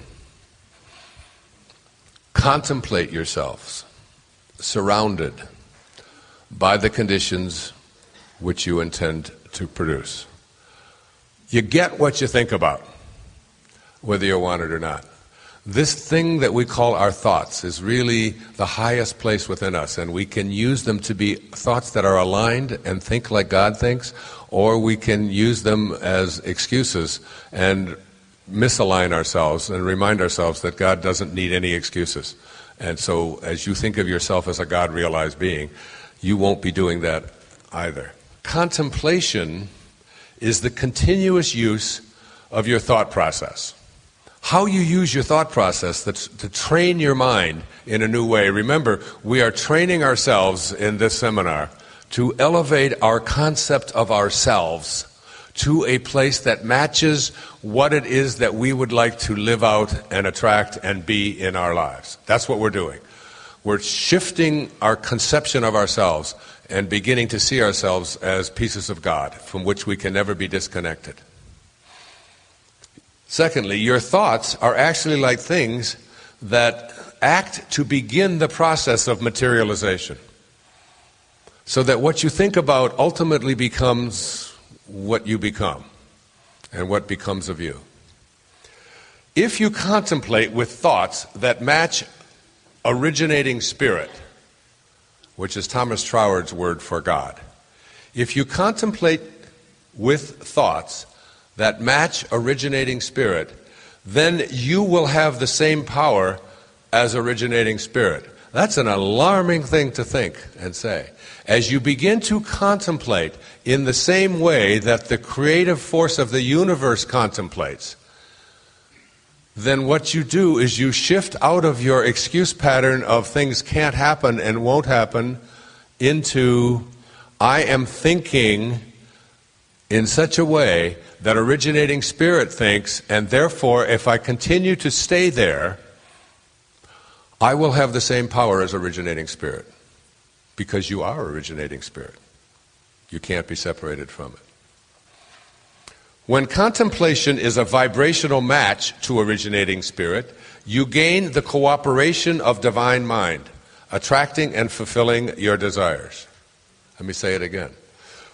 When contemplation is a vibrational match to originating spirit, and everything is vibration, every thought is vibration, you gain the cooperation of divine mind, attracting and fulfilling your desires.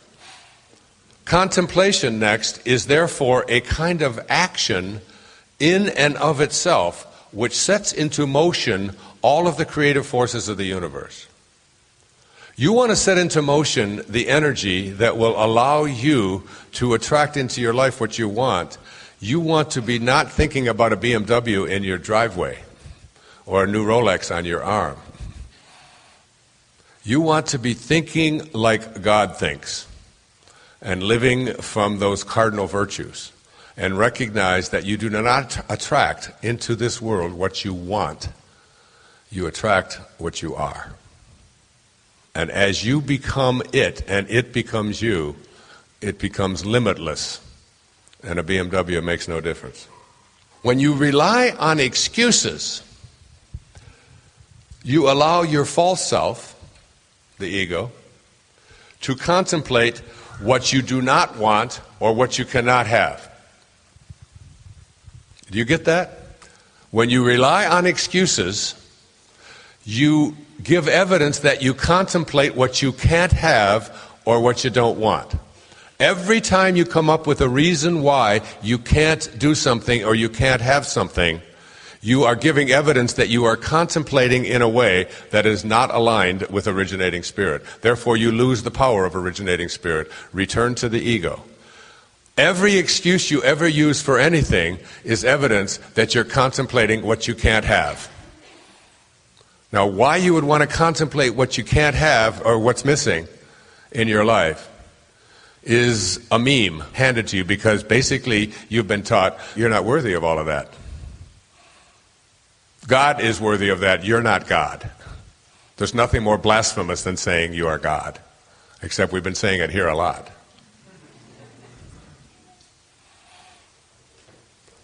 The presence of excuses in your life is evidence that you contemplate what you can't have or can't do, rather than the infinite possibilities that are inherent in your divine self. Okay. And what I want to do now is move a little bit into the paradigm. The paradigm is the last third of Excuses Be Gone. It is 7 questions, the answers to which, if you treat this seriously, will remove from you the memes that have kept you stuck where you are.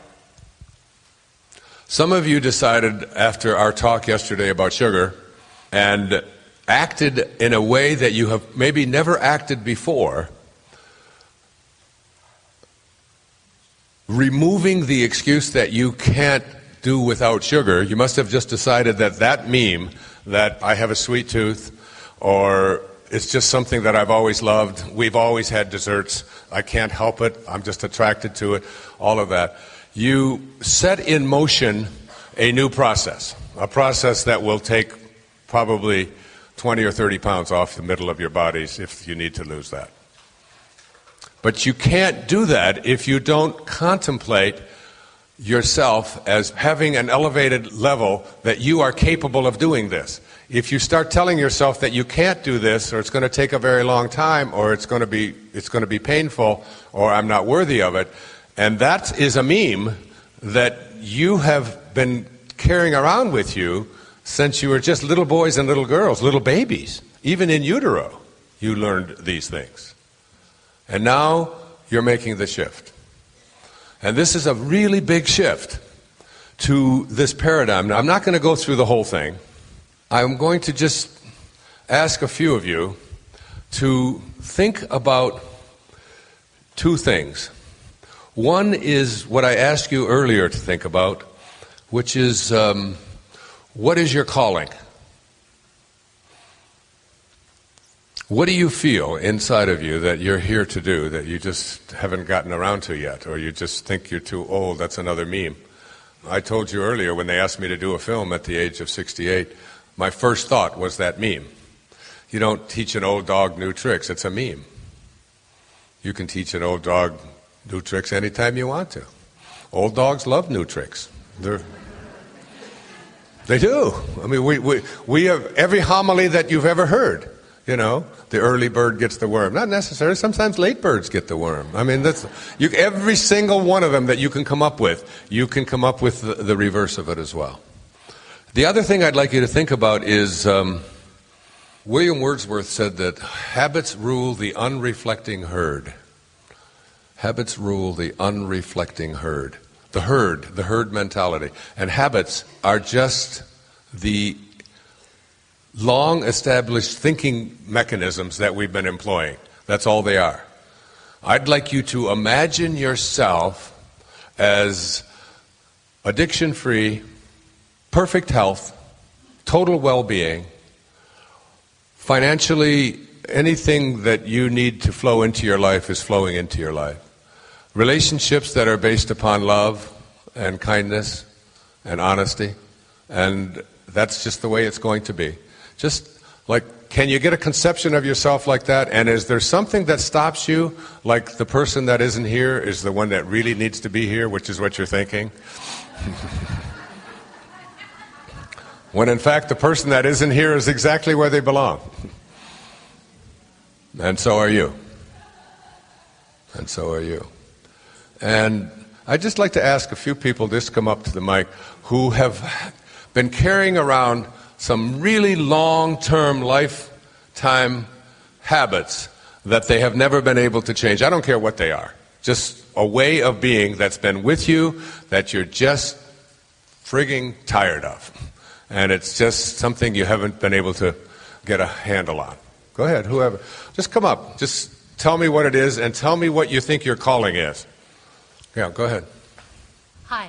I get all excited about a new project or something I'm involved with or manifesting, and it takes off, and oh boy, it's fun. And then all of a sudden I go, oh, I need a couple days to just rest and pull back, and then find the stop procrastinating and get back in the game and keep moving again. It's like kind of a dip that happens in the middle of manifesting and doing. What do you think's keeping you from doing it?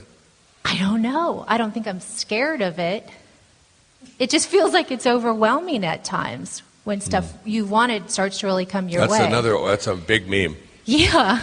Did you hear the meme? It's overwhelming. You know, nothing is overwhelming. Everything just is. What's the difference between a flower and a weed? Well, a flower's pretty and smells good. And a weed? And a weed is ugly and useless. So the difference between a flower and a weed is a judgment. Yeah. And the difference between being overwhelmed and not being overwhelmed? Is a it's judgment. Just a simple judgment. In here.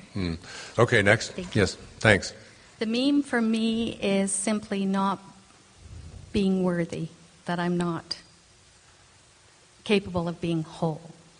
And what I think I'm here to do is to help people arrive and leave. Okay. So you're helping people with the birthing process and the dying process? Yes. Paramahansa Yogananda had a wonderful, wonderful line. He said, when you're born, you come into the world crying and everyone around you is smiling. He said, live your life in such a way that when you leave, you're smiling and everyone around you is crying. Next. Stress and depression is a big part of my life, and I feel that every time I have a good run, that I'm going to lapse into depression and I can't keep that run. It's almost like, I think your analogy in spiritual solutions, when you're plugged in and you're plugged into spiritual, you're always spiritual. But I know I'm always going to be unplugged. Like sooner or later, I'm going to be unplugged, and I can't hold it there. Okay. Depression. A lot of it. Depression, all depression, except for extreme clinical depression when there's something wrong with the brain, which is very rare. All depression is a meme. They're all memes. There's no depression in the world. There's no stress in the world. Stress is a meme. I would like to give you each a bucket and give you an assignment. Go out and bring me back a bucket of stress. Go find me some stress and bring it back. So what is stress?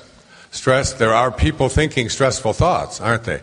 And then having stressful reactions in their body. But stress itself, it's a meme. The belief that the world is stressful is just a judgment. It's just something that we carry with us. Okay? Thank you. So the first question to ask yourself, any of you, about what it is that is something you've been hanging on to for a very long time, that is a part of your life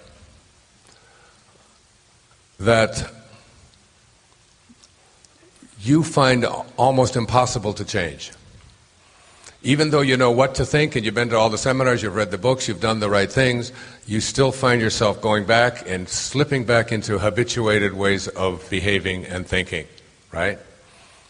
And what I'm suggesting to all of you here today is that in moments, like for every single person who this morning decided to do something about their sugar intake based upon what we did yesterday, you have demonstrated that you are now about to embark on a new way of being. You've demonstrated it.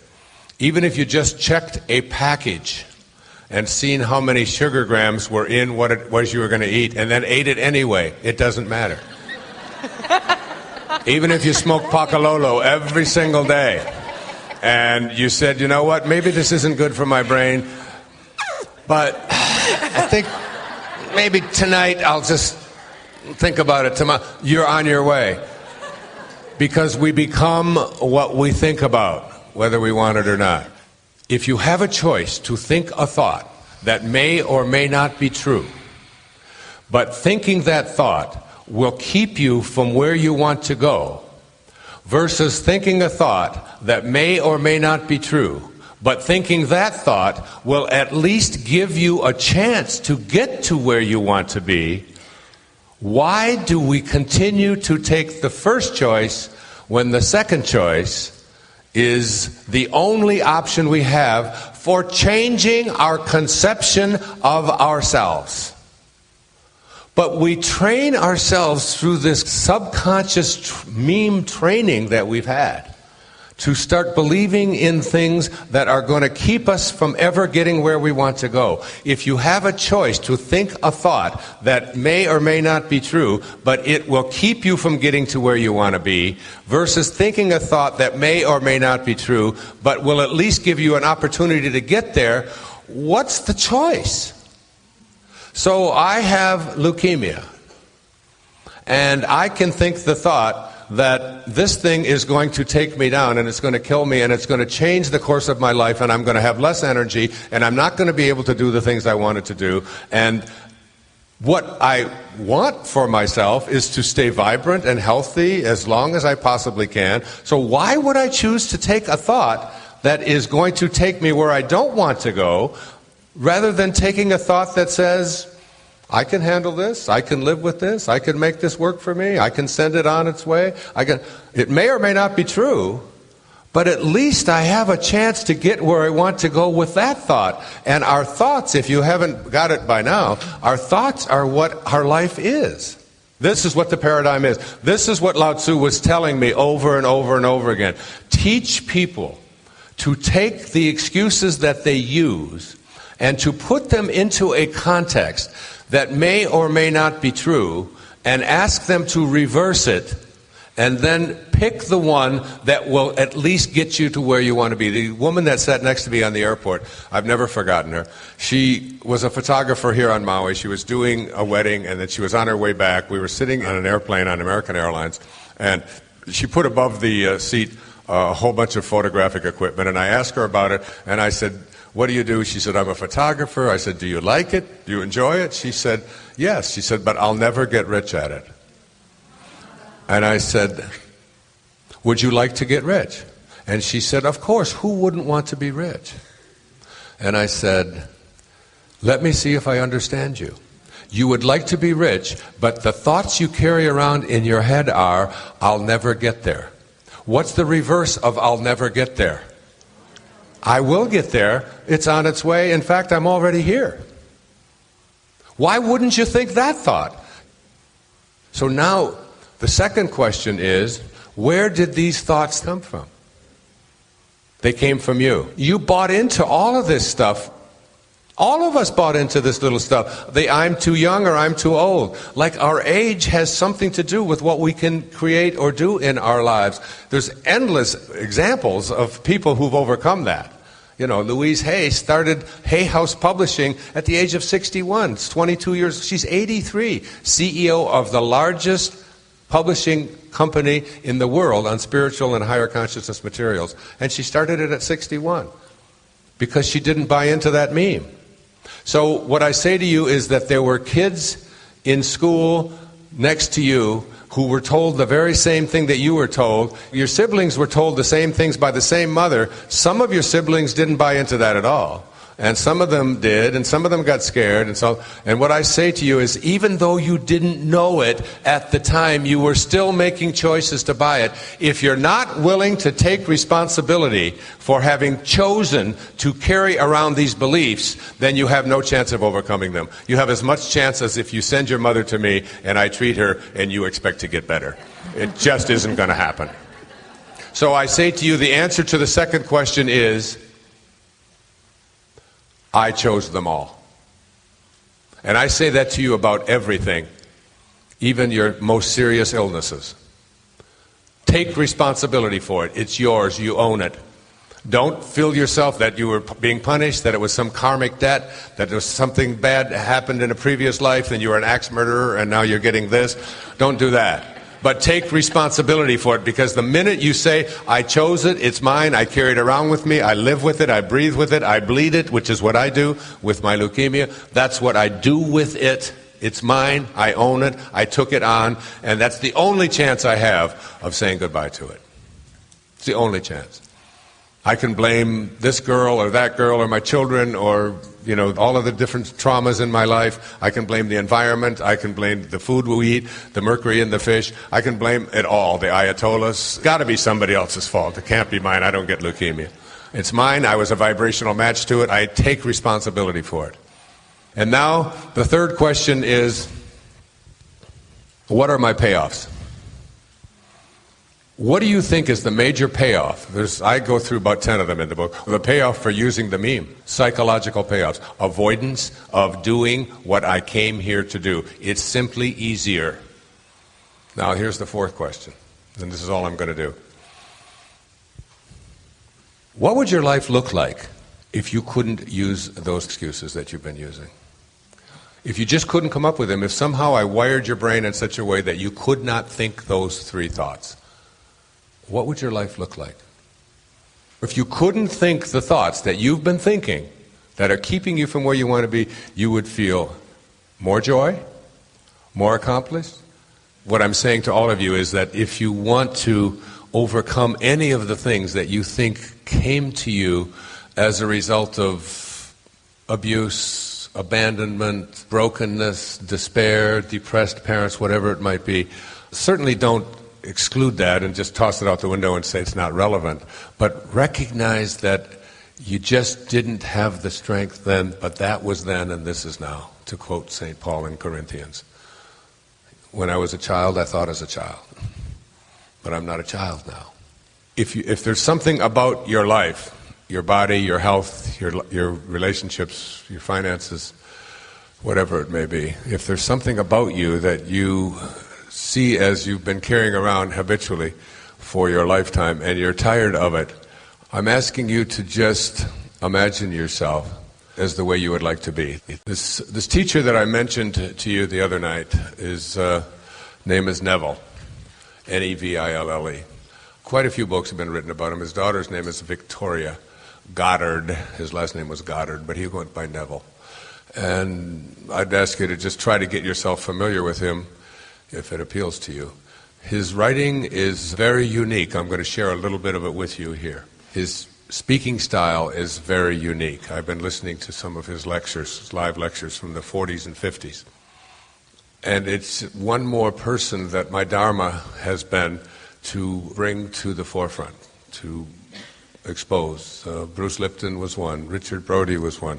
Immaculée Ilibagiza, you may remember, the woman from Rwanda who hid in a bathroom for 91 days during the Holocaust there, was one. Many, many others that have just sort of been projects of mine to introduce people to. Neville is the next one.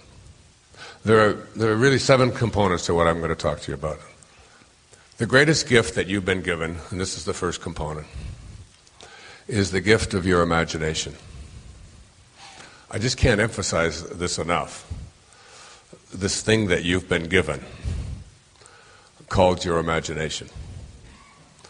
Your ability to imagine for yourself what it is that you would like to be able to create for yourself.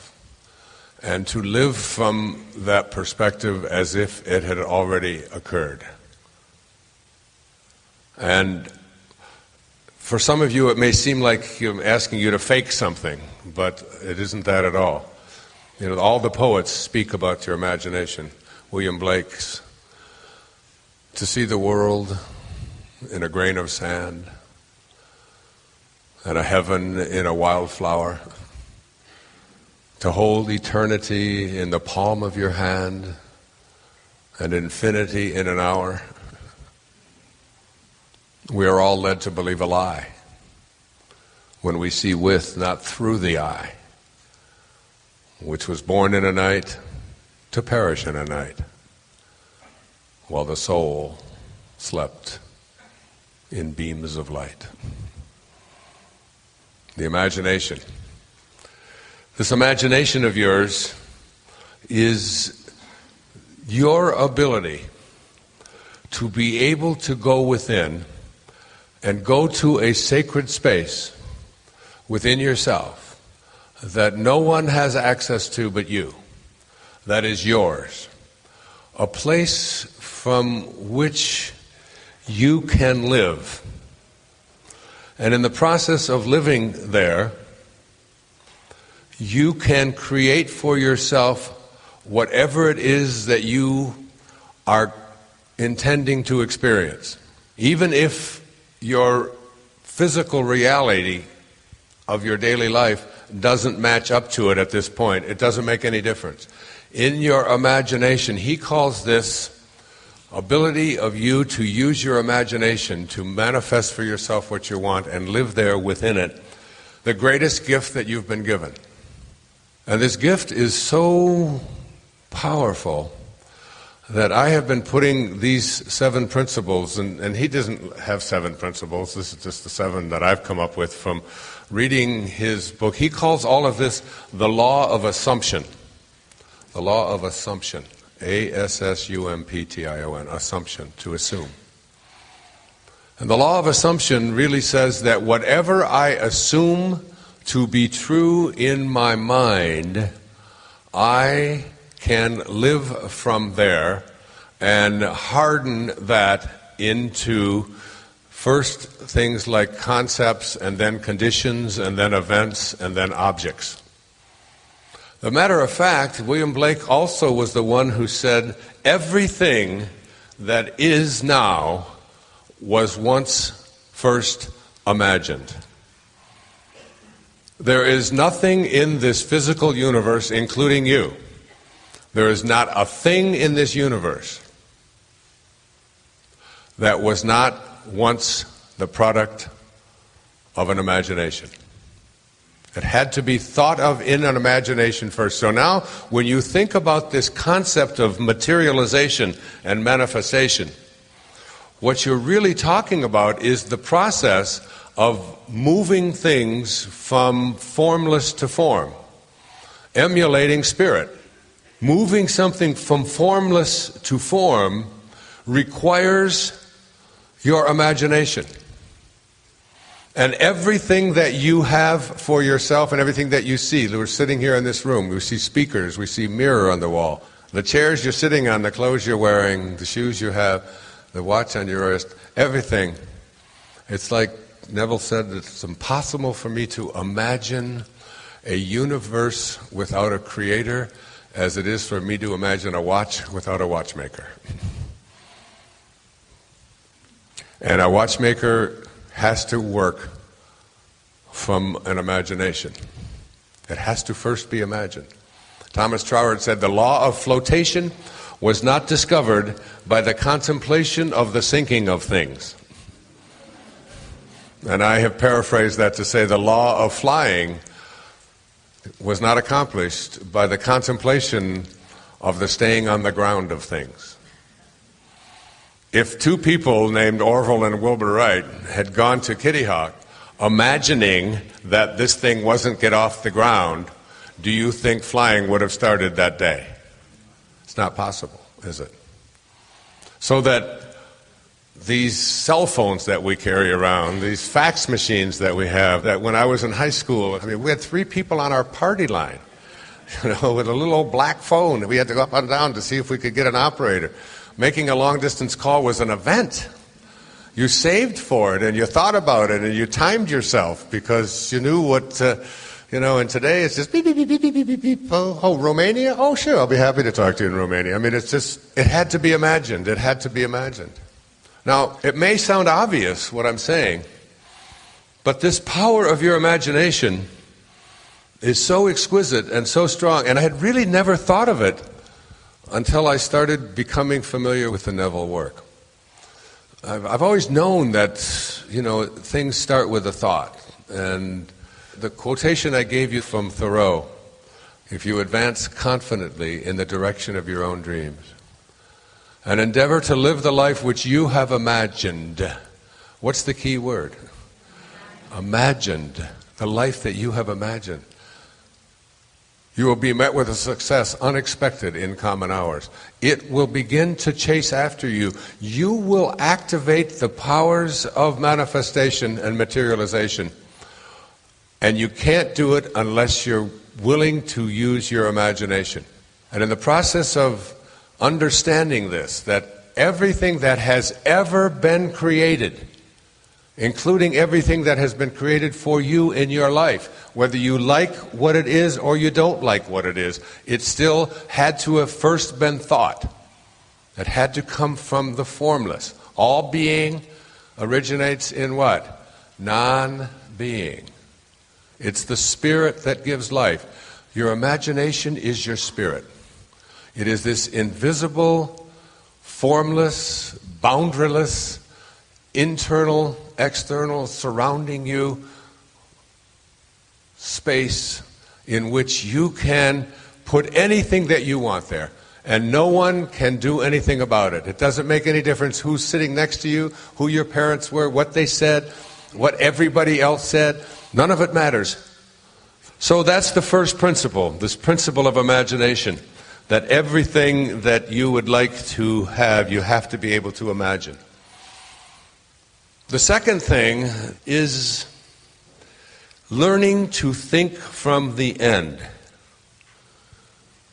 rather than about the end. Learning to think from the end. I brought with me something for all of you to look at. It is the book that I am going to write, that I am writing, that is already created in my imagination. And this is what it's going to look like. This is the cover. This is just wrapped around another book. And I look at this every single day. If I took you over to my other writing space, you would see a copy of The Shift, the book that we just spent 2 days talking about. Because it helps me to think from the end rather than about the end.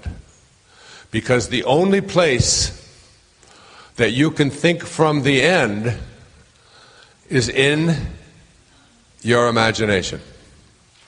And nobody can take that away from you. People say, well, you're so productive, you get so much done, you've written so many books, you've done so many CDs, you've done all these PBS shows, you've done movies, you've done... And you know what? I basically think I screw off a lot. I don't really think I do that much at all. I mean, you can't even imagine. I mean, I take time to exercise 3.5 to 4 hours every single day of my life. Every day. My kids will tell you. I swim in the ocean every day. I do yoga for 90 minutes almost every single day of the week. I walk at minimum an hour and a half every day of power walking on top of all of the other things. It's hard for me to imagine myself not doing, because my imagination is so strong and such a part of what it is that is my life, that how it manifests isn't nearly as significant as that I keep my imagination sharp and focused.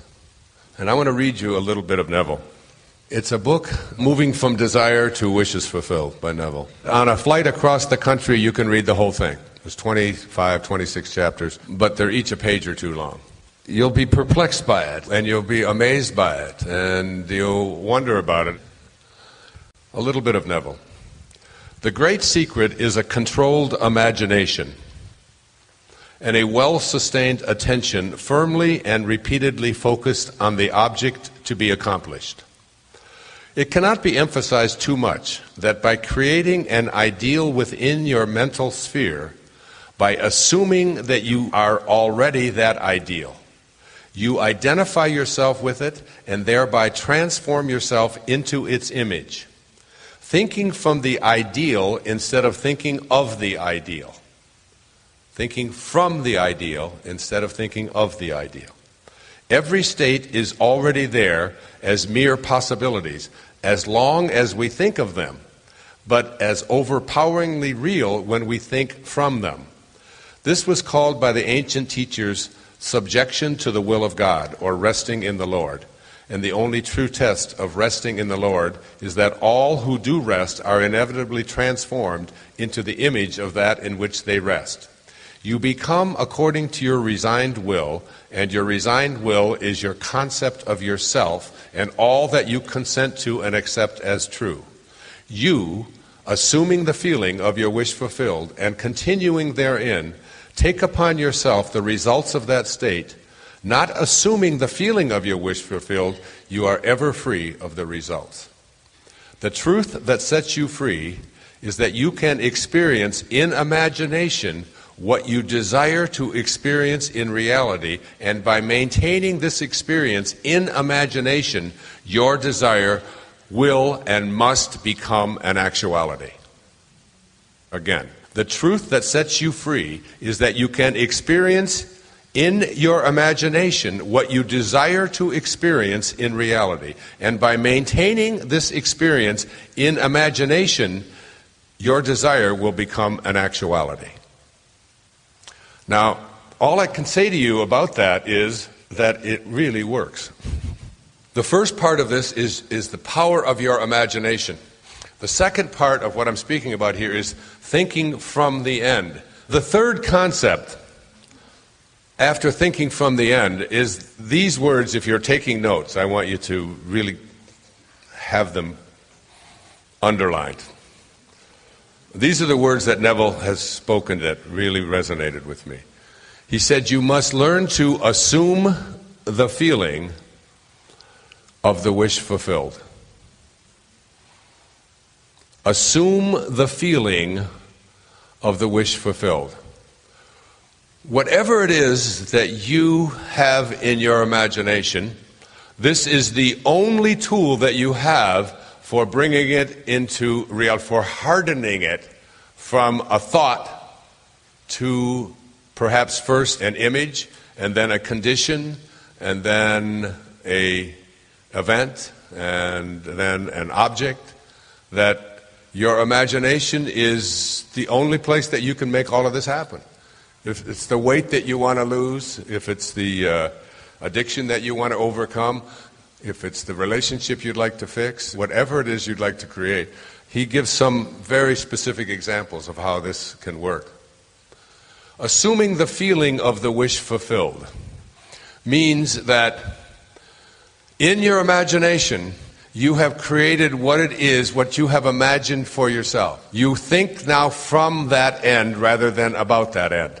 And now you assume the feeling of that wish being fulfilled. And where do you experience feelings? In your body. That's what the body is. It's the reservoir of feelings. They show up in your flushing. They show up when you get embarrassed. They show up when you get joyful. They show up when you get sad. You know, you have physical manifestations of feelings. You assume the feeling of this wish being fulfilled. So what does it feel like within you to have this thing materialize? He makes a big case for creation itself, that you have really no control over the details. And you don't get to be a part of creation, he says, because creation is already complete. What you get to decide is what aspect of creation is going to manifest or materialize or show up into your life. That's what you get to do. You don't get to go out there and make mosquitoes or create flowers and all. All of that is being done by the great invisible Tao. What you get to decide is what extent of what is already being created and is part of creation that you are participating in, what share of it is going to manifest and be a part of your life. And you do this through the assumption of a feeling of a wish fulfilled. So that you imagine what it is that you would like to have or to be or to manifest. And you imagine this for yourself. And then what you do is you feel it in your body. And you ask yourself, what does it feel like? And everything about you has to go to this place. I'm going to read to you a little excerpt from Neville about this. I will be, in quotes, is a confession that I am not. Okay? I will be is simply a confession that I am not. The Father's will, God's will, is always I am. Until you realize that you are the Father, that you are God, and that there is only one I am, and your infinite self is that I am, your will is always I will be. That's your will. In the law of assumption, your consciousness of being is the Father's will. The mere wish without this consciousness is my will. This great quotation, so little understood, is a perfect statement of the law of assumption. I will be is a confession that I am not. If you change your concept of yourself, the events ahead of you in time are altered. You can alter events ahead of you. Greg Braden wrote about this in The Isaiah Effect. I'd recommend you read that.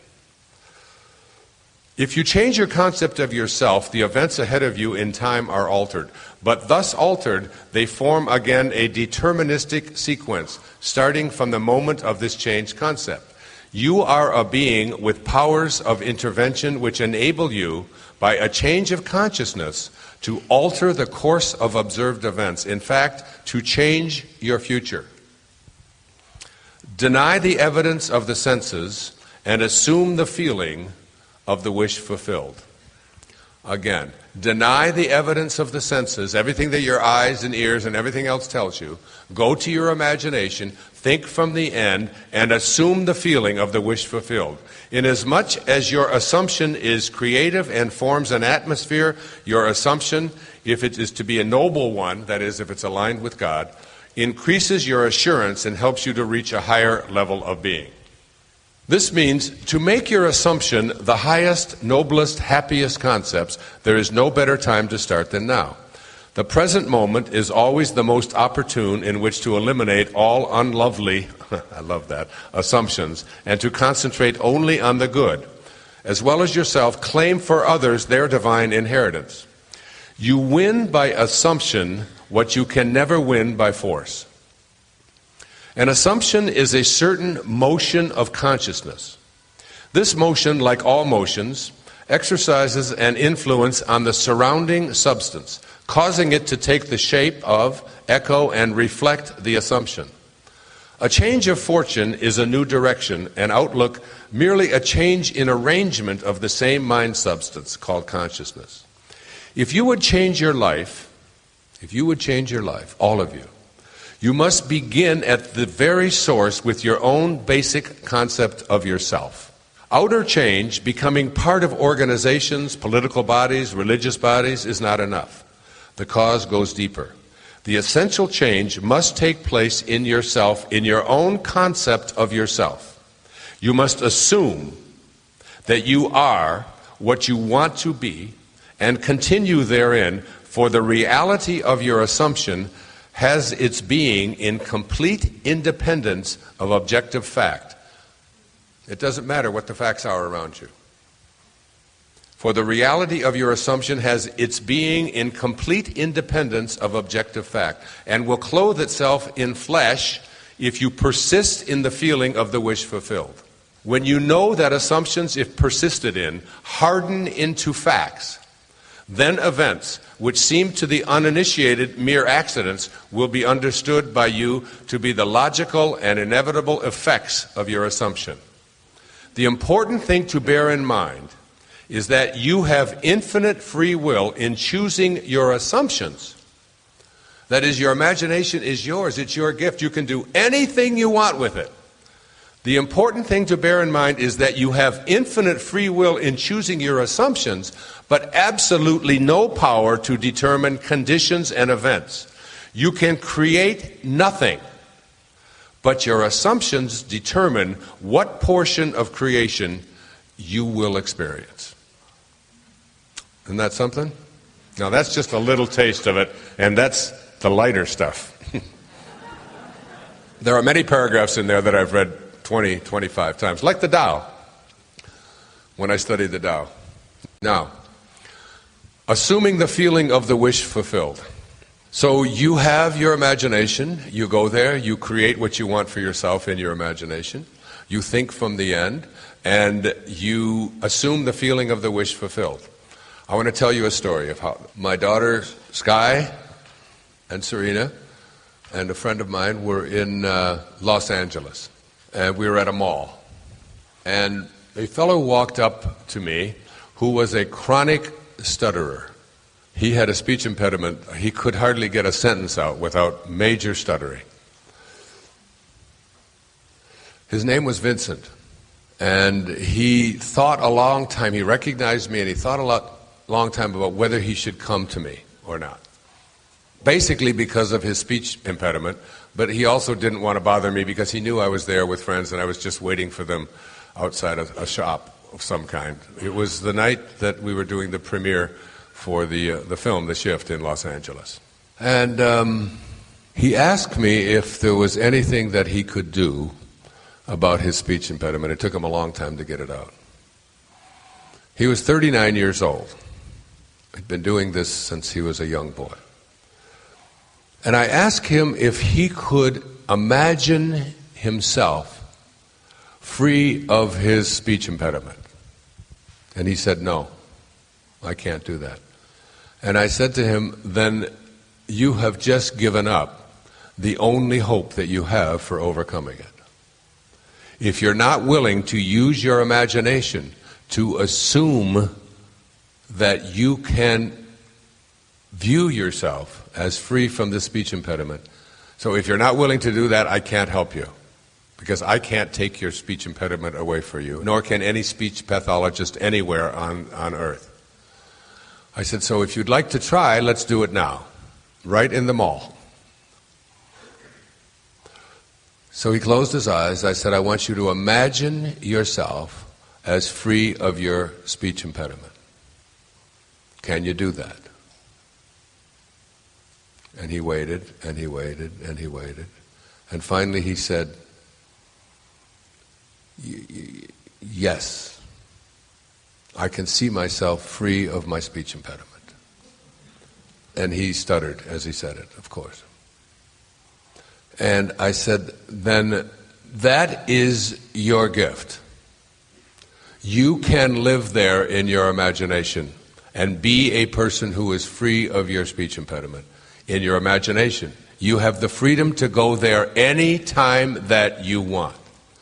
And you can think not about that someday being what you would like to become, because that's an admission that you aren't there and you're never going to get there.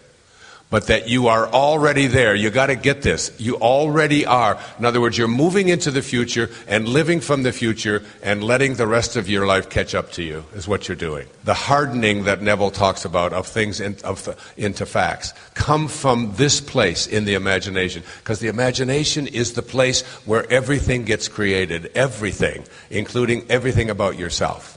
Okay? So I said to him, I would like you to assume the feeling of your wish being fulfilled. He said, I don't know what that means. I said, when you, in your imagination, go to the place within you where you are free of your speech impediment, which you can do any time, because that's where you're going to live from now on, what does it feel like in your body for you right now? What does it feel like? And he said, it feels great. It feels great. And he smiled. He had this huge smile, and it was like the first time that I had seen him come from joy.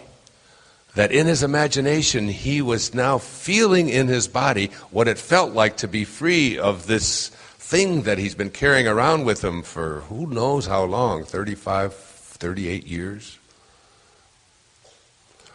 So now the next part of this, and I'll come back to Vincent, the fourth part of this is your attention. You've now decided that you are going to manifest for yourself, and you're there in your imagination already. I can't tell you how many times I put this into practice over the years in my own life before I ever read Neville. When I was 12 years old, we had an Admiral television set on Moross Road on the east side of Detroit, a little Admiral black and white television set, and I used to watch Steve Allen on The Tonight Show. I'd sit up and I'd stay up late. Every night I had to watch him with all of his crazy characters and smock and this and that. And Steve Allen, I just admired him so much. And I was assuming the feeling of the wish fulfilled. I used to tell my brothers and my mother and my stepfather that I was on The Tonight Show, and I would say last night, and they would interviewing, Steve Allen was in, and I said, Louis and I answered it this way. I would have answered it a totally different way. And they all just said, God, your imagination, you're just always, you're not on The Tonight Show, you're not, Steve Allen, you're not. Do you know the first time I ever did The Tonight Show in 1976, in August, I think it was the 24th, it was the night of the Republican National Convention when Bob Dole was nominated. I flew out to California. I won't go into the long story about it, but I was invited to do on The Tonight Show with Johnny Carson. When I got there, I had my own dressing room, and the first guest was Steve Allen. First guest was Steve Allen. And I called my mother, and I was on a panel of phones outside of my dressing room, and I was saying to my mother, you're not going to believe who's the first guest and who I was just talking to. She said, who? I said, listen, he's talking to his wife, Jane Meadows. Is that her? James Meadows? He's talking to his wife. And I take the telephone receiver, which had a cord about this long, and she said, it sounds like Steve Allen. I said, that's Steve Allen. He's right next to me. Can you believe that? I always knew this. She said, you used to do that when you were 12 years old. When you start getting this, you're going to realize that this is a universe that has no accidents in it. That the power of your imagination has no time limits on it whatsoever. Infinite patience produces immediate results. So the question that you have to begin to ask yourself is, when you have created a wish within your imagination and you are living from it rather than hoping to become it, and it becomes who you are. I knew that I was on The Tonight Show. I knew that I was meeting Steve Allen. I just knew it. And I wasn't walking around with my head in the clouds. It was just a knowing that I had within me. And when I wrote AurArea Sounds, I mean, my mother used to say, I said, I'm going to be doing the Mike Douglas show. And they hadn't even asked yet. And she said, you shouldn't say things like that. I said, if you don't say them, they don't come from maybe I'll do it. They come from me already seeing myself on the show. The question now becomes, with this fourth principle, the fourth principle is about attention. What kind of attention do you place on yourself when the subject of your wish comes up? Like you want to lose another 70 pounds, whatever. When the subject of you losing 70 pounds comes up, when the subject of any of you, whatever it may be, where do you go in your imagination with what comes up around your wish being fulfilled? Where do you go with it? You have two choices. You can either use objective or subjective attention. When the subject of you healing yourself of your difficulty, when the subject of my leukemia comes up, and I hear stories of people telling me that my father had that and he died in 3 weeks. And I looked on the internet and it says that this kind of leukemia is just incurable. You can manage it and you can live with it, but it's incurable. And this is your mother, my mother and my brother saying, come on, get your head out of the clouds for Christ's sake. You know, you're not on the Tonight Show. You're 12 years old. Go deliver your newspapers. When the subject of that came up for my whole life, as a little boy, as a grown man, as a grandfather today, when the subject of what it is that I know in my imagination I'm already living from, and I know it, and that's how I live, regardless of what anybody else says, and I don't wonder if it'll happen. I'm living from the end, not about the end. And the subject comes up, I instantly go to what I call the other, which is subjective attention. And subjective attention is what? It's what I have already placed in my imagination and I'm living from. So that's where you always want to go. This is the retraining that you have to have if you want your wishes fulfilled. In other words, when you have someone or something or events or things transpiring that seem to be indicative of your not being able to attract or manifest or have your wish fulfilled, if you go to that, and that's what I was telling Vincent, you're going to hear a lot of people telling you, you're a chronic stutterer, this is something you're going to live with for the rest of your life. It's a very difficult thing to overcome. You're going to hear all of this stuff. But if you are willing to use subjective attention on your imagination that you're already living from, and the only thing you have to do with your subjective attention is to go to the place in your imagination that you've already created. That's where you go. You see yourself there. When you go to the place, immediately, as soon as the subject matter comes up, I want you to, whenever your wish that you would like to have for yourself comes up, and someone or something gives you an indication that it's not a possibility, that your reflexive action is to immediately go to the place that you've already created for yourself. And don't allow...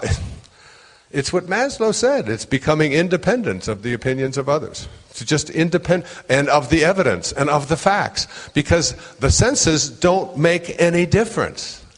You are going to a place within you that you have already created. Subjective attention versus objective attention.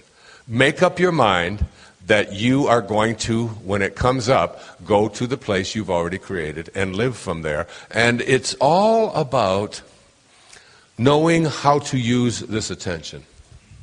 So then the fifth thing is, remember, we've gone from your imagination to thinking from the end, assuming the feeling of the wish fulfilled. It's in your body. You're feeling it in your body. You can't do this unless you're willing to assume the feeling of the wish fulfilled. You have to assume it. And now you go to your subconscious mind.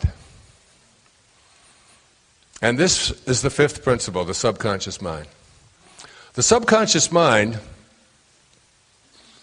is the part of you that rules most of your life. Bruce Lipton speaks a lot about it in the Biology of Belief. I speak a bit about it in Excuses Be Gone. Here, I just want to say to you, I was in London just a few weeks ago, and I had to give a lecture on the other side of town. And I had a driver pick me up at the hotel to take me through rush hour to this place on the other side of town in London. He was from Afghanistan. And he knew a lot about the Taliban, and he knew a lot about the people of the Pashtuns, and he was very up on the history of Afghanistan, why it was the way it was, what we were doing there, and so on. It was a 45-minute drive. He had a stick shift car, which is 3 pedals and 2 feet, okay, as you remember, as I drove, so many of you, that's what I learned to drive on and drove for many, many years. And he drove me through traffic, stopping and starting, turning, going around this corner, because he knew I was in a rush and I had this huge lecture to give there and so on. And never for 1 second throughout the entire time did he stop talking about Afghanistan. I was taking notes in the back of one of those black cabs and writing it. I mean, it was a fascinating guy. Never thought about what he was doing.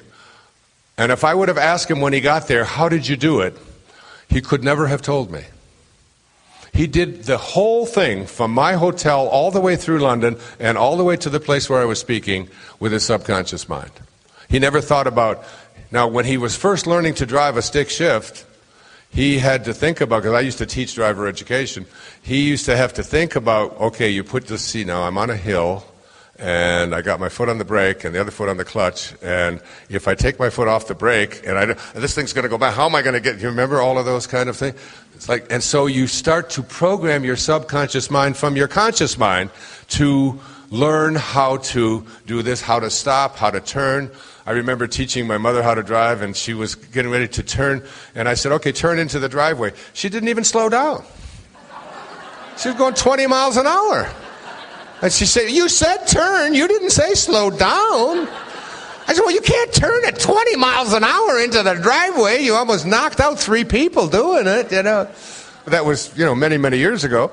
She just learned, and subconsciously, then your subconscious mind begins to take over from your conscious mind and rule your life. Okay? It is out of your subconscious mind that we are trying to now enter through wishes fulfilled and through excuses be gone. We're trying to go into your subconscious mind and deprogram it from not the training about how to drive without thinking about it, or how to go out and play tennis without thinking about how you hit a backhand and so on.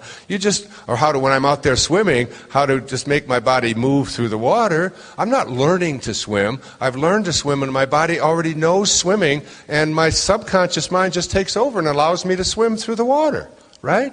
Well, the same thing is true of fulfilling your wishes.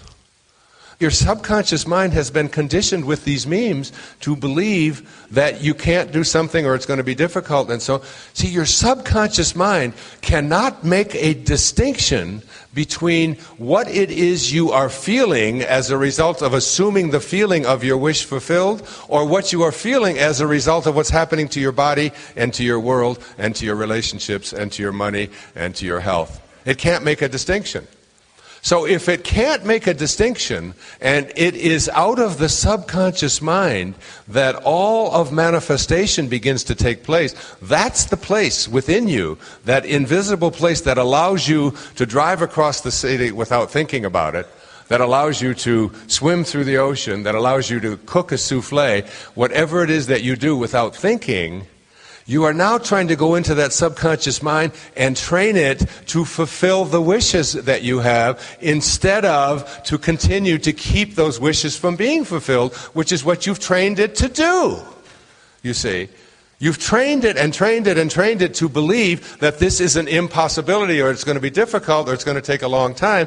So now your subconscious mind is the place where, if you assume the feeling of your wish fulfilled enough and you persist in it, Neville says that if you absolutely persist in it, that ultimately it will harden into the facts of your life.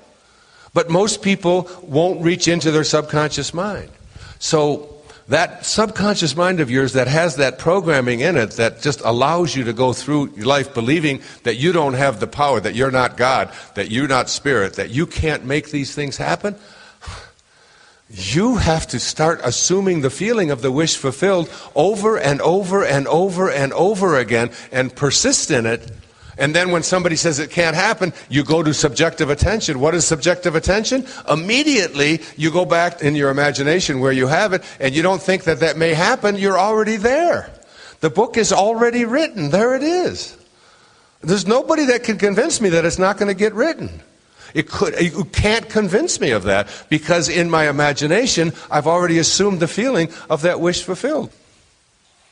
The sixth principle here is, I call it the last 5 minutes of your day.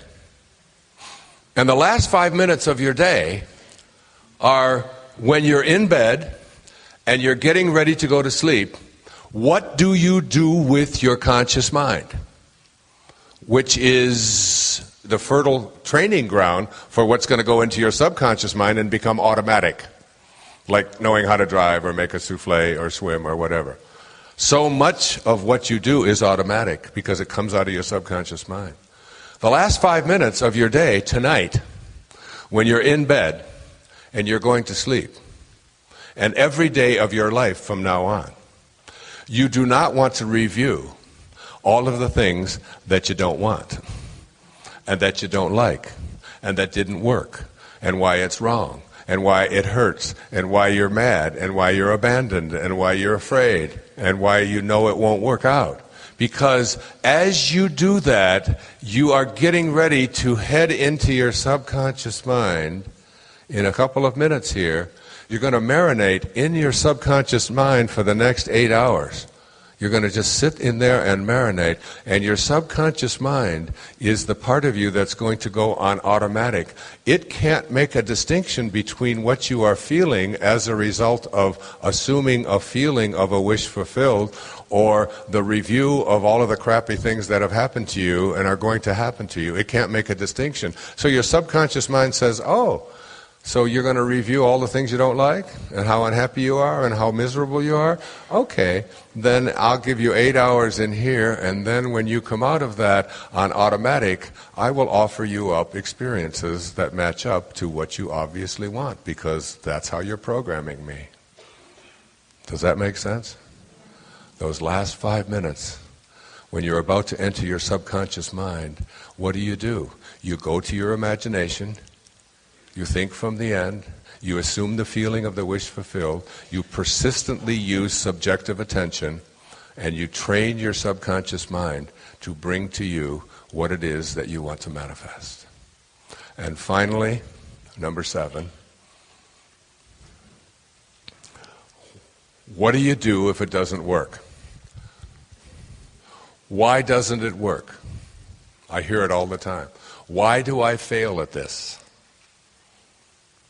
Neville said that we fail at assuming the feeling of our wish fulfilled and manifesting our wishes to be fulfilled.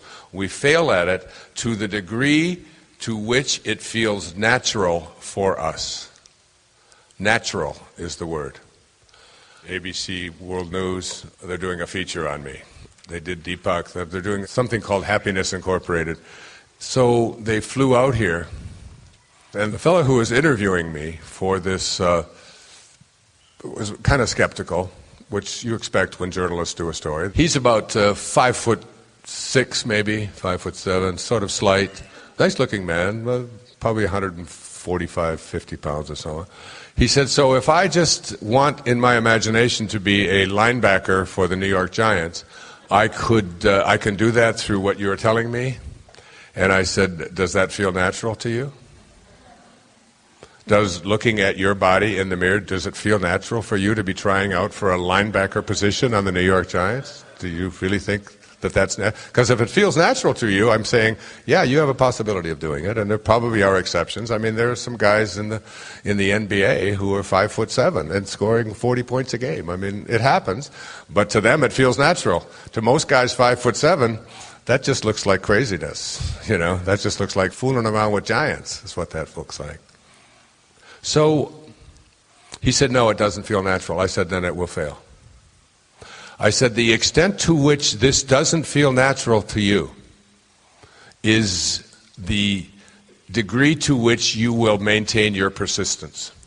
And it is persistence in going to the subjectification of your wish that you want to go. So if you're losing 70 more pounds in the next few months, which you're going to do, if that doesn't feel natural to you, and you can't imagine yourself, you know, wearing a size versus a size whatever you want, if you can't do that, if it doesn't feel, if there's nothing in you that says this could be, then you will continue to have difficulty with this, because your subconscious mind will be continued to be programmed to believe that you're not worthy of it, that you can't do it, that whatever it is. So as it starts to get natural for you, and to me there's nothing more natural than taking a microphone and talking, you know, for 10, 11 hours. There's nothing more natural than being up here and talking about what's in my heart. And so the degree to which it feels natural, my body then will allow it to take place. So whatever your wish that you would like to create for yourself, make it something that is natural to you. And then persist in assuming the feeling of the wish fulfilled. And the last 5 minutes of your day, continuously review what it is that you want and how you feel in your body, assuming that it's already here. And go off to sleep with that, whatever it might be. And then when you wake up, always go to your imagination.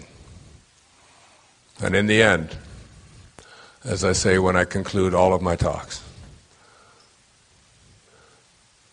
you always come down to this choice in every moment of your life.